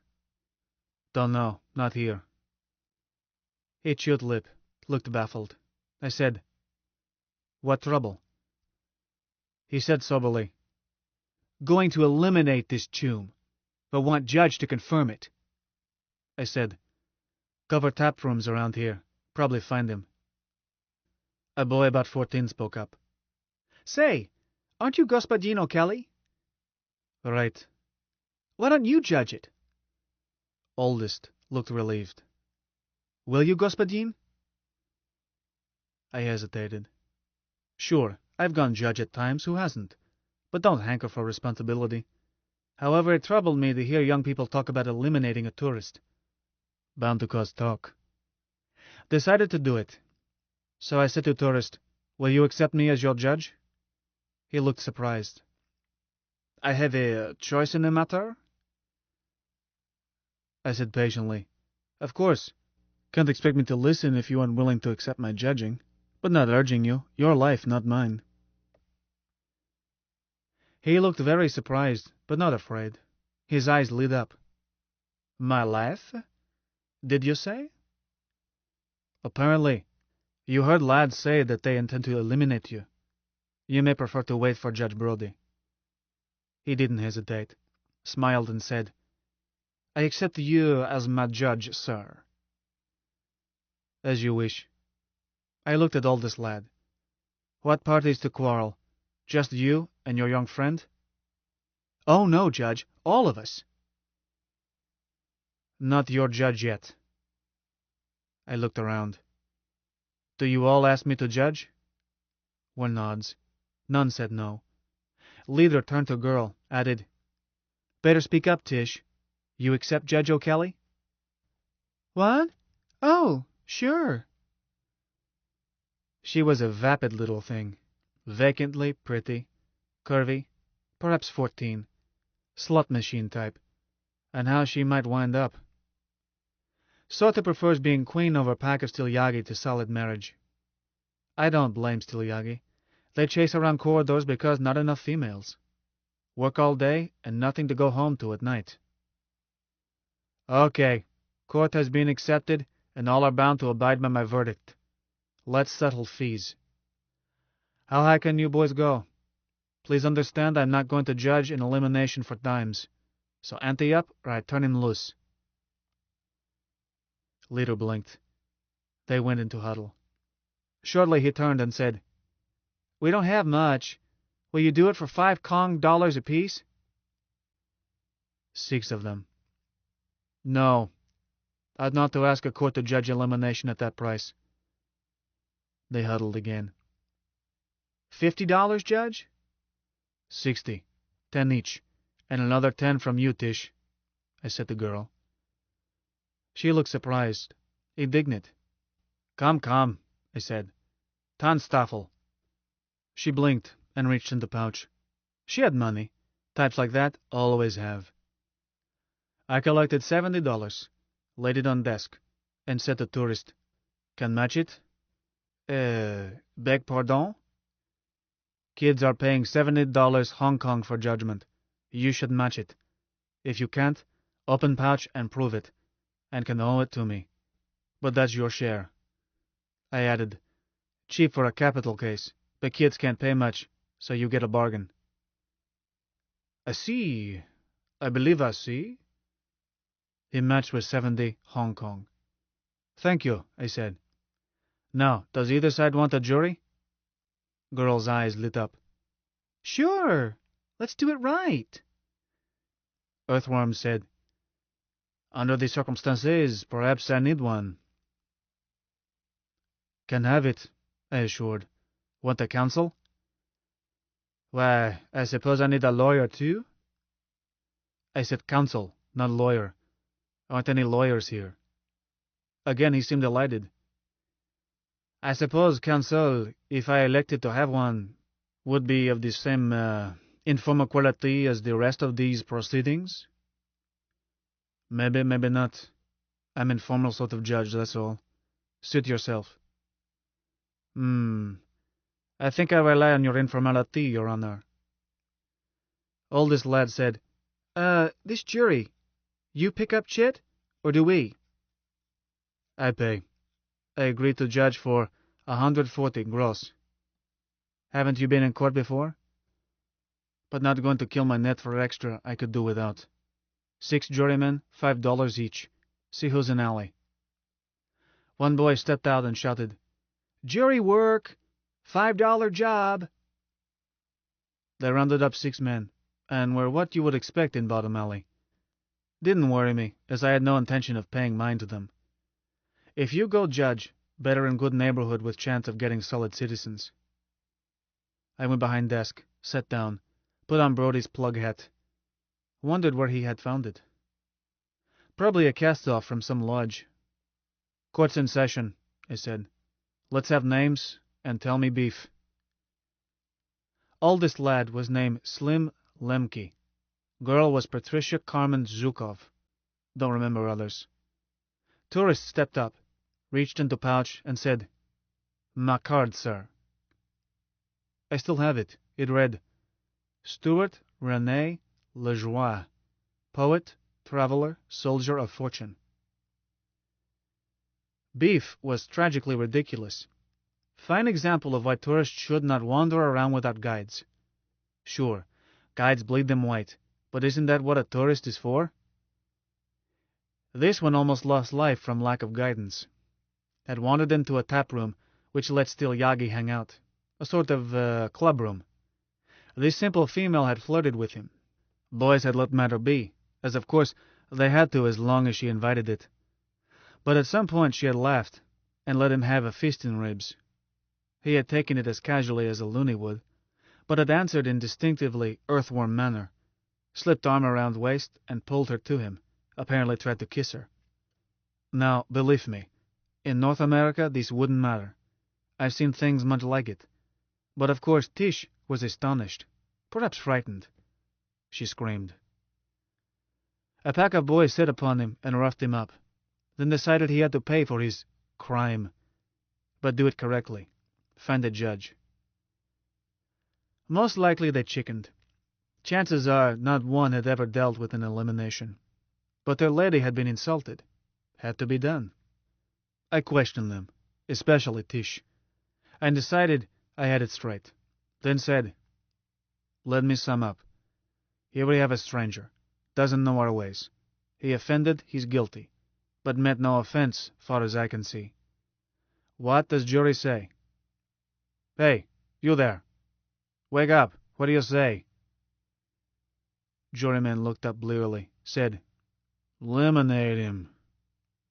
Very well. And you? Well... Next one hesitated. Guess it would be enough just to beat tar out of him, so he'll know better next time. Can't have men pawing women. Our place'll get to be as bad as they say Terra is. Sensible, I agreed. And you? Only one juror voted for elimination. Others ranged from a beating to very high fines. What do you think, Slim? Well, he was worried. Face in front of gang, face in front of what might be his girl, but had cooled down and didn't want Chum eliminated. We already worked him over. Maybe if he got down on hands and knees and kissed floor in front of Tish and said he was sorry? Will you do that, Господин Lajoie? If you so rule, Your Honor. I don't. Here's my verdict. First, the juryman, you are fined. Fee paid because you fell asleep while supposed to be judging. Grab him, boys. Take it away from him and throw him out. They did, enthusiastically. Made up a little for greater excitement they had thought of but really could not stomach. Now, Господин Lajoie, you are fined 50 Hong Kong for not having common sense to learn local customs before stirring around. Ante up. I collected it. Now, you boys line up. You are fined $5 apiece for not exercising good judgment in dealing with a person you knew as a stranger and not used to our ways. Stopping him from touching Tish, that's fine. Rough him, that's okay too. He'll learn faster. I could have tossed him out. But talking about eliminating for what was honest mistake, well, it's out of proportion. $5 each. Ante up. Slim gulped. Judge, I don't think we have that much left. At least I don't. I thought that might be. You have a week to pay, or I post your names in Old Dome. Know where Bonton Beauty Shop is? Near Eastman Lock 13? My wife runs it. Pay her. Court's out. Slim, don't go away. Nor you, Tish. Господин Lajoie. Let's take these young people up and buy them a cold drink and get better acquainted. Again his eyes filled with odd delight that reminded of Prof.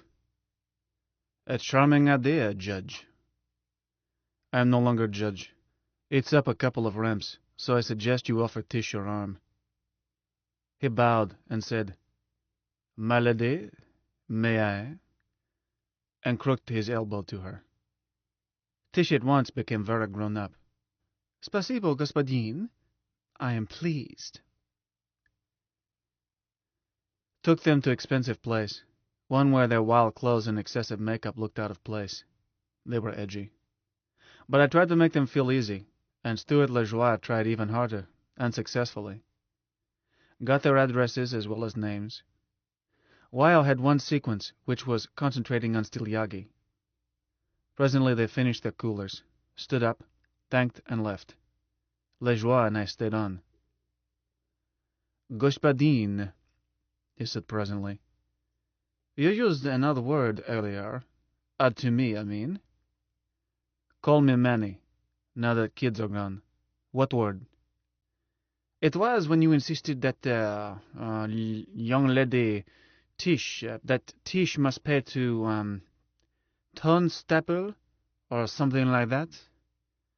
Oh, Tonstaffel means there ain't no such thing as a free lunch. And isn't, I added, pointing to a free lunch sign across room. Or these drinks would cost half as much. Was reminding her that anything free costs twice as much in long run, or turns out worthless. An interesting philosophy. Not philosophy. Fact. One way or other, what you get, you pay for. I fanned air. Was Earthside once, and heard expression, free as air. This air isn't free. You pay for every breath. Really? No one has asked me to pay to breathe. He smiled. Perhaps I should stop. Can happen. You almost breathe a vacuum tonight. But nobody asks you because you've paid.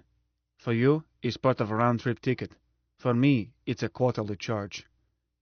I started to tell how my family buys and sells air to community co-op. Decided it was too complicated. But we both pay. Lejoie looked thoughtfully pleased. Yes, I see the economic necessity. It's simply new to me. Tell me, Manny, and I'm called Stu. Was I really in danger of breathing vacuum? Should have charged you more. Please? You weren't convinced. But charged kids all they could scrape up, and find them too, to make them think. Couldn't charge you more than them. Should have. You think it was all a joke. Believe me, sir, I did not think it was a joke. I just have trouble grasping that your local laws permit a man to be put to death so casually and for so trivial an offense.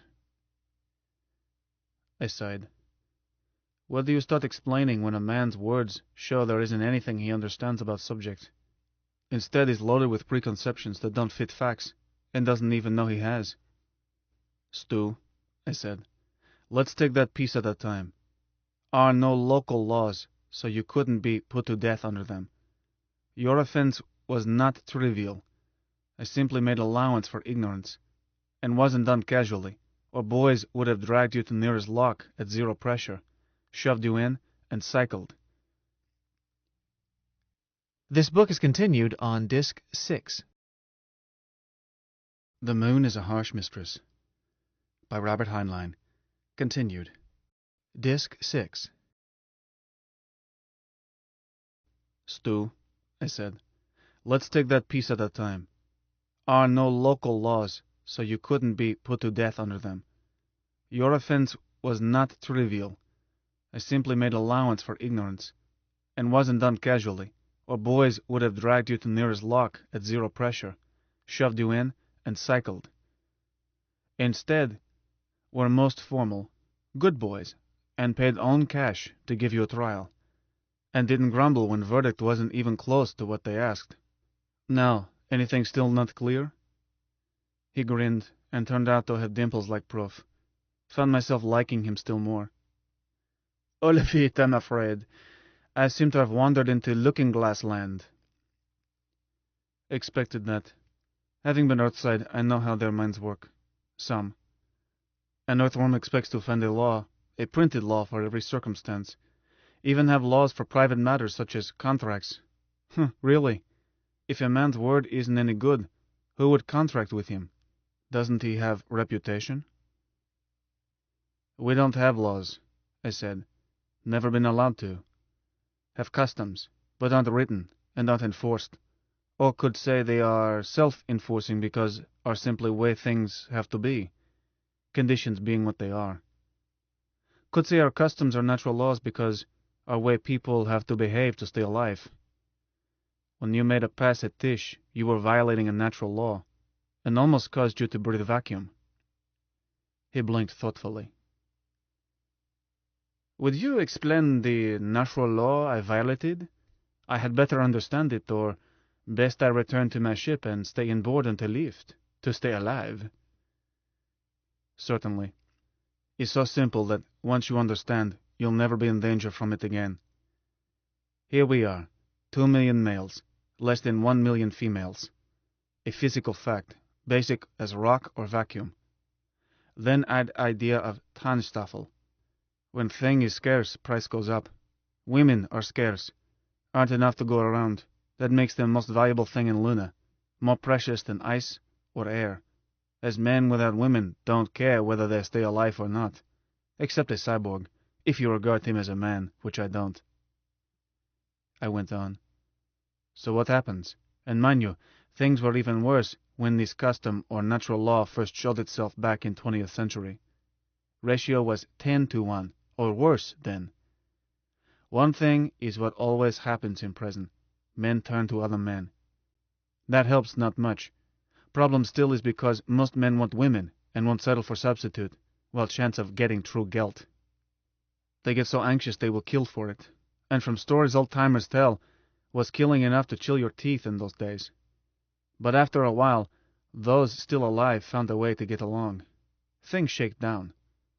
As automatic as gravitation. Those who adjust to facts stay alive. Those who don't are dead, and no problem.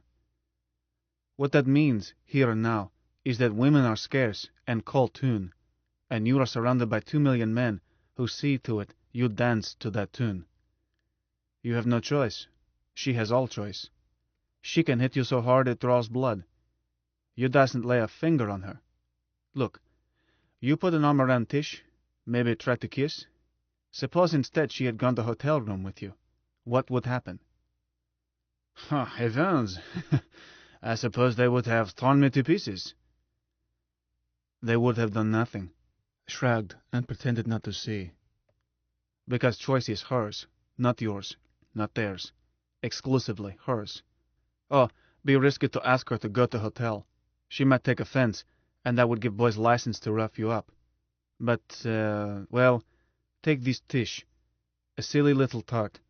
If you had flashed as much money as I saw in your pouch, she might have taken into head that a bundle with tourists was just about what she needed, and suggested it herself. In which case, would have been utterly safe. Lejoie shivered. At her age? It scares me to think of it.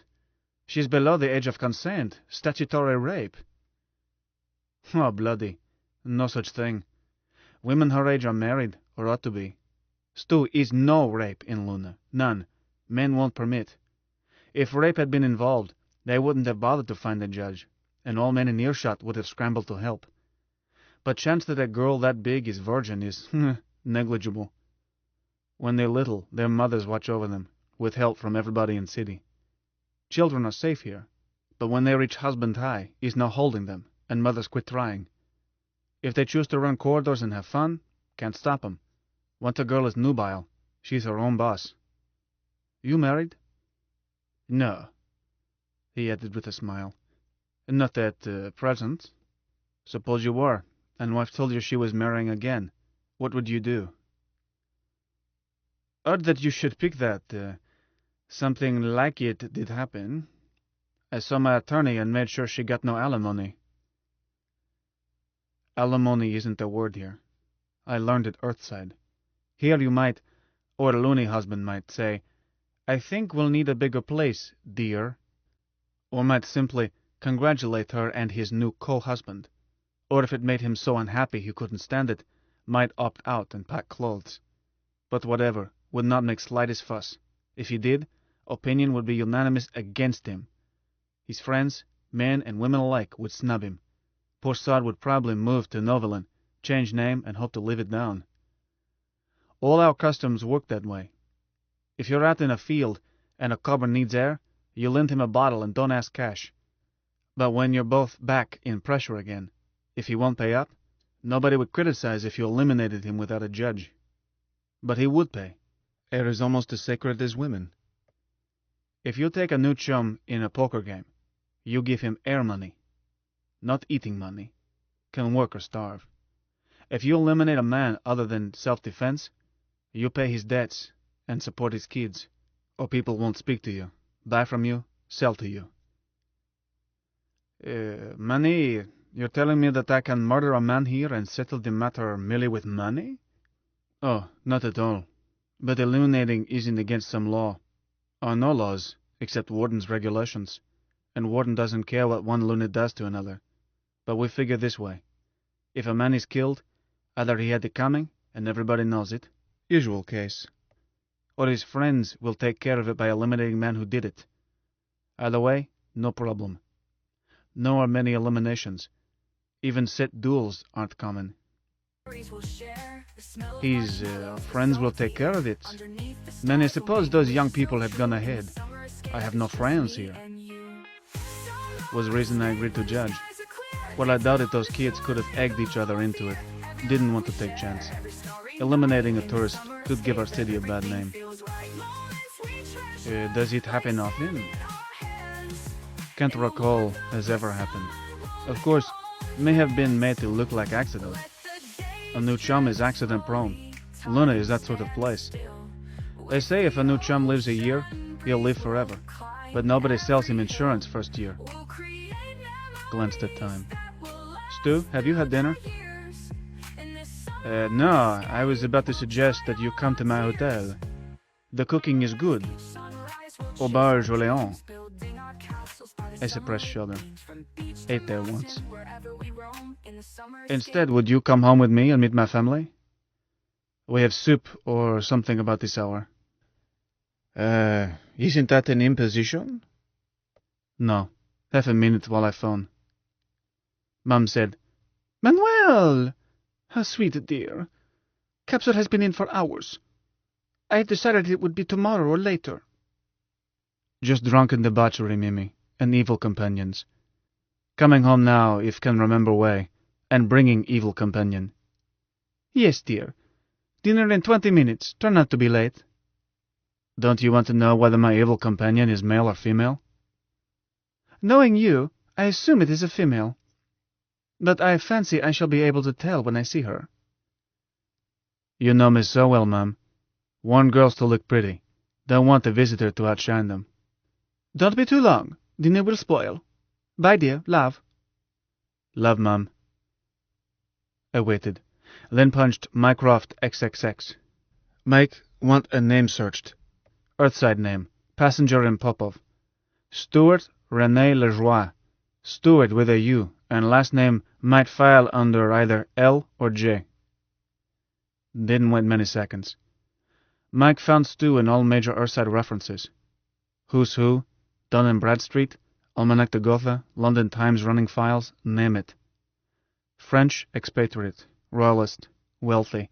6 more names sandwiched into ones he used. 3 university degrees, including 1 in law from Sorbonne.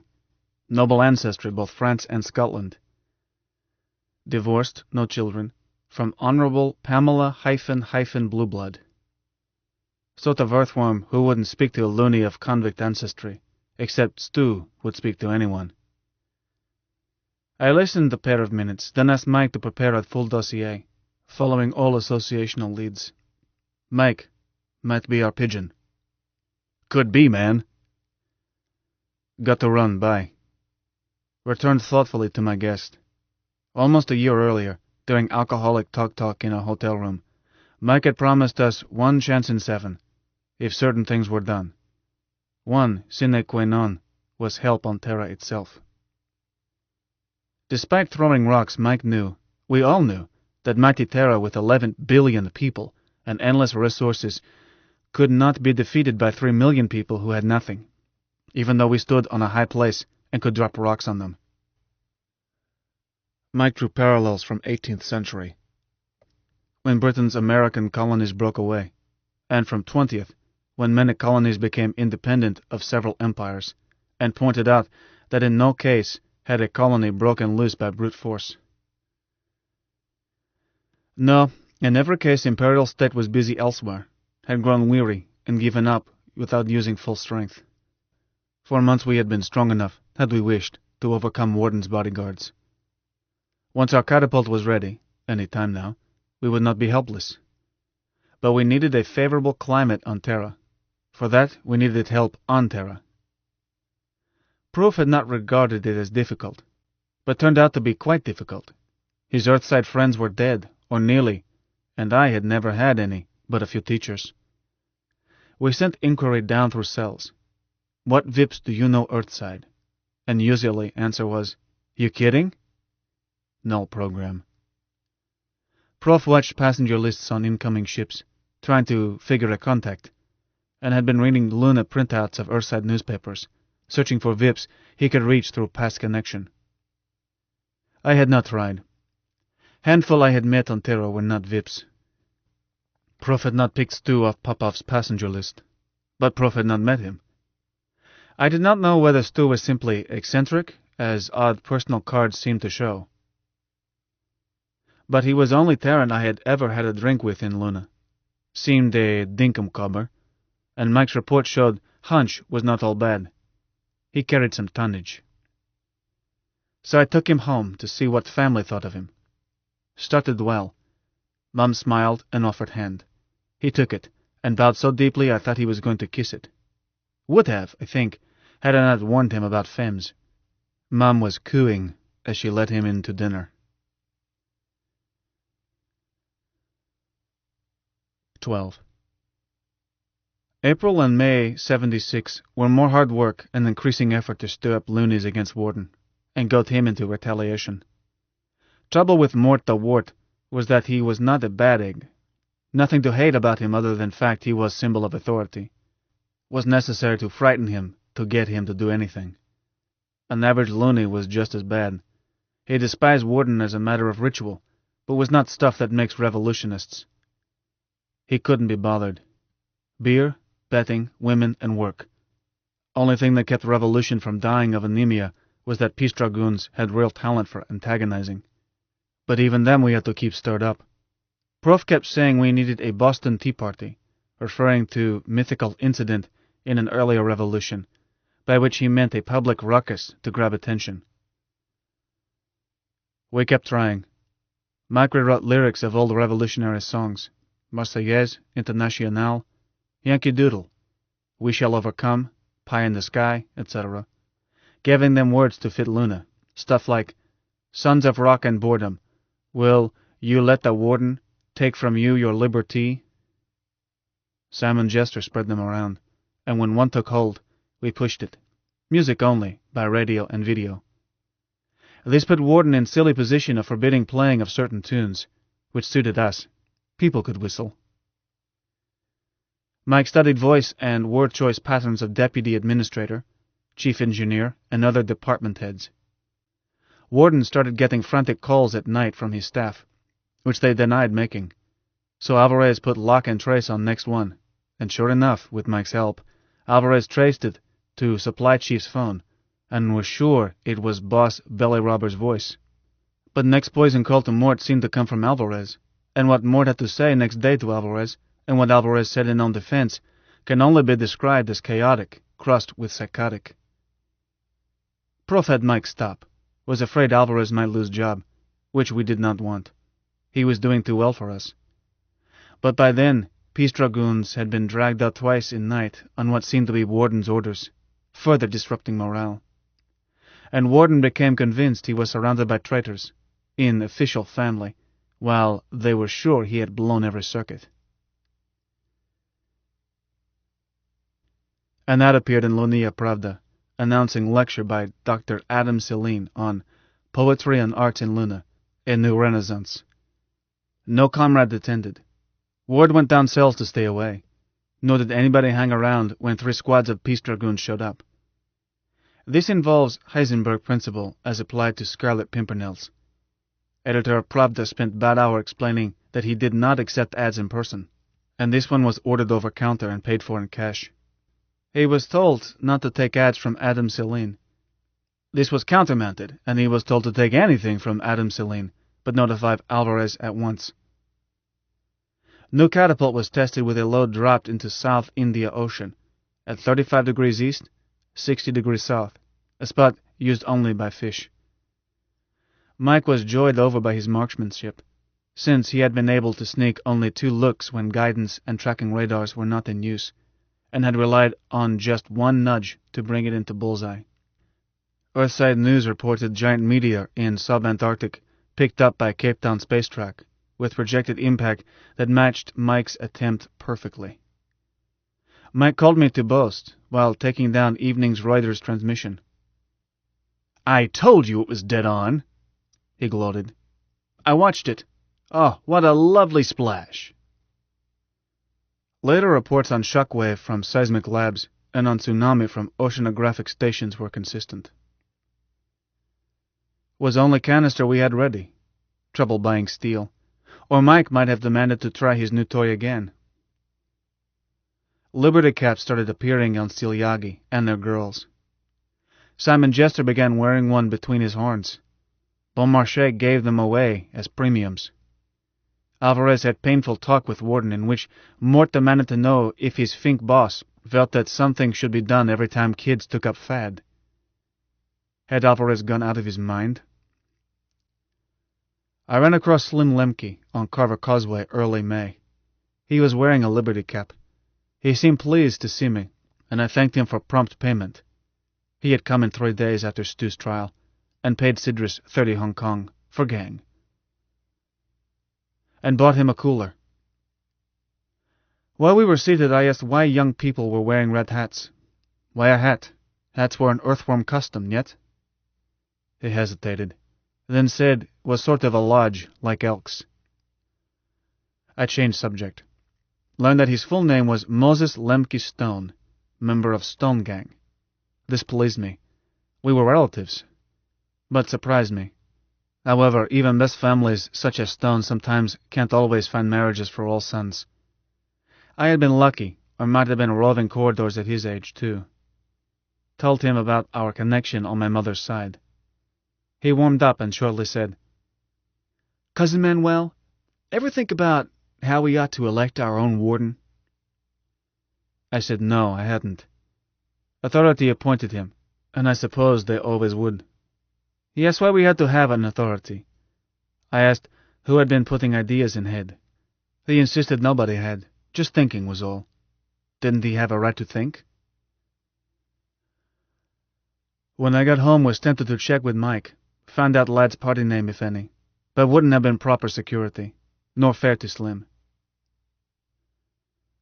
On 3 May 76, 71 males named Simon were rounded up and questioned, then released. No newspaper carried story, but everybody heard it. We were clear down in Jay's, and 12,000 people can spread a story faster than I would have guessed. We emphasized that one of these dangerous males was only 4 years old, which was not true but very effective. Stu Lejoie stayed with us during February and March, and did not return to Terra until early April. He changed his ticket to next ship, and then to next. When I pointed out that he was riding close to invisible line where irreversible physiological changes could set in, he grinned and told me not to worry, but made arrangements to use centrifuge. Stu did not want to leave even by April, was kissed goodbye with tears by all my wives and Wyo, and he assured each one he was coming back, but left as he had work to do. By then, he was a party member. I did not take part in the decision to recruit Stu. I felt prejudiced. Wyo and Prof and Mike were unanimous in risking it. I happily accepted their judgment. We all helped to sell Stu Lejoie. Self, Prof, Mike, Wyo, Mom, even Mistress and Lunar and Ludmilla and our kids and Hans and Ali and Frank, as Davis' home life was what grabbed him first. Did not hurt that Lunar was prettiest girl in El City, which is no disparagement of Milla, Wyo, Anna, and Sidrus. Nor did it hurt that Stu could charm a baby away from breast. Mom fussed over him. Hans showed him hydroponic farming, and Stu got dirty and sweaty and sloshed around in tunnels with our boys. Helped harvest our Chinese fish ponds, got stung by our bees. Learned to handle a pea suit, and went up with me to make adjustments on solar battery. Helped Anna butcher a hog, and learned about tanning leather. Sat with Grandpa and was respectful to his naive notions about Terra. Washed dishes with Milla, something no male in our family ever did. Rolled on floor with babies and puppies. Learned to grind flour and swapped recipes with Mom. I introduced him to Prof, and that started the political side of feeling him out. Nothing had been admitted. We could back away. When Prof introduced him to Adam Celine, who could visit only by phone, as he was in Hong Kong at present. By time Stu was committed to cause, we dropped pretense and let him know that Adam was chairman, whom he would not meet in person for security reasons. But Wyo did most, and was on her judgment that Prof turned cards up and let Stu know that we were building a revolution. Was no surprise. Stu had made up mind, and was waiting for us to trust him. They say a face once launched 1,000 ships. I do not know that Wyo used anything but argument on Stu. I never tried to find out, but Wyo had more to do with committing me than all Prof's theory or Mike's figures. If Wyo used even stronger methods on Stu, she was not first heroine in history to do so for her country. Stu went Earthside with a special codebook. I'm no code and cipher expert except that a computer man learns principles during study of information theory. A cipher is a mathematical pattern, under which one letter substitutes for another, simplest being one in which alphabet is merely scrambled. A cipher can be incredibly subtle, especially with help of a computer. But ciphers all have weaknesses, that they are patterns. If one computer can think them up, another computer can break them. Codes do not have same weakness. Let's say that codebook has letter group GLOPS. Does this mean Aunt Minnie will be home Thursday? Or does it mean 3.14157? Meaning is whatever you assign, and no computer can analyze it simply from letter group. Give a computer enough groups and a rational theory involving meanings or subjects for meanings, and it will eventually wear it out, because meanings themselves show patterns. But is a problem of different kind, on a more difficult level. Code we selected was commonest commercial codebook, used both on Terra and in Lunar for commercial dispatches. But we worked it over. Prof and Mike spent hours discussing what information party might wish to send to its agent on Terra, or receive from agent, when Mike put his vast information to work and came up with new set of meanings for codebook. Ones that could say, buy Thai rice futures, as easily as run for life, they've caught us. Or anything, as cipher signals were buried in it to permit anything to be said that had not been anticipated. Late one night, Mike made printout of new code via Lunar Pravda's facilities. A night editor turned rollover to another comrade who converted it into a very small roll of film and passed it along in turn, and no one ever knew what they handled or why. Wound up in Stu's pouch. Search of off-planet luggage was tight by then, and conducted by bad-tempered dragoons, but Stu was certain he would have no trouble. Perhaps he swallowed it. Thereafter, some of Lunoho Company's dispatches to Terra reached Stu via his London broker. Part of purpose was financial. Party needed to spend money Earthside. Lunoho Co. transferred money there. Not all stolen. Some ventures turned out well. Party needed still more money Earthside. Stu was to speculate, acting on secret knowledge of plan of revolution. He, Prof, and Mike had spent hours discussing what stocks would go up, what would go down, etc., after Der Tag. This was Prof's pigeon. I am not that sort of gambler. But money was needed before Der Tag to build climate of opinion. We needed publicity, needed delegates and senators in federated nations, needed some nation to recognize us quickly, once the day came. We needed laymen telling other laymen over a beer, "What is there on that pile of rock worth one soldier's life? Let 'em go to hell in their own way, I say." Money for publicity, money for bribes, money for dummy organizations and to infiltrate established organizations, money to get true nature of Lunar's economy. Stu had gone loaded with figures, brought out as scientific research, then in popular form. Money to convince Foreign Office of at least one major nation that there was advantage in a free Luna. Money to sell idea of lunar tourism to a major cartel. Too much money. Stu offered on fortune, and Proof did not discourage it. Where treasure is, heart will be. But still too much money, and far too much to do. I did not know if Stu could swing a tenth of it. Simply kept fingers crossed. At least it gave us a channel to Terra. Prof claimed that communications to enemy were essential to any war, if was to be fought and settled sensibly. Prof was a pacifist. Like his vegetarianism, he did not let it keep him from being rational. Would have made a terrific theologian. As soon as Stu went Earthside, Mike set odds at 1 in 13. I asked him, "What in hell?" "But man," he explained patiently, "it increases risk. That it is necessary risk does not change the fact that risk is increased." I shut up. About that time, early May, a new factor reduced some risks while revealing others.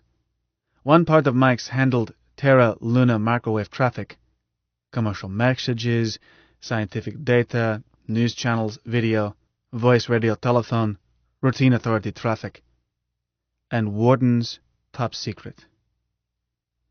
Aside from last, Mike could read any of this, including commercial codes and ciphers. Breaking ciphers was a crossword puzzle to him, and nobody mistrusted this machine. Except Warden. And I suspect that his was distrust of all machinery. Was sort of person who finds anything more involved than a pair of scissors complex, mysterious, and suspect. Stone Age mind. Warden used a code that Mike never saw. Also used ciphers and did not work them through Mike. Instead, he had a moronic little machine in Resident's office. On top of this, he had arrangement with Authority Earthside to switch everything around at preset times. No doubt he felt safe. Mike broke his cipher patterns and deduced time change program just to try legs. He did not tackle code until Prof suggested it. It held no interest for him. But once Prof asked, Michael tackled Warden's top secret messages. He had to start from scratch. In past, Mike had erased Warden's messages once transmission was reported. So slowly, he accumulated data for analysis. Painfully slow, for Warden used this method only when he had to. Sometimes a week would pass between such messages. But gradually Mike began to gather meanings for letter groups, each assigned a probability.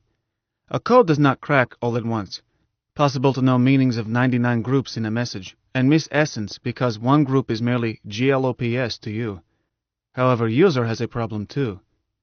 If GLOPS comes through as GLOPT, he's in trouble. Any method of communication needs redundancy, or information can be lost. It was that redundancy that Mike nibbled, with perfect patience of machine. Mike solved most of Warden's code sooner than he had projected. Warden was sending more traffic than in past, and most of it one subject, which helped. Subject being security and subversion. We had Morton at Twitter. He was yelling for help. He reported subversive activity still going on despite 2 phalanges of peace dragoons, and demanded enough troops to station guards in all key spots inside all warrens. Authority told him this was preposterous. No more of FN's crack troops could be spared. To be permanently ruined for Earthside duties, and such requests should not be made. If he wanted more guards, he must recruit them from transportees. But such increase in administrative costs must be absorbed in Lunar. He would not be allowed more overhead. He was directed to report what steps he had taken to meet new grain quotas set in our such and such. Warden replied that unless extremely moderate requests for trained security personnel, not untrained, unreliable, and unfit convicts, were met, he could no longer assure civil order, much less increased quotas. Reply asked sneeringly what difference it made if ex-consignees chose to riot among themselves in their holes.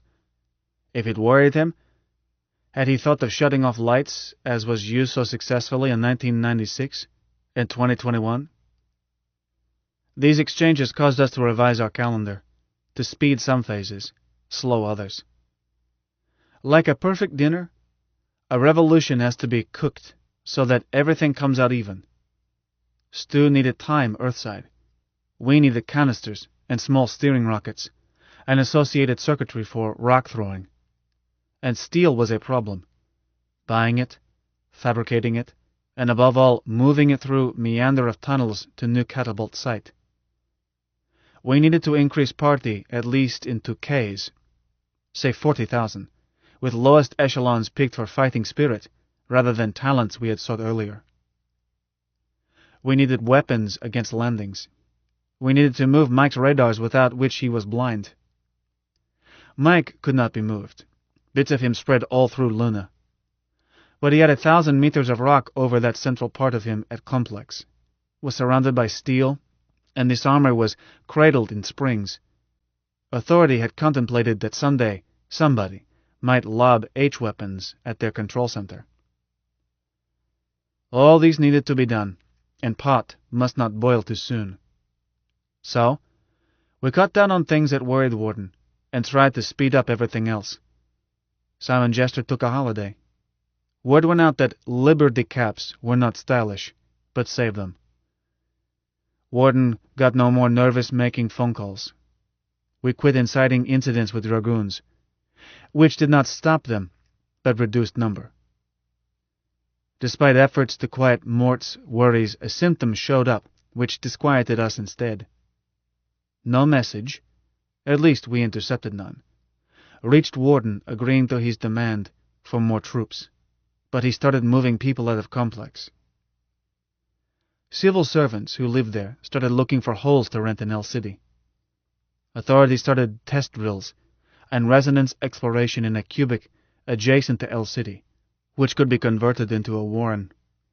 Could mean that authority proposed shipping up unusually large draft of prisoners. Could mean that space in complex was needed for purpose other than quarters. But Mike told us, "Why kid yourselves?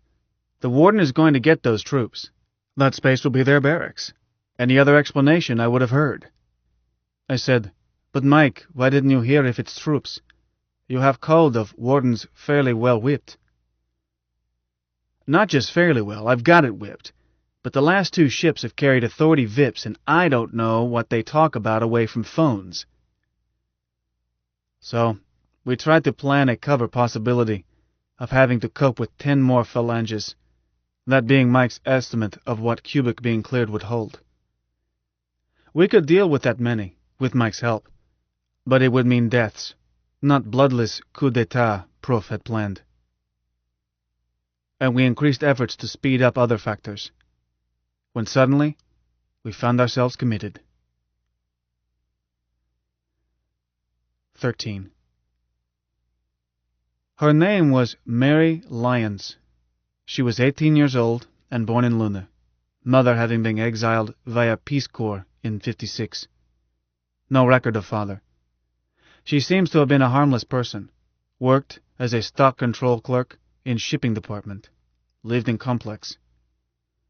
Maybe she hated authority and enjoyed teasing peace dragoons, or perhaps it started as a commercial transaction, as cold-blooded as any in a crib behind a slot machine lock.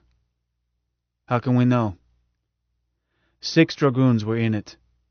Not satisfied with raping her, if rape it was, they abused her other ways and killed her. But they did not dispose of body neatly.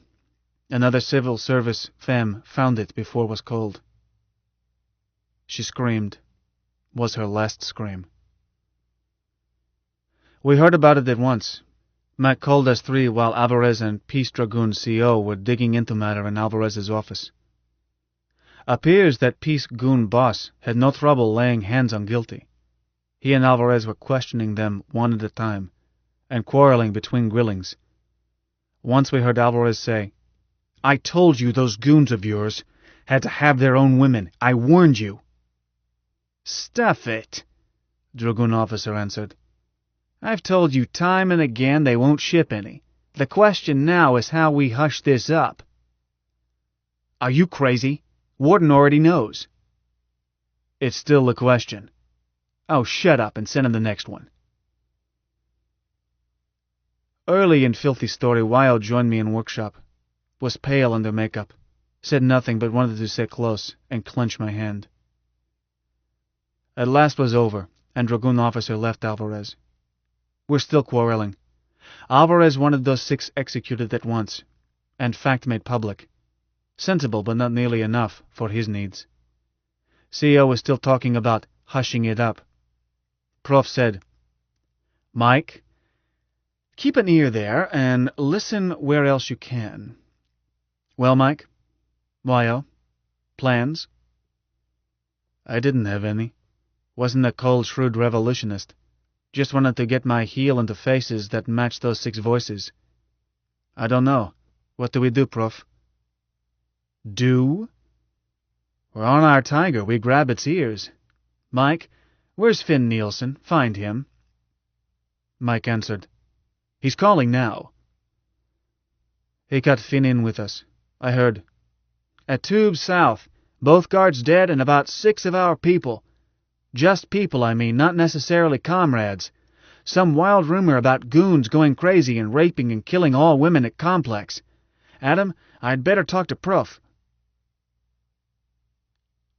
"I'm here, Finn," Prof answered in a strong, confident voice. "Now we move. We've got to. Switch off and get those laser guns and men who trained with them. Any you can round up. Okay. Adam? Do as Prof says, then call back. Hold it, Finn, I cut in. Manny here. I want one of those guns. You haven't practiced, Manny. If it's a laser, I can use it.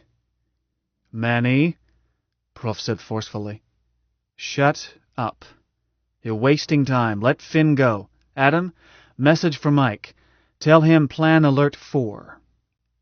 Prof's example damped my oscillating. Had forgotten that Finn was not supposed to know Mike was anybody but Adam Celine. Forgotten everything but raging anger.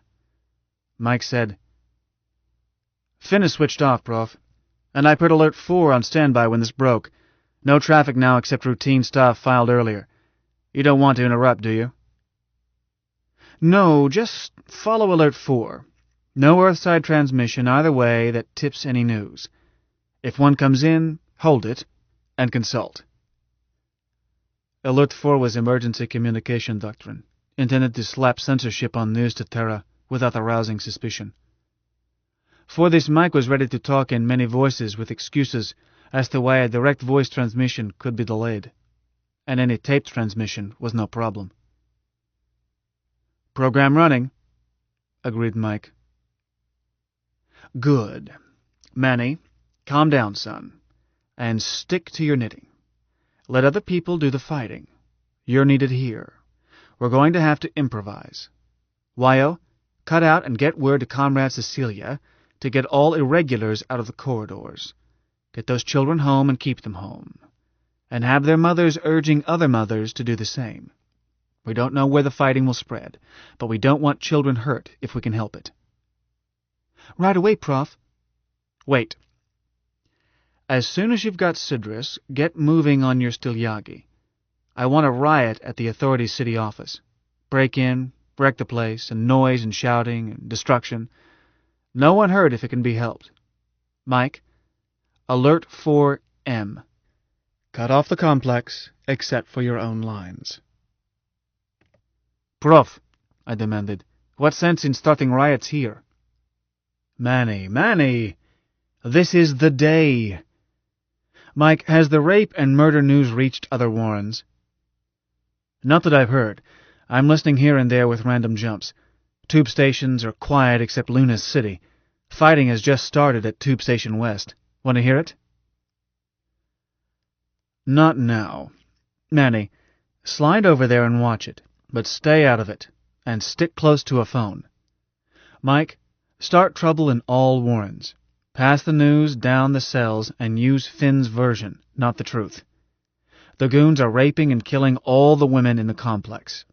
I'll give you details, or you can invent them.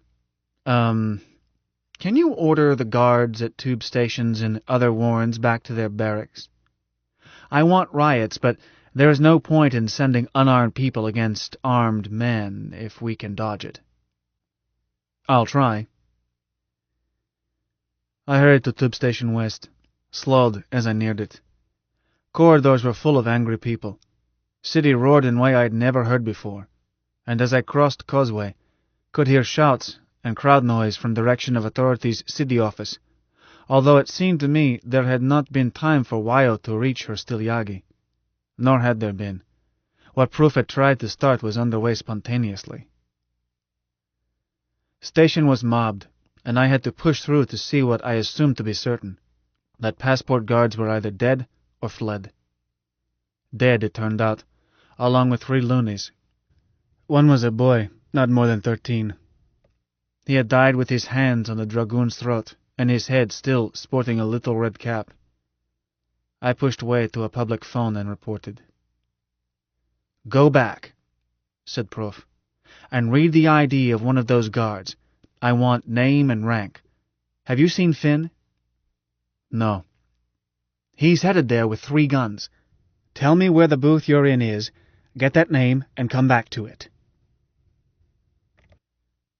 One body was gone, dragged away. Bog knows what they wanted with it.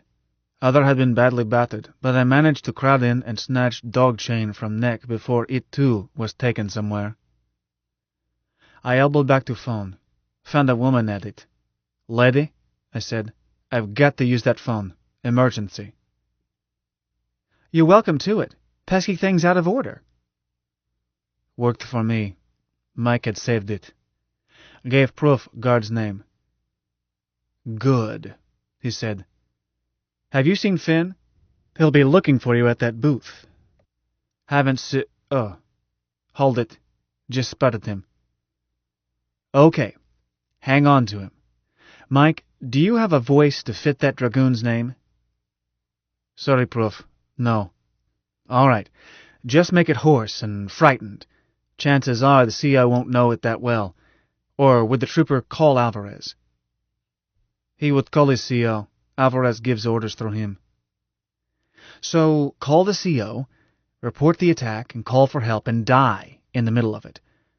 Riot sounds behind you, and maybe a shout of, 'There's the dirty bastard now,' just before you die. Can you swing it?" "Programmed. No ha-ha," Mike said cheerfully. "Run it. Manny, put Finn on." Prof's plan was to sucker off-duty guards out of barracks and keep suckering them, with Finn's men posted to pick them off as they got out of capsules. And it worked, right up to the point where Mort the Wart lost his nerve and kept remaining few to protect himself, while he sent frantic messages Earthside, none of which got through. I wiggled out of Prof's discipline and took a laser gun when second capsule of Peace Dragoons was due. I burned 2 goons, found Bloodlust gone, and let other snipers have rest of squad. Too easy. They would stick heads up out of hatch, and that would be that. Half of squad would not come out, until smoked out, and it died with rest. By that time I was back at my advanced post at Fon. Warden's decision to hole up caused trouble at Complex. Alvarez was killed, and so was Goon CO, and 2 of original Yellow Jackets. But a mixed lot of Dragoons and Yellows, 13, hauled up with Mort, or perhaps were already with him. Mike's ability to follow events by listening was spotty, but once it seemed clear that all armed defectives were inside Warden's residence, Prof ordered Mike to start next phase. Mike turned out all lights in Complex, save those in Warden's residence, and reduced oxygen to gasping point. Not killing point, but low enough to ensure that anyone looking for trouble would not be in shape. But in residence, oxygen supply was cut to 0, leaving pure nitrogen, and left that way 10 minutes. At end of that time, Finn's men, waiting in pea suits at Warden's private tube station, broke latch on airlock and went in shoulder to shoulder. Luna was ours. Book 2. A Rabble in Arms. 14. So, a wave of patriotism swept over our new nation and unified it. Isn't that what history say? Huh, oh brother. My dinkum word, preparing a revolution isn't as much haha as having won it. Here we were, in control too soon, nothing ready, and 1,000 things to do. Authority in Lunar was gone, but Lunar authority Earthside and Federated Nations behind it were very much alive. Had they landed 1 troopship, orbited 1 cruiser, any time next week or 2, could have taken Luna back cheap. We were a mob. No catapult had been tested, but canned rock missiles ready to go you could count on fingers of 1 hand. My left hand. Nor was catapult a weapon that could be used against ships, nor against troops. We had notions for fighting off ships. At moment, were just notions. We had a few hundred cheap laser guns stockpiled in Hong Kong Luna. Chinese engineers are smart, but few men trained to use them. Moreover, authority had useful functions, bought ice and grain, sold air and water and power, held ownership, or control, at a dozen key points. No matter what was done in future, wheels had to turn. Perhaps wrecking city offices of authority had been hasty. I thought so, as records were destroyed. However, Prof maintained that Lunis, all Lunis, needed a symbol to hate and destroy, and those offices were least valuable and most public. But Mike controlled communications, and that meant control of most everything. Prof had started with control of news to and from Earthside, leaving to Mike censorship, and faking of news until we could get around to what to tell Terra, and added Subphase M, which cut off Complex from rest of Luna, and with it Richardson Observatory and associated laboratories, Pierce Radioscope, Selena Physical Station, and so forth. These were a problem, as Terran scientists were always coming and going and staying as long as 6 months, stretching time by centrifuge. Most Terrans in Luna, save for a handful of tourists, 34, were scientists. Something had to be done about these Terrans, but meanwhile keeping them from talking to Terra was enough. For time being, Complex was cut off by phone, and Mike did not permit capsules to stop at any station in Complex, even after travel was resumed. Which it was as soon as Finn Nielsen and squad were through with dirty work. Turned out Warden was not dead, nor had we planned to kill him. Prof figured that a live Warden could always be made dead, whereas a dead one could not be made alive if we needed him. So, plan was to half-kill him, make sure he and his guards could put up no fight, then break in fast while Mike restored oxygen. With fans turning at top speed, Mike computed it would take 4 minutes and a bit to reduce oxygen to effective 0. So, 5 minutes of increasing hypoxia, 5 minutes of anoxia, then force lower lock while Mike shut in pure oxygen to restore balance. This should not kill anyone, but would knock out a person as thoroughly as anesthesia. Hazard to attackers would come from some or all of those inside having P-suits, but even that might not matter. Hypoxia is sneaky. You can pass out without realizing you are short on oxygen. His new chum's favorite fatal mistake. So Warden lived through it, and 3 of his women. But Warden, though he lived, was no use. Brain had been oxygen-starved too long. A vegetable. No guard recovered, even though younger than he. Would appear anoxia broke necks. In rest of Complex nobody was hurt. Once lights were on, and oxygen restored, they were okay, including 6 rapist murderers under lock in barracks. Finn decided that shooting was too good for them, so he went judge, and used his squad as jury. They were stripped, hamstrung at ankles and wrists, turned over to women in Complex. Makes me sick to think about what happened next, but don't suppose they lived through as long an ordeal as Mary Lyons endured. Women are amazing creatures. Sweet, soft, gentle, and far more savage than we are. Let me mention those Sphinx spies out of order. Wyo had been fiercely ready to eliminate them, but when we got around to them, she had lost stomach. I expected Prof to agree, but he shook head. No, dear Wyo. Much as I deplore violence, there are only 2 things to do with an enemy. Kill him, or make a friend of him. Anything in between piles up trouble for the future. A man who thinks on his friends once will do it again, and we have a long period ahead in which a think can be dangerous. They must go, and publicly, to cause others to be thoughtful. Wyo said, Professor, you once said that if you condemned a man, you would eliminate him personally. Is that what you were going to do? Yes, dear lady, and no. Their blood shall be on my hands. I accept responsibility. But I have in mind a way more likely to discourage other thinks. So, Adam Celine announced that these persons had been employed by Juan Alvarez, late security chief for former authority, as undercover spies, and gave names and addresses. Adam did not suggest that anything be done. 1 man remained on Dodge for 7 months by changing warrants and names. Then, early in 77, his body was found outside Noviland's lock, but most of them lasted no more than hours. During first hours after coup d'etat, we were faced with a problem we had never managed to plan. Adam Celine himself. Who is Adam Celine? Where is he? This is his revolution. He handled every detail. Every comrade knows his voice. We're out in open now. So where is Adam? We batted it around much of that night, in room L of Raffles.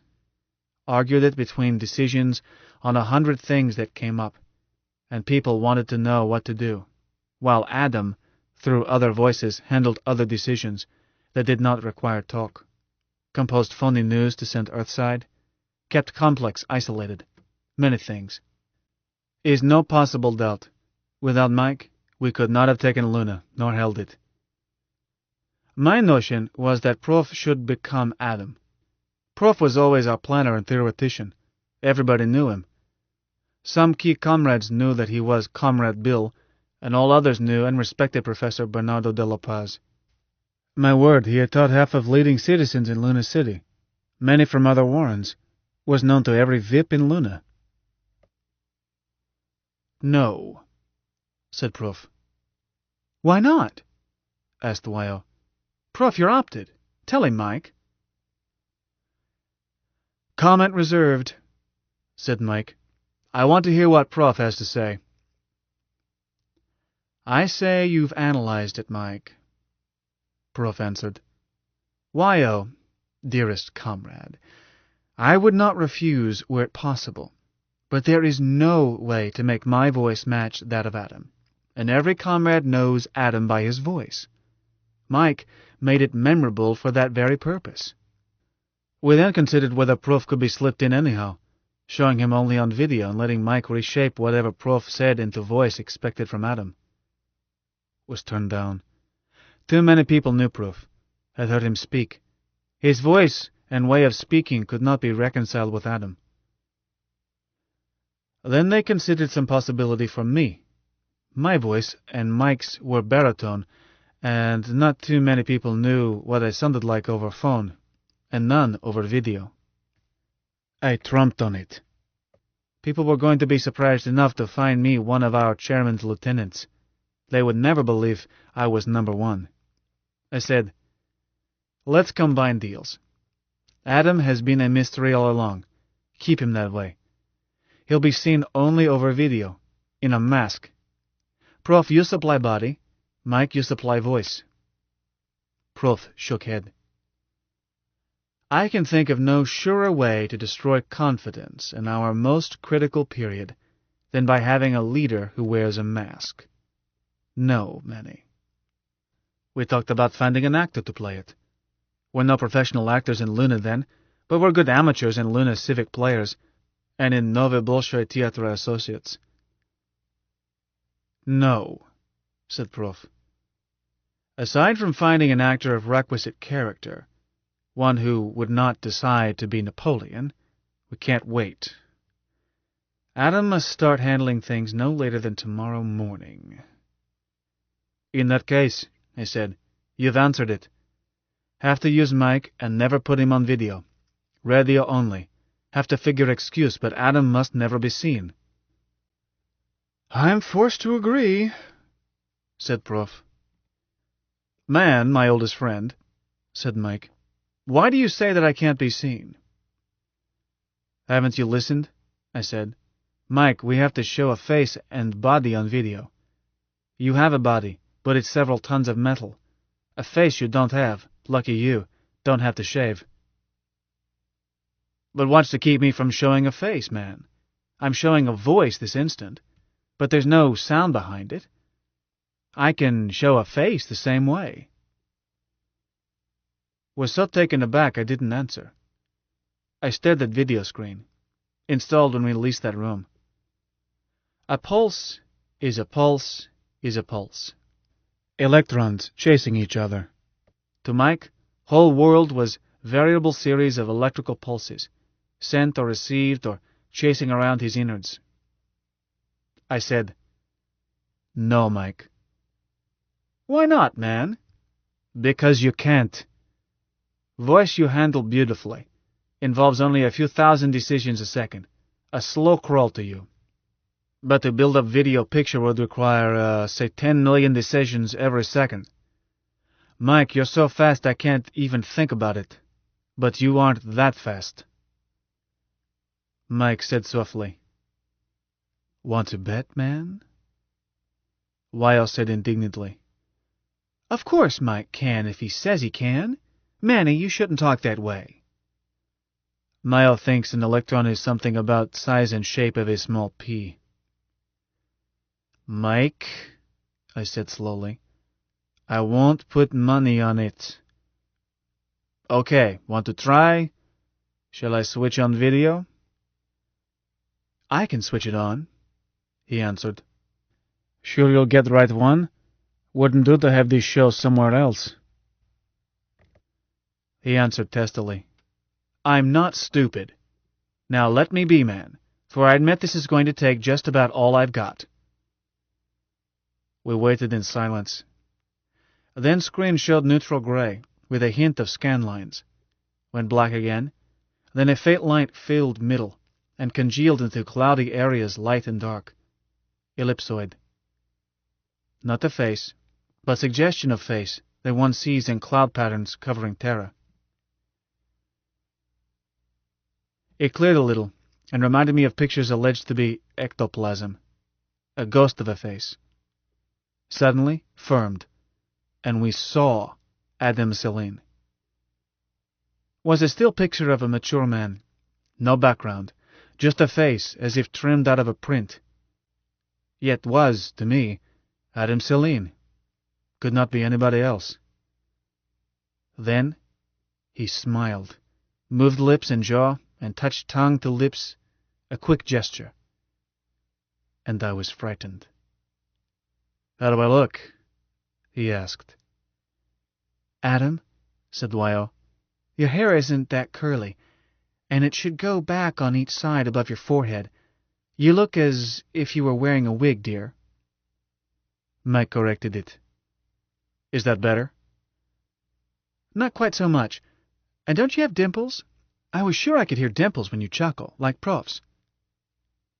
Mike Adams smiled again. This time he had dimples. How should I be dressed, Wyo? Are you at your office? I'm still at office. Have to be tonight. Background turned gray, then came into focus in color. A wall calendar behind him gave date. Tuesday, 19 May, 2076. A clock showed correct time. Near his elbow was a carton of coffee. On desk was a solid picture. A family group. 2 men, a woman, 4 children. Was background noise. Muted roar of Old Dome Plaza louder than usual. I heard shouts and in distance someone singing. Simon's version of Marseillaise. Off-screen, Jean Walla's voice said, Господин? Adam turned toward it. I'm busy, Albert, he said patiently. No calls from anyone but Cell B. You handle everything else. He looked back at us. Well, Wyo, suggestions? Proof? Man, my doubting friend, will I pass? I rubbed eyes. Mike, can you cook? Certainly, but I don't. I'm married. Adam, said Wyo, how can you look so neat after the day we've had? I don't let little things worry me. He looked at Proof. Professor, if the picture is okay, let's discuss what I'll say tomorrow. I was thinking of preempting the 800 newscast, have it announced all night, and pass the word down the cells. We talked the rest of the night. I sent up for coffee twice, and Mike Adam had his carton renewed. When I ordered sandwiches, he asked Jinwala to send out for some. I caught a glimpse of Albert Jinwala in profile. A typical Babu, polite and faintly scornful. Hadn't known what he looked like. Mike ate while we ate, sometimes mumbling around a mouthful of food. When I asked, professional interest, Mike told me that, after he had picture built up, he had programmed most of it for automatic and gave his attention just to facial expressions. But soon I forgot it was fake. Mike Adam was talking with us by video, was all, much more convenient than by phone. By 0300, we had policy settled. Then Mike rehearsed speech. Prof found points he wanted to add. Mike made revisions. Then we decided to get some rest. Even Mike Adam was yawning. Although, in fact, Mike held fort all through night, guarding transmissions to Terra, keeping complex walled off, listening at many phones. Prof and I shared big bed, Weil stretched out on couch. I whistled lights out. For once, we slept without weights. While we had breakfast, Adam Celine addressed Free Luna. He was gentle, strong, warm, and persuasive. Citizens of Free Luna, friends, comrades, to those of you who do not know me, let me introduce myself. I am Adam Celine, chairman of the Emergency Committee of Comrades for Free Luna. Now of Free Luna. We are free, at last. The so-called authority, which has long usurped power in this our home, has been overthrown. I find myself temporary head of such government as we have, the Emergency Committee.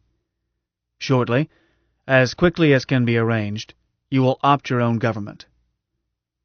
Adam smiled and made a gesture inviting help. In the meantime, with your help, I shall do my best. We will make mistakes. Be tolerant. Comrades, if you have not revealed yourselves to friends and neighbors, it is time you did so. Citizens, requests may reach you through your comrade neighbors.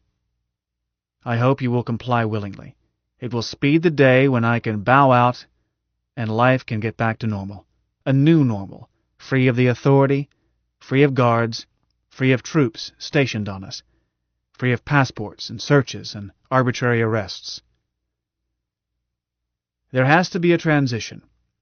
To all of you, please go back to work. Resume normal lives. To those who worked for the authority, the need is the same. Go back to work. Wages will go on. Your jobs stay the same, until we can decide what is needed, what happily no longer is needed now that we are free, and what must be kept but modified. You new citizens, transportees sweating out sentences pronounced on you Earthside, you are free. Your sentences are finished. But in the meantime, I hope that you will go on working. You are not required to. The days of coercion are gone. But you are urged to. You are, of course, free to leave the complex, free to go anywhere.